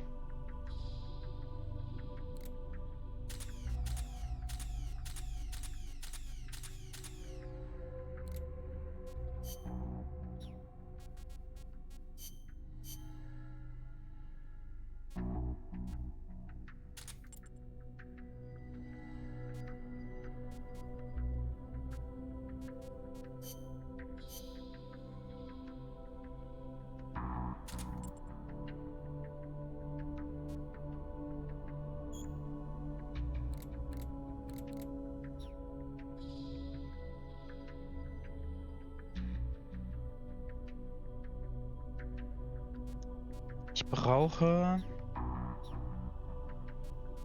einen zweiten. Ja, den brauche ich.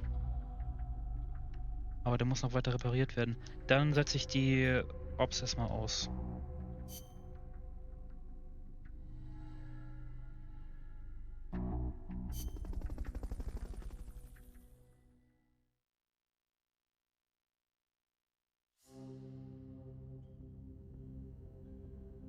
Infiltrate the underground base. Aber bevor ich das tue, werde ich mir was zu trinken holen. Und dann werden wir uns noch ein paar schöne Tapes anhören. Ich mute mich mal kurz.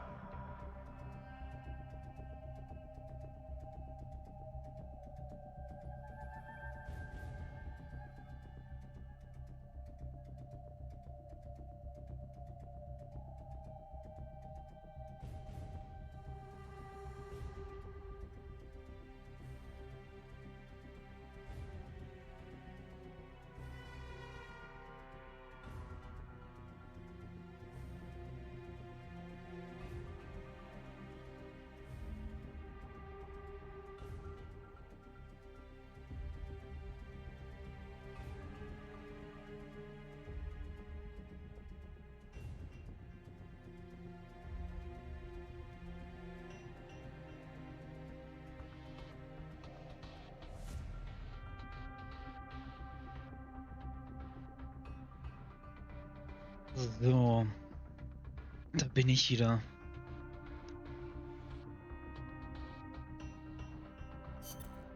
Snake, Peace Walker is in a hangar at the very bottom of the mine. Infiltrate the base and put a stop to the project by destroying Peace Walker's AI pod.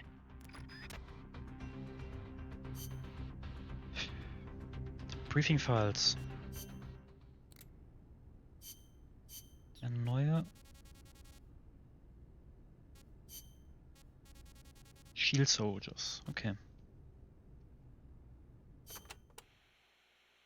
Enemies carrying shields can be a real pain in the ass.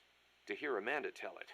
Trying to fight those bastards while they sit behind their shields taking pistol shots at you is enough to make you want to rip your hair out. Get around and flank them if you can. You might want to try blinding them with smoke or stun grenades first. Also, armor-piercing rounds should make it a little easier to punch through their shields. Use them if Aber you ich glaube got ich them. nicht.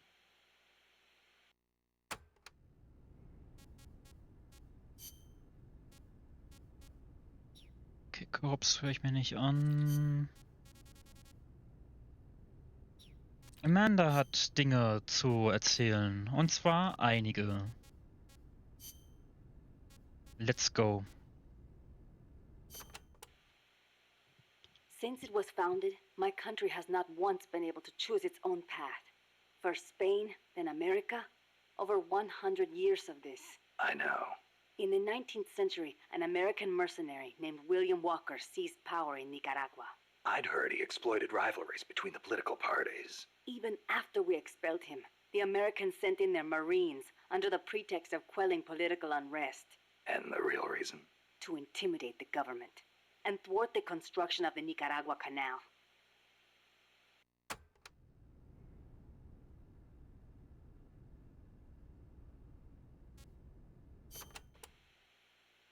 I thought the U.S. already has the rights to build a canal in Nicaragua. They never intended to build a canal there. They'd already started digging in Panama. A canal in Nicaragua would break up the Panama Canal's monopoly. Reason enough for America to stick its nose into our affairs. They snagged the rights so nobody else could build there. It was General Sandino who finally stood up to los Yankees.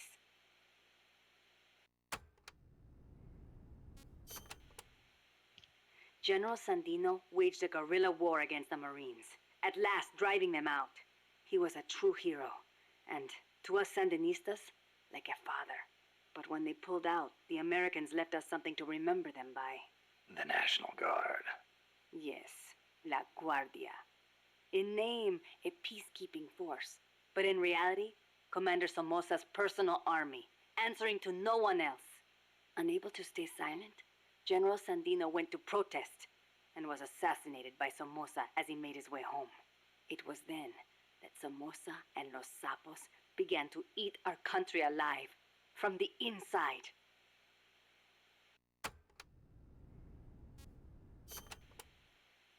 It has been 40 years since the Somoza family became the rulers of Nicaragua. With La Guardia at their command, no one can challenge them. You came here on the run from the National Guard, right? See, they took everything. Our land, our homes, our jobs. Now belong to Somoza. See, the law too. He's even got the judges in his pocket. You defy him, you face death. Everyone bows and scrapes before La Guardia. Even then you might get a beating if they are in a bad mood. And you're trying to change things. That's not all. These Somozas have used their power to line their pockets. They confiscate people's land and hand it to members of the Somoza family. By now, close to half the farmland in Nicaragua is theirs. We were powerless until... You remember the earthquake 2 years ago? Yeah, I heard the capital was hit pretty hard. We lost Managua, our capital city. People sent aid from all around the world. Tears of sorrow turned to tears of joy. Yet almost all of it was embezzled by the Somozas. They sold out those who'd lost everything for money. They feasted on our country's suffering. Public resentment is at the boiling point. The Somozas' days are numbered. We will see to it.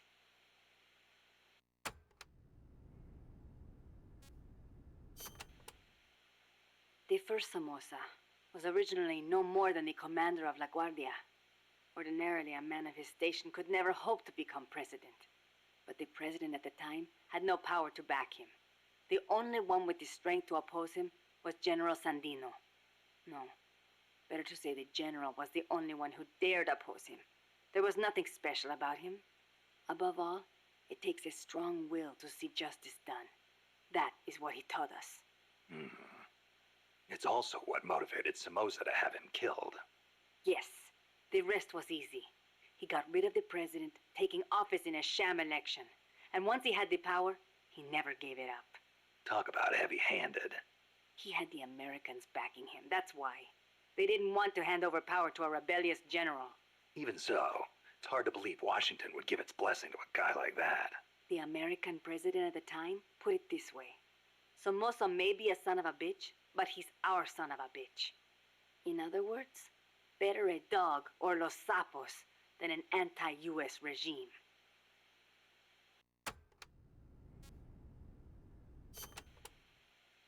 The Managua earthquake struck 2 years ago, the day before Christmas Eve.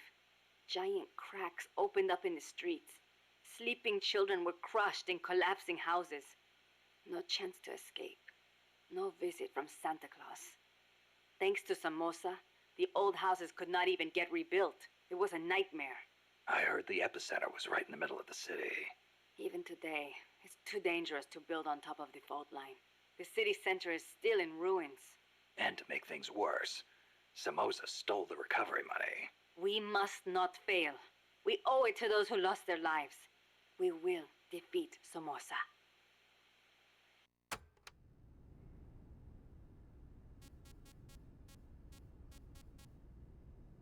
Aber ich glaube nicht mit Snake zusammen.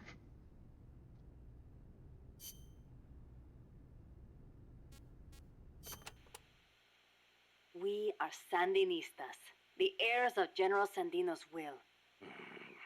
Sandino, the father of modern guerrilla warfare. To you, maybe. To us, he's more like a real father. That why you named yourselves after him? Of course. La Frente Sandinista de Liberación Nacional. The Sandinista National Liberation Front is named in his honor. We share the general's goal, to take back our country's freedom. In his day, from America. In ours, from the despot Somoza. Times have changed, but the song remains the same. Patria libre o morir. That is our slogan. El Che used to say the same thing, you know. Patria o muerte. The slogan of the Cuban Revolution. So, you're fighting for a socialist revolution too, then? No, it's not about ideology. We only want to live normal lives. We are sick of living in a country where you can be beaten for walking down the street, where you never know if your neighbor is snitching on you. Our goal is to give back the country to its people. Yeah, the Cuban Revolution started out like that too. We are few in number, but we will win. Victoria o muerte. For a revolutionary, there is no other fate.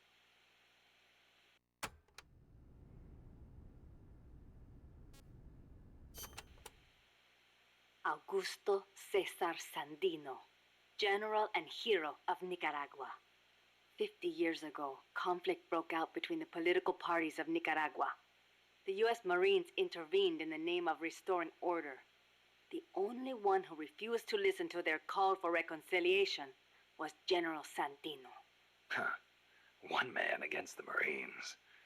That takes guts. The general wasn't a professional soldier. Neither were his compadres. And they certainly could not match the Marines' equipment. But he used the land to his advantage, lurking in the fields and hills of Nicaragua, and using surprise attacks to harass the Marines. I know. I've read plenty of textbooks on guerrilla warfare. In the end, he drove them out. He was truly a role model for us. Yeah, but that was the 30s. Didn't the Depression have something to do with it? It takes cash to wage war. Perhaps. But there is no denying what the general accomplished. The people hailed him as the General de Hombres Libres, the General of Free Men. They loved him. And then he was assassinated by Anastasio Somoza Garcia, commander of La Guardia. The father of the current Somoza. Somoza had the Americans' backing, That is the way things were. The general may be dead, and the times may have changed, but his will lives on inside each of us. We are the sons and daughters of General Sandino.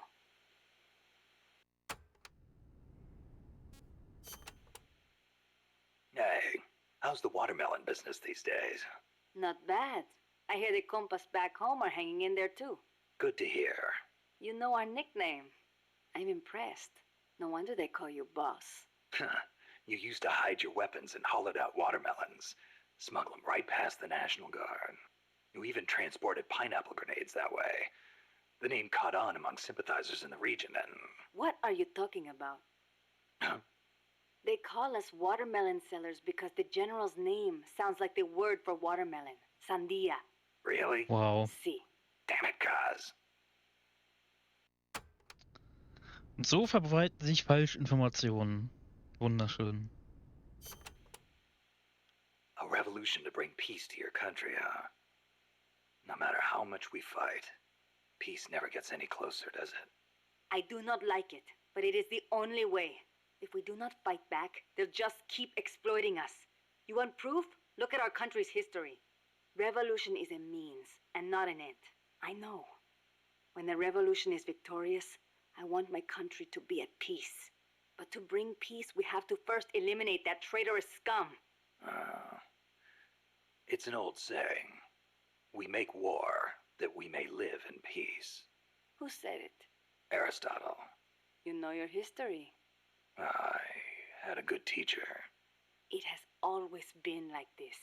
People making the same mistakes over and over. And still, all we can do is fight. I hear you. If you've got a goal, you've got to keep moving forward.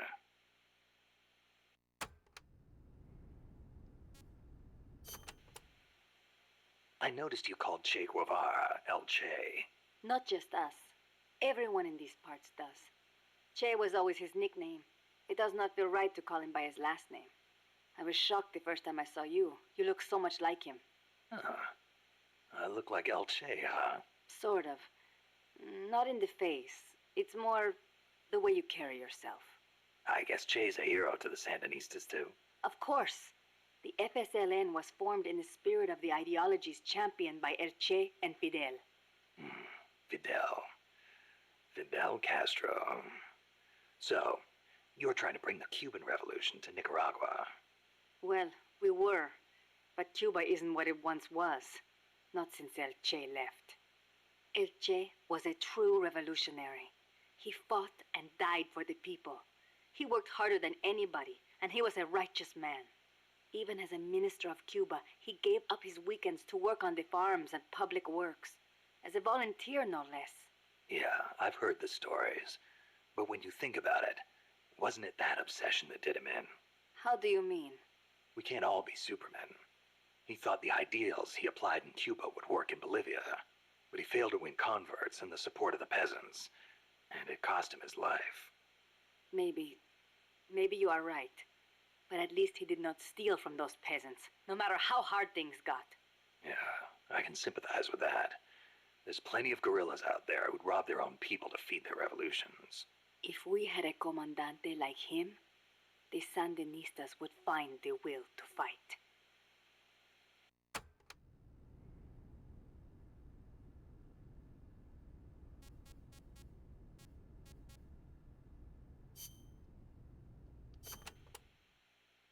You called that giant chopper an hombre nuevo. Si. It means new man. New man? There was nobody piloting that thing.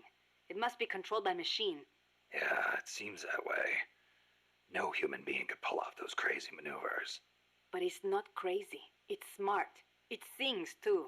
When we first saw it, one of your men said, pilot must be an hombre nuevo. Me? I do not like the name. Why? Hombre nuevo was what El Che was striving to become. What all of us who joined the Sandinistas strive to become. That's why. An hombre nuevo is one who finds joy in virtue and voluntary labor. It makes me furious to see that name given to such a monster. I'll bet. Das kann ich sehr gut nachvollziehen. Wird so eine Maschine auch nicht unbedingt ein neuer Mensch nennen wollen. Chico called that helicopter El Colibri. Our name for the hummingbird. You saw how that chopper moved, how it hovered in midair like a hummingbird? A hell of a lot bigger than a bird, though. True, but better than Hombre Das Nuevo, stimmt. don't you think? When you get kidnapped by El Colibri, it's all over. They take you to a prison camp and torture you until you snitch on your compas.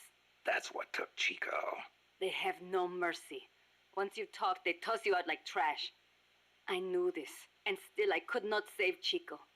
If he cannot be saved, I will do what must be done. Don't write him off like that. Sometimes you have to survive, even if it means sacrificing your honor. I'll get him back. I promise. Das haben wir schon getan. Toll. Snake, I need your opinion. How strong are the enemy's mercenaries? They're well trained. They've got more than enough men. Seasoned, too. A lot of them probably saw action in Vietnam. They're a tough bunch. And armed to the teeth. I don't think I've ever seen a mercenary force field that many tanks and attack choppers. It shows how much cash they have to throw around. And connections. How did they get access to such weapons? How do you think? Drogen. They're backed by the one and only CIA. And here we are. Half of us farmers, and the other half students. Children, even. And weapons. We're so short on guns, we have to steal them from the enemy. As much as I hate to say it, we're always going to be on the defensive. I know. And mi viejo. Without him, we... Yeah, I know. I don't know if we can win. Can we, Snake? Stop feeling sorry for yourself. But... Amanda, What? listen to me. Don't ever let your men hear you talk like that. You're their leader, and a leader has to stand tall, even when times get tough, when it feels like the fear and uncertainty could crush you. You're the one your comrades look to for reassurance. That's what a leader is. Don't forget it. Snake. If you're looking for comfort, go find a church. That's all I've got to say. You are right. I am sorry. I need to pull myself together. You'll be fine. I know you have it in you. Thank you, Snake.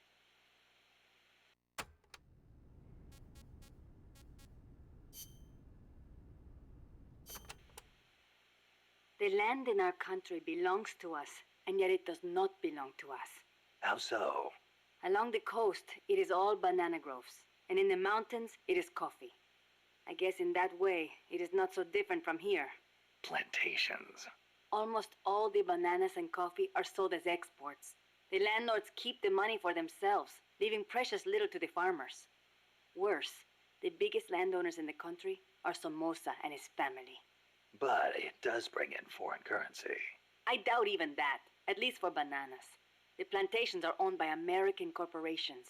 The bananas are processed in factories on the plantations and exported to America from private ports. It's like having little American enclaves along the coast of Nicaragua. But the farmers have no choice but to go work there. Es ridículo. The people have to take their land back. It is one of the things we are fighting for.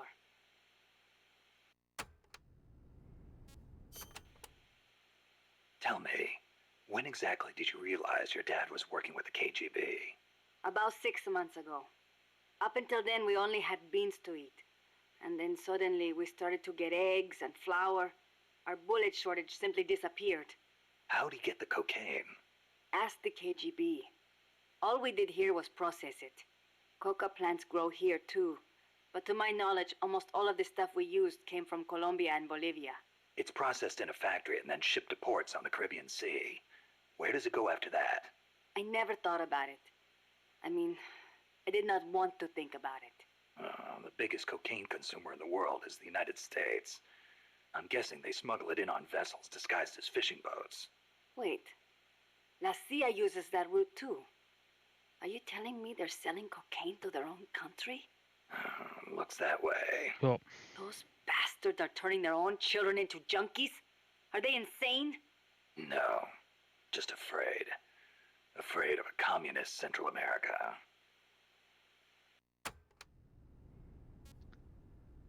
Das war schon eine ziemlich krasse Geschichte da mit der CIA und den Drogen. Muss man sich mal echt durch den Kopf gehen lassen, dass die ihre eigene Bevölkerung haben irgendwie süchtig werden lassen von dem ganzen Scheiß. Nur um da irgendwie Kontrolle in Südamerika, Zentral- und Südamerika zu erreichen. Das ist total absurd. La CIA calls their new toy Peace Walker, eh? Yeah. So, It is an insult to us Nikos. because of the guy you were talking about, Walker. See, although it happened over 100 years ago. Back then, the political parties in Nicaragua were at each other's throats. The Nicaraguan Democratic Party hired an American mercenary to help counter their enemies, the Conservative Party. And that was Walker. After taking care of the conservatives, Walker decided to seize power in Nicaragua for himself, eventually making himself president. Huh. The Democratic Party gave him an inch, and he took the whole country. But it did not end there. Not only did he make English an official language, he tried to reintroduce slavery. Walker's goal was to build a Caribbean empire centered on the American South. Caribbean Empire? Huh. Sounds kind of like what Coldman is trying to pull off. The gringos are always like that. They invent some convenient excuse to trample all over foreign countries like they own the place. Peace Walker, ha! What happened to Walker in the end? A united Central American army led by Costa Rica kicked his ass and sent him running back to America. Then why don't we do the same? I, for one, don't intend to let Coldman get his way. Good idea. I'm glad we have you, boss.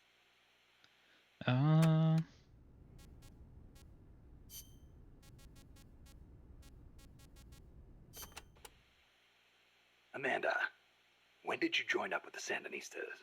About a year ago, when I went into the mountains with mi viejo and his group. I thought your dad was with the FSLN from the start. No. He fought alongside General Sandino, but after that, he retired for a while. He found a job, got a wife and a house, and raised us kids. Then one day, some Sandinista students came by. And he felt the old fire in his belly. Something like that. All he did was help them escape from La Guardia, though. But then La Guardia showed up. They broke into our house and began pushing him around, shouting questions. I'm guessing he kept his mouth shut. No matter how hard they hit him. Our house was trashed. After that, he was on their list. They harassed him day and night. It was only then that he gave himself over to the Sandinistas. He kept it hidden from us at first, so we would not get hurt. He sounds like a good father. He was. But my mother got fed up with it. She left us. I don't blame her. Why didn't you go with her? It was a hard decision for sure. But like my father, I could not let Somoza get away with his crimes. But most of all, Chico. He is too much like his papa. One way or the other, he was going to stay, and I could not leave him behind. Soon enough, La Guardia drove us out, and we found ourselves in the mountains. It just kind of happened. Well, for an accidental revolutionary, you sure put up a hell of a fight. The mountains make men into warriors. The training is harsh, but it brings us that much closer to being hombres nuevos. Chico couldn't ask for a better sister. I can see why they picked you to be Commandante.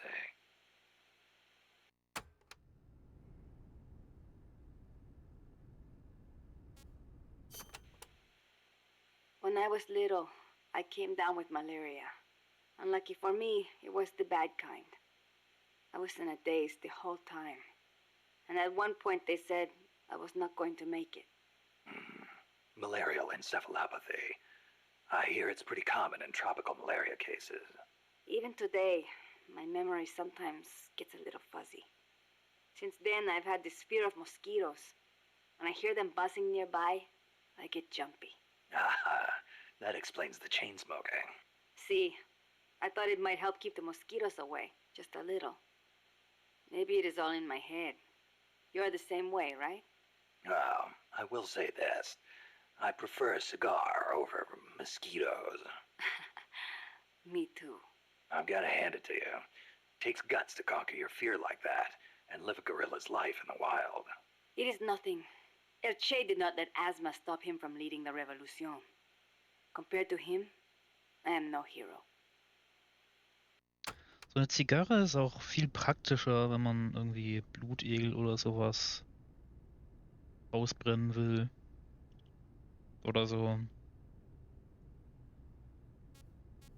So ähnlich war das doch in Metal Gear Solid 3. I'm sorry to hear about your dad. Thank you for saying that. Mi viejo was the leader of the Frente. He was the last of the generation that knew General Sandino. He saw the general's exploits firsthand as a boy. He would tell us stories about it all the time and about how the general was assassinated. Did you know he was getting money from the KGB? I had some idea, but I did not have the courage to confront him about it. I know it was a painful decision for him to make. I can imagine. Yes, my father was a good man. I loved him as a daughter, and his soldiers believed in him. Thanks to him, La Frente held together even in the worst of times. I don't know if I can ever fill his shoes.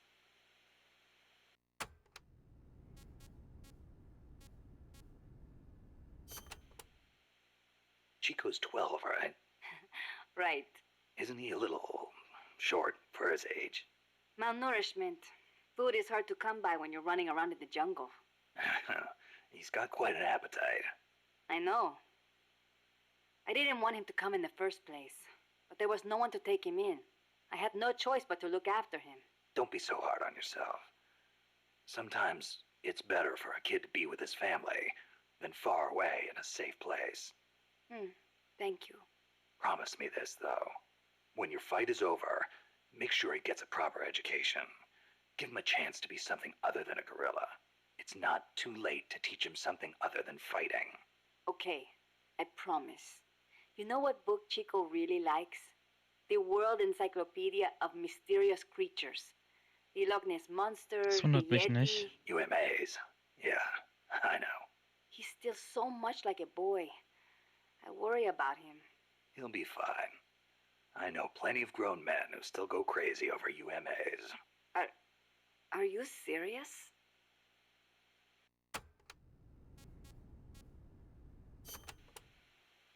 You have taken such good care of me since you saved me from El Colibri. I want to return the favor. Just wait until you're healed up. Then we'll talk. I appreciate that, but you need all the help you can get. It might take a while for me to heal completely, but I'll be fine once I'm on my feet. Put me in a combat unit. I'll pull my weight. I wouldn't expect any less from a Sandinista Comandante. Enough flattery. But seriously, it does not feel right for me to be sitting here while my compas are out risking their lives. One thing's for sure. Having you out in the field would be a big boost to Sandinista morale. Of course, our ultimate goal is still the overthrow of Somoza. But until we get ourselves back in order, we will follow your lead, wherever it takes us. Glad to have you on board. Okay, das war's mit Amanda. Aber wir können noch die restlichen Sachen von Chico anhören, weil ich glaube, das ist nicht mehr... es ist nicht mehr viel. Und dann spielen wir noch ein kleines bisschen. Das wäre jetzt mein Vorschlag.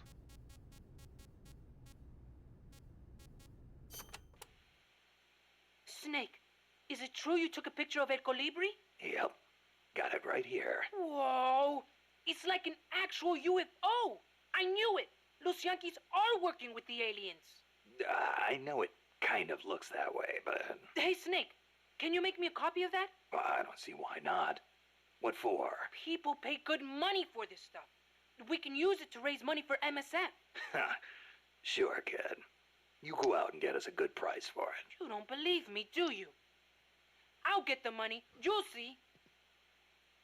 Mir fällt gerade auf, diese ganzen Briefing-Files kreieren ein Paradoxon. Weil ein Teil von diesen, also die Briefing-Files wirken ja so, als würde Snake zwischendrin immer wieder zur Mother Base zurückkehren. Aber so wie sich die Hauptmissionen spielen, tut er das ja nicht. Der ist ja die ganze Zeit eigentlich unterwegs. Es macht überhaupt gar keinen Sinn. Aber egal.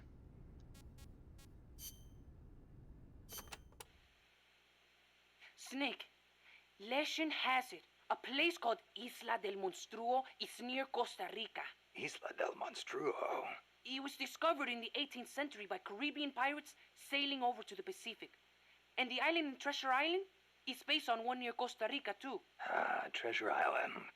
I remember reading that. You've read it, too? Ah, that makes things easier. In Nicaragua, we too have a story about a group of pirates that encountered a flying monster out at sea. Some even say they landed on this monster island, though we still don't know exactly where it is. That's the reason I've always wanted to come to Costa Rica. Ha! I see. Ooh, I heard another story about a talking cat that lives somewhere in Costa Rica. They say it'll take you to this place. Oh, interesting stuff. Want to know more about the island? Maybe later. If I'm headed that way, you can fill me in. Okay, just let me know.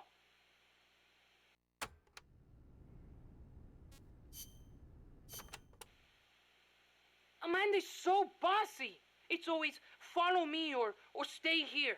The other day she told me, chew your gallo pinto before you swallow. Can you believe it? Knowing your sister?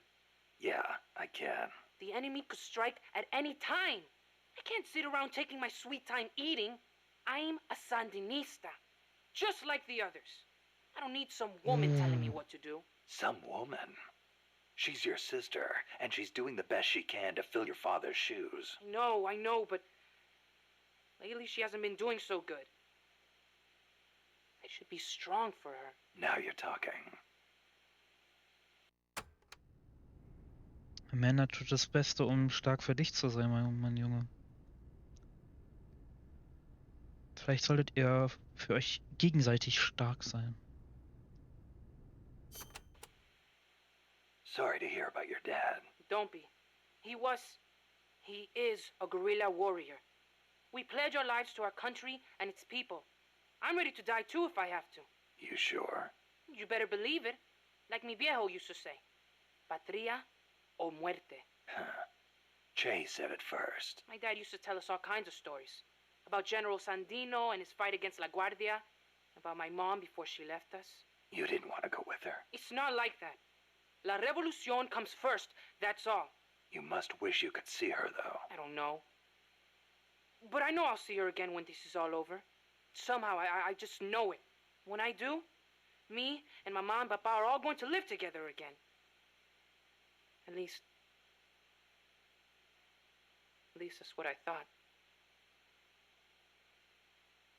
Now, Hang in there, Chico. Your sister needs you. Okay. Das wird alles nur immer schlimmer.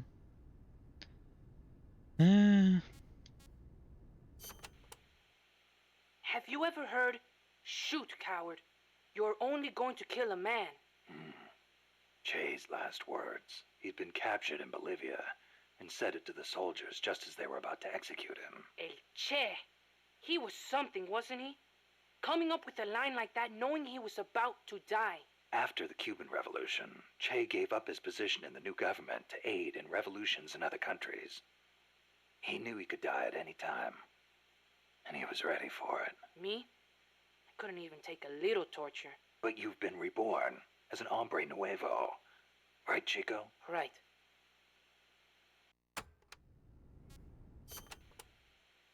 Don't you ever get lonely, living away from your mom? Not really. My compas are my family now.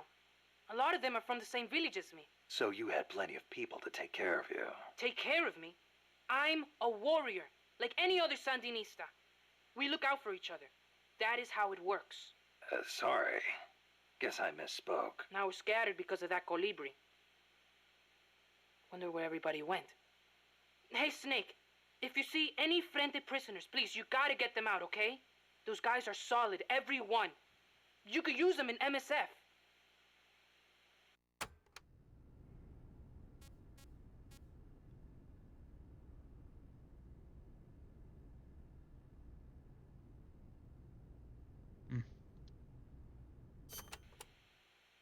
Hey, Snake, are there any jobs for me here at Mother Base? I can do anything. You don't have to work, you know. Don't treat me like a kid. I'm a man now. Okay, then. What are you good at? Let me think. Everything.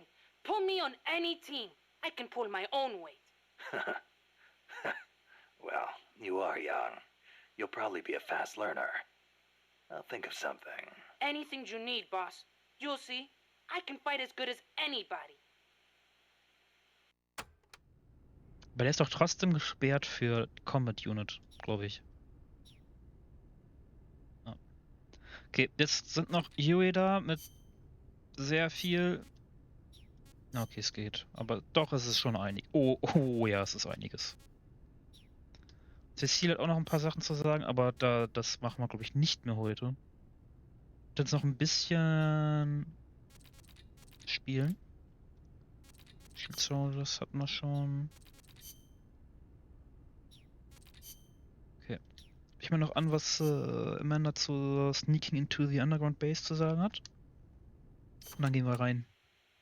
Wow, you made it all the way to El Basilisco's hangar. None of us has ever gone that far. I have no idea what the underground base is like. Wish I could say the same. It'll most likely be some kind of building, so... Plenty of places to hide. Right, but security will be extremely tight. Do not forget that the odds are stacked heavily against you. Yeah.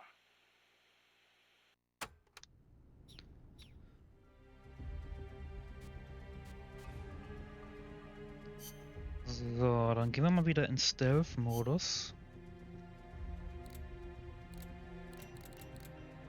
Also ich nehme mit einer Trusted Mark 22 mit. Ich glaube...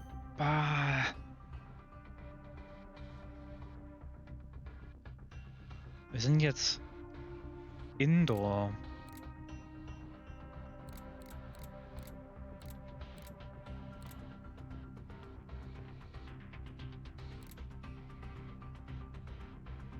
Weißt du was?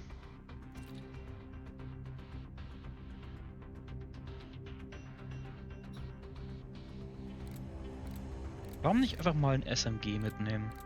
Warum nicht? Habe ich, glaube ich, noch nie gemacht.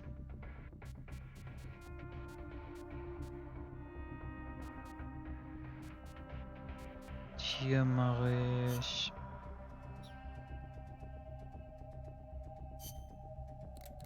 den rein, falls ich den brauche. Ja.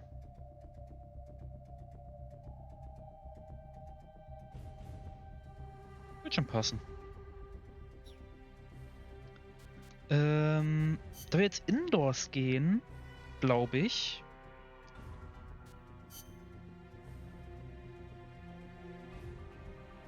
Nehme ich, glaube ich, einfach mal...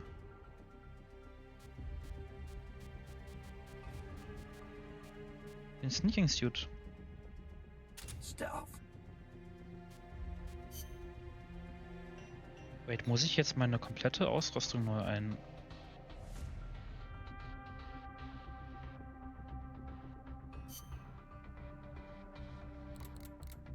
Wow. Nee, da habe ich keine Lust drauf. Concrete. Was ist gut mit Concrete?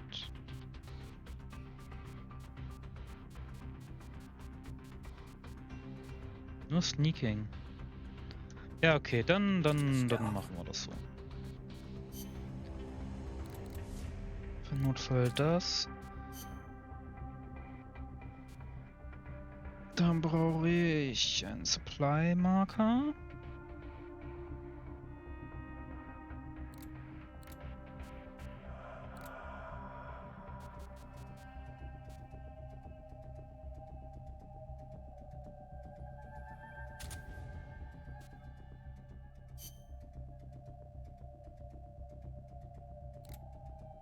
Smoke, eine Chef, ein leeres Magazin.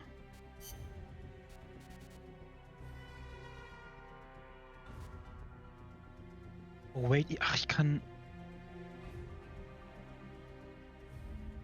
Warum habe ich gerade gedacht, ich kann von den Supply-Markern nur 10 mitnehmen? Dann nehme ich da doch... Von den Werfbaren nehme ich dann 10 mit. Fuck. einen Strike machen, kann ich nur 3 mitnehmen. So.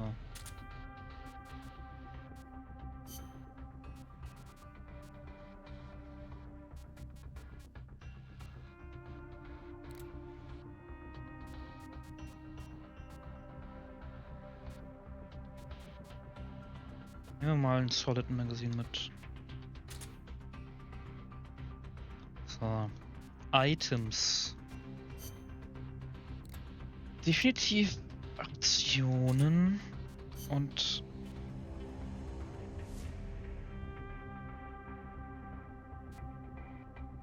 Curry.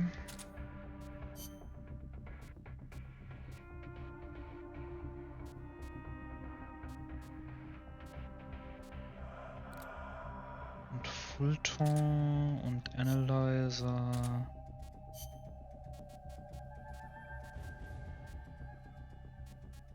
Und eine Box.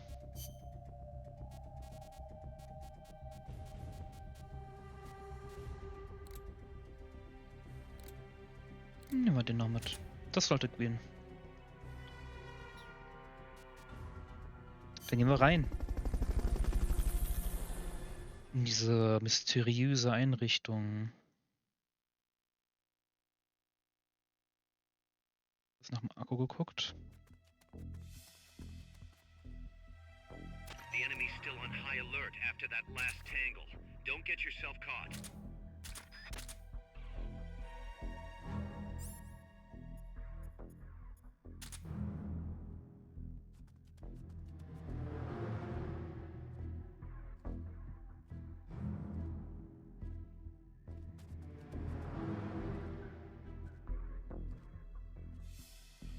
Blue team, search for the intruders. Gold team, guard the elevators. Go!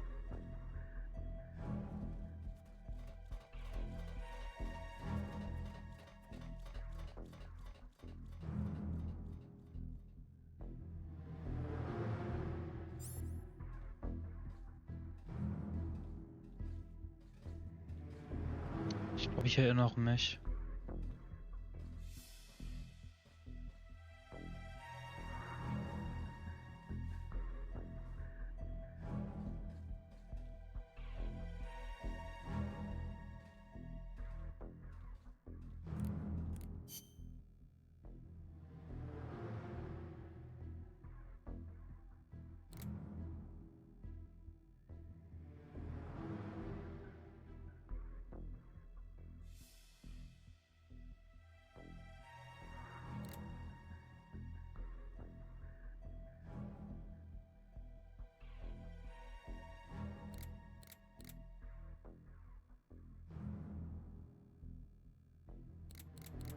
Okay.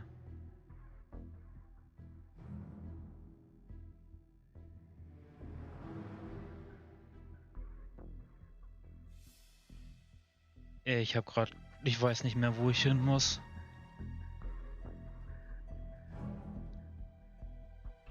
Kann sein, dass ich eine ID-Karte hätte mitnehmen sollen, aber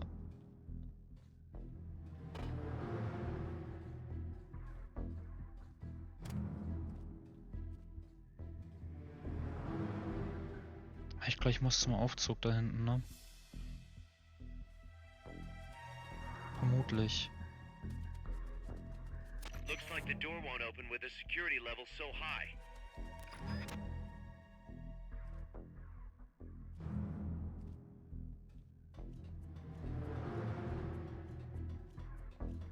Oh, guck mal, ein Gefangener.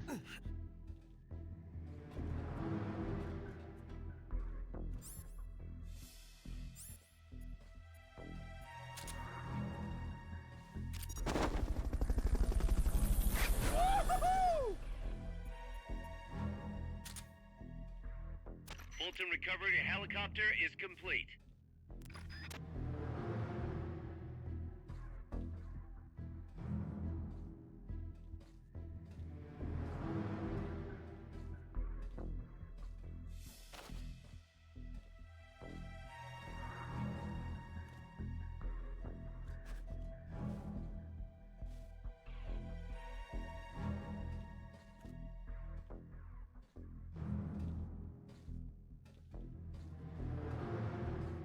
gehe einfach mal davon aus, dass das hier keiner sieht. Start talking. Start talking. Down there. Use the elevator. Start talking. Start talking. Okay, der weiß nix.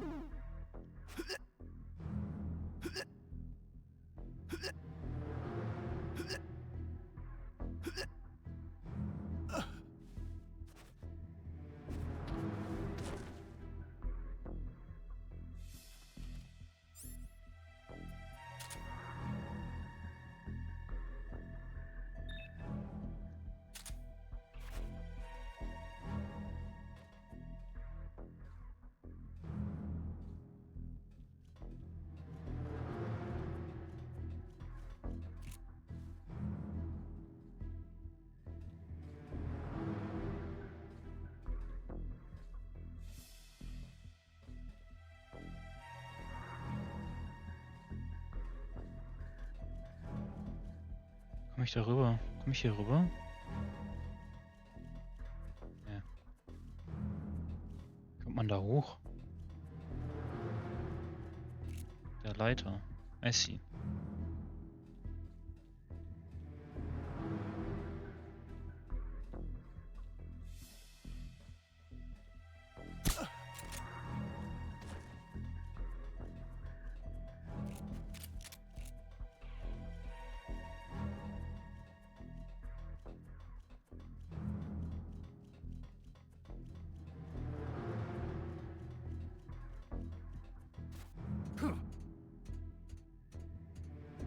Sehen die Dinger hier in dem Hangar so aus wie Schlägerhots?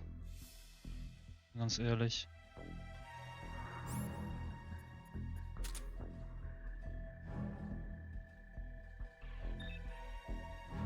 Schwert, der Boy.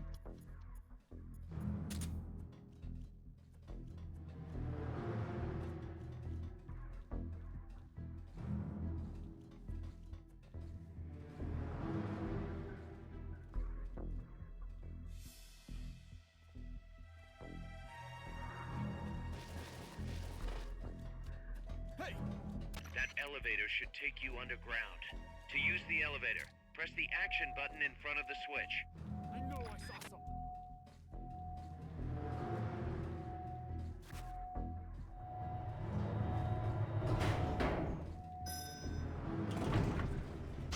Nice.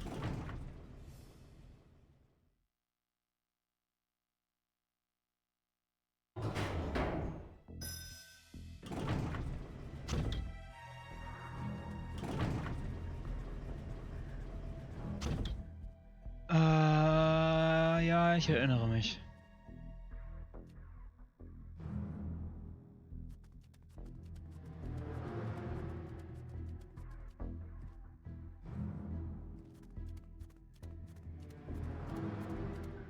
Oben läuft einer rum. They're calling for backup up top. Come on.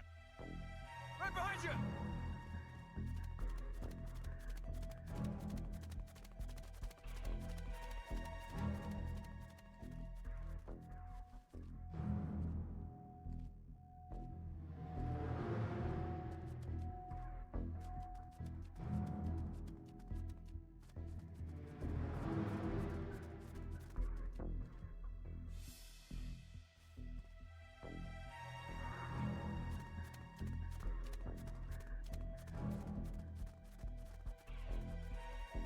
Ja, komm mir hier einfach entgegen. Was soll das denn?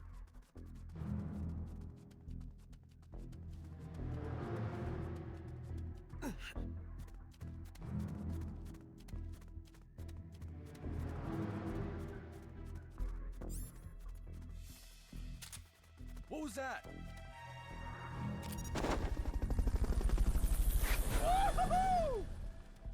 I'm seeing things. Fulton recovery subject confirmed onboard helicopter.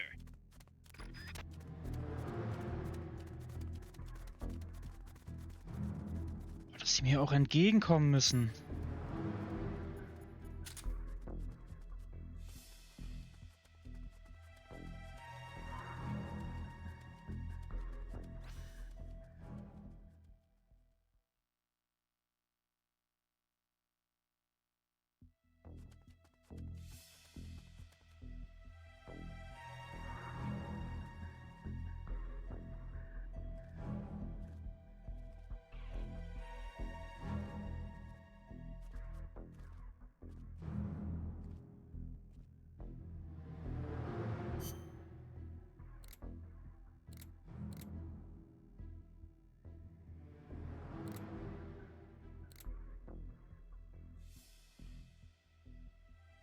Okay, eigentlich will ich nur da gegenüber rüber.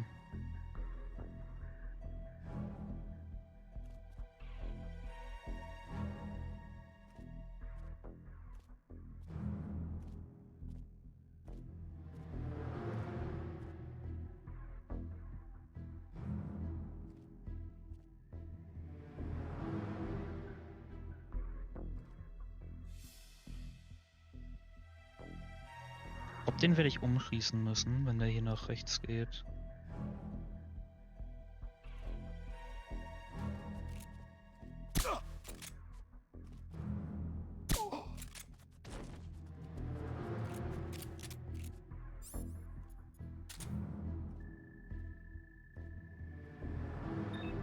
Ah, nee, lassen wir.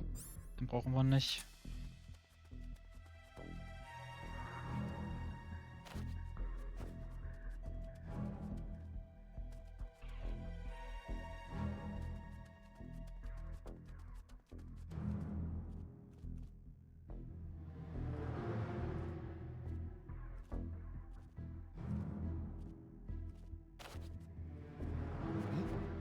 What's that noise?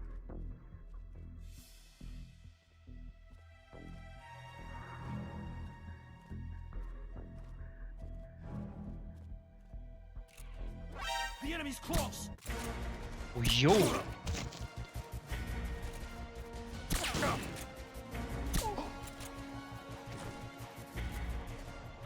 Enemy sight. What's wrong? What's going on over there?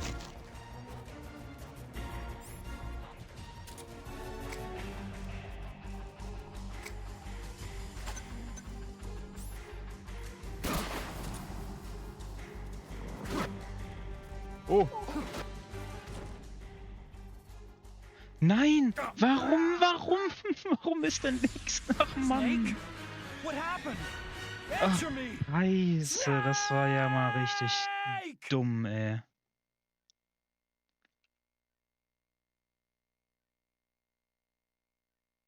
Wow.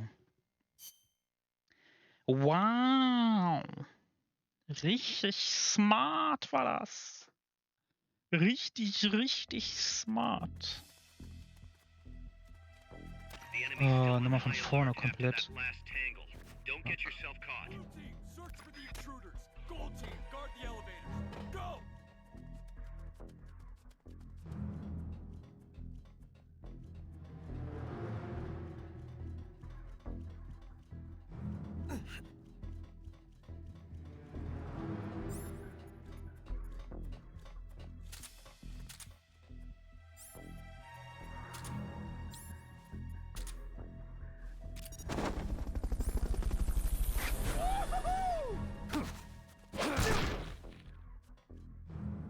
Fulton recovery helicopter is complete.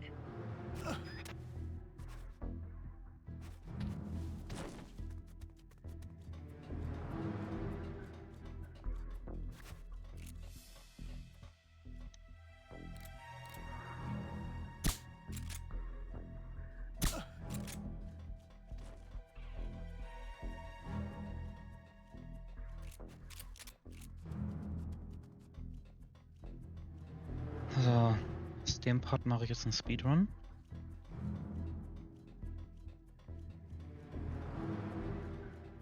Ach, ich muss da hoch.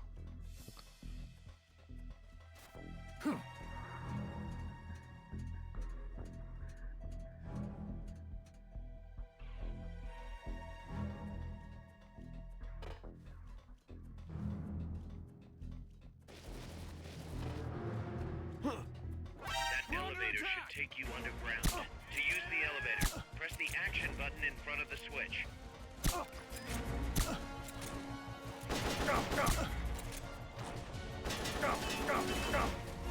No, it's not a good idea to ride the elevator when Okay, dann nochmal.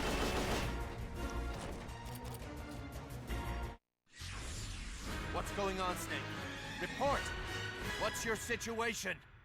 Ich habe eine Idee. Ich habe eine Idee, wie ich dieses Problem umgehen kann. Denn ich bin richtig schlau.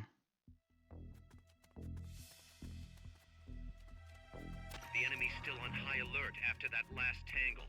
Don't get yourself caught. Blue team, search for the intruders. Gold team, guard the elevator. Denn ich habe ja leere Magazine dabei. Ich kann eins werfen, damit der Typ in eine Richtung guckt. Ja, nicht auf die Nerven geht.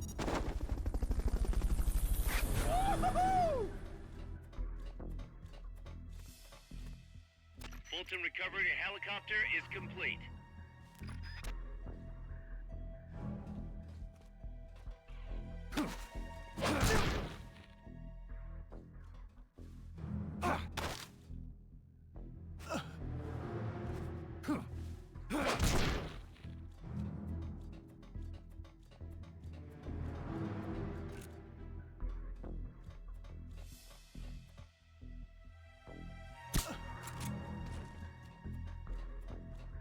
So, wieder runter, dann einmal da hoch.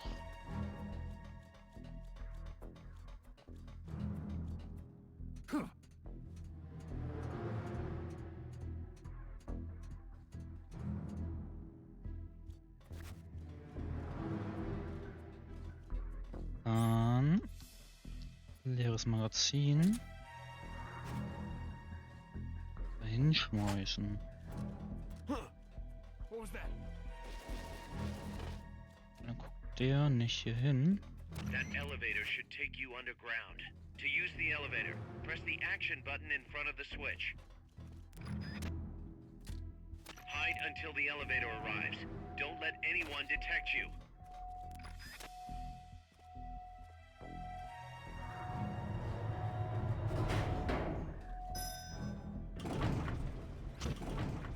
So, easy.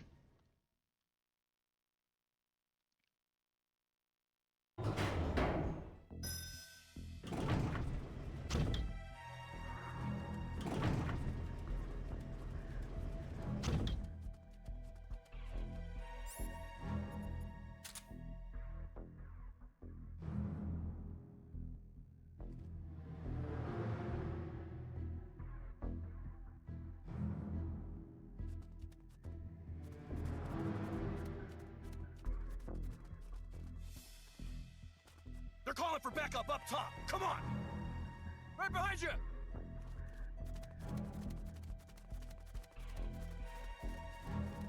What was that? I think I see someone.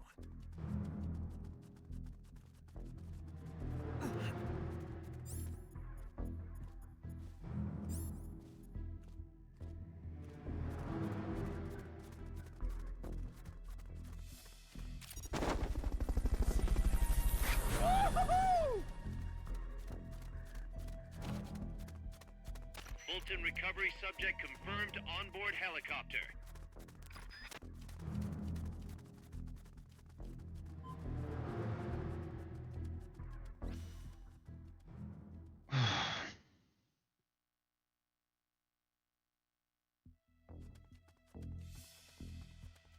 So, jetzt nochmal richtig.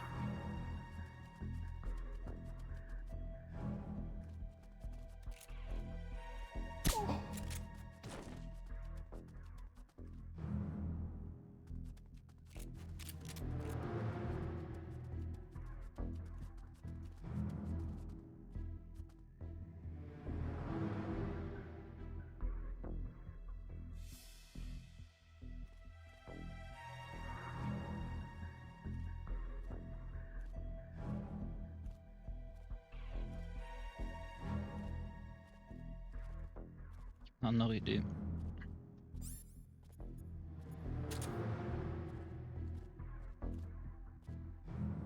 Aber das könnte weit genug weg sein, dass ich den wegsnipen kann hier.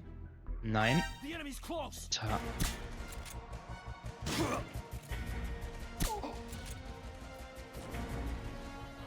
einer mitbekommen? Ja, der hat das mitbekommen. Understood. Eliminate all hostiles.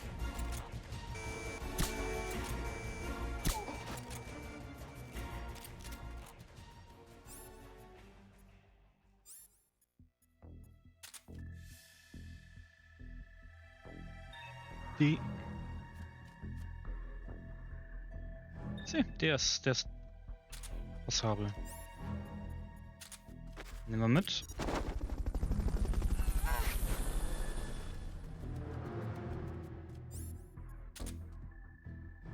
Assault and recovery helicopter is Okay. complete. Ne, nehmen wir nicht mit.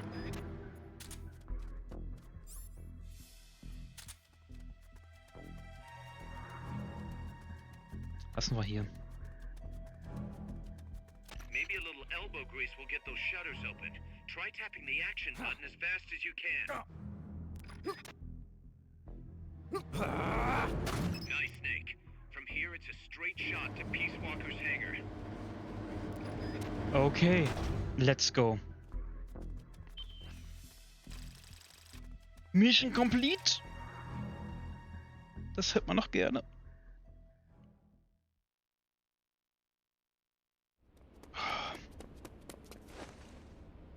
Initiate. What's the situation? We're waiting on acknowledgement from Reptile. It could be a while. Don't take all night. Ah, Coltman. I'd like to perform one final check. Everyone, take a break. I've got some concerns about the dummy. Now's your chance, Snake. Das ist die Chance. Jack, you've returned. What's wrong? Your body temperature has fallen. You're imagining things. Have you come to destroy me? Your pulse has quickened slightly. Just chilly. It's freezing in here. I see. Boss. What is it, Jack? Boss. Is that you? What is it, Jack? Do you have regrets Regrets? about your final mission? My final mission? The one in Groznygrad. I've never been Dann on a fehlen mission. dir Daten. September 1964. You betrayed the United States, and then I killed you. I have no record of such a debriefing. Tja, Listen to me. I have to know. Did you defect to the Soviet Union of your own free will? There is no mission record matching that description. Ah, Jack, you're not the boss. The boss is dead. don't do it, Jack. Drop your weapon, big boss. Mammal showed the same response back at the lab. It's a sure sign that you are nearby. It's an honor to meet you again, big boss. I've seen that coyote before. Lobo is the name. Lobo smells like a rotting corpse to me. I know all about you. Selena Yarsk, 10 years ago. You were involved. The operation to eliminate the traitor. I planned the whole thing. Shouldn't a suit like you be back at Langley? What the hell are you doing here?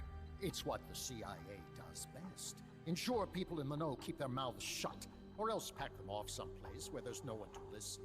I get it.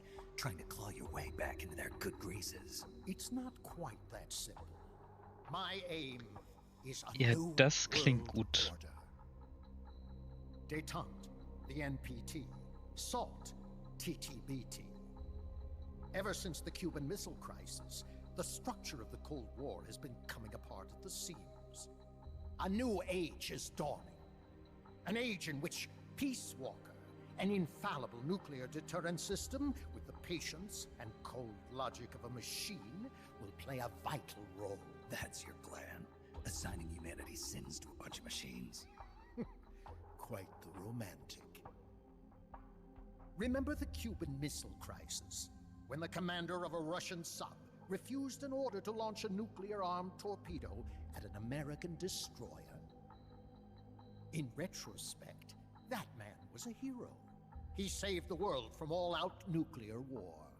Humans are incapable of destroying themselves. But an AI wouldn't hesitate to push the button. Precisely. Making it the one real deterrent. People hesitate, lose their nerve. Isn't that why deterrence theory works in the first place? No. Machines don't make mistakes.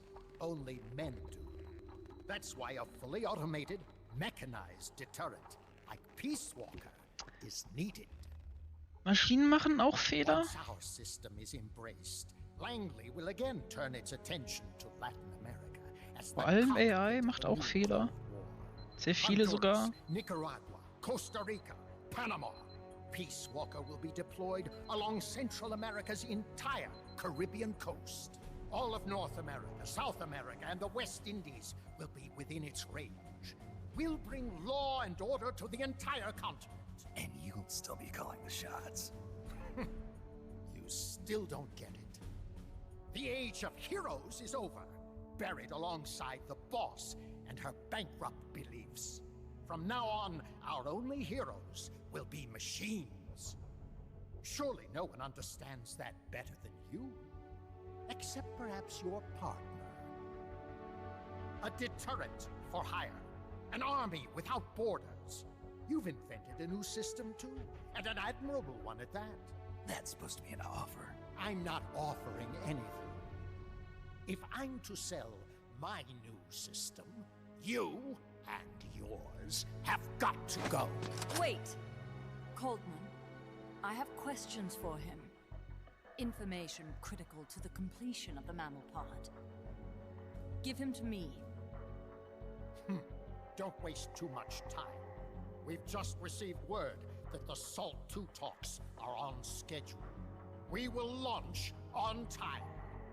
Snake, you are going to help me resurrect her. Shut up! The boss is dead. Bring him. Quicktime Events. Ich hasse es. Ah.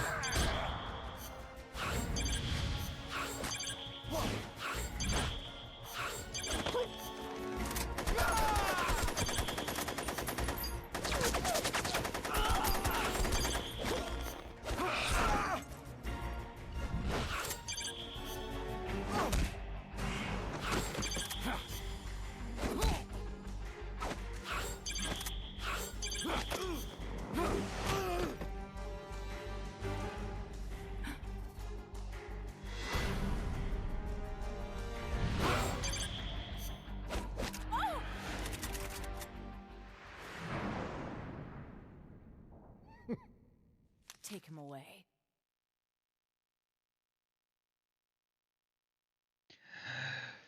Puh. Ich hasse diese Quicktime-Events. Die sind einfach richtig scheiße. Aber ich hab's geschafft. Ich habe sogar ein A bekommen. Nice.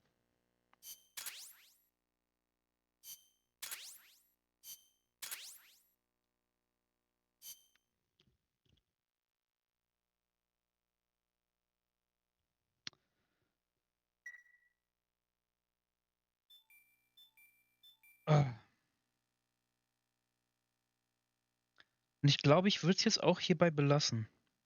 Ich habe morgen noch einiges zu tun. Das heißt, ich will eigentlich nicht allzu spät aufstehen.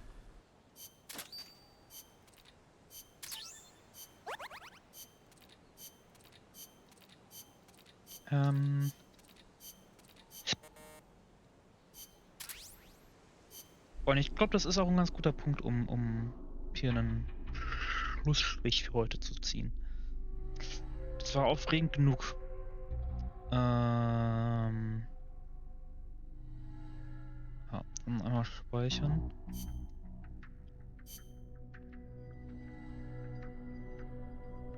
Ich hoffe, der nächste Stream ist jetzt nicht irgendwie wieder 2 Monate entfernt. Muss jetzt nicht unbedingt sein.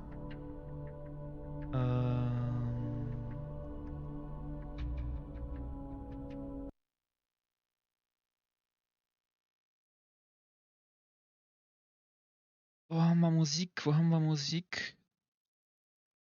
Da. Ja. Ja, wie gesagt, ich hoffe, das dauert jetzt nicht wieder so lange, bis der nächste Stream kommt. In den nächsten 1,5 Wochen will ich nicht damit rechnen. Da Die nächsten 2 Tage habe ich zu tun. Ich muss noch eine Hausarbeit zu Ende schreiben. Dann bin ich eine Woche weg. Und ja, August sollte bestimmt nochmal ein Stream kommen. Ab September wird es schwierig bei mir, weil ich dann nur noch super wenig Zeit abends habe. Mal gucken.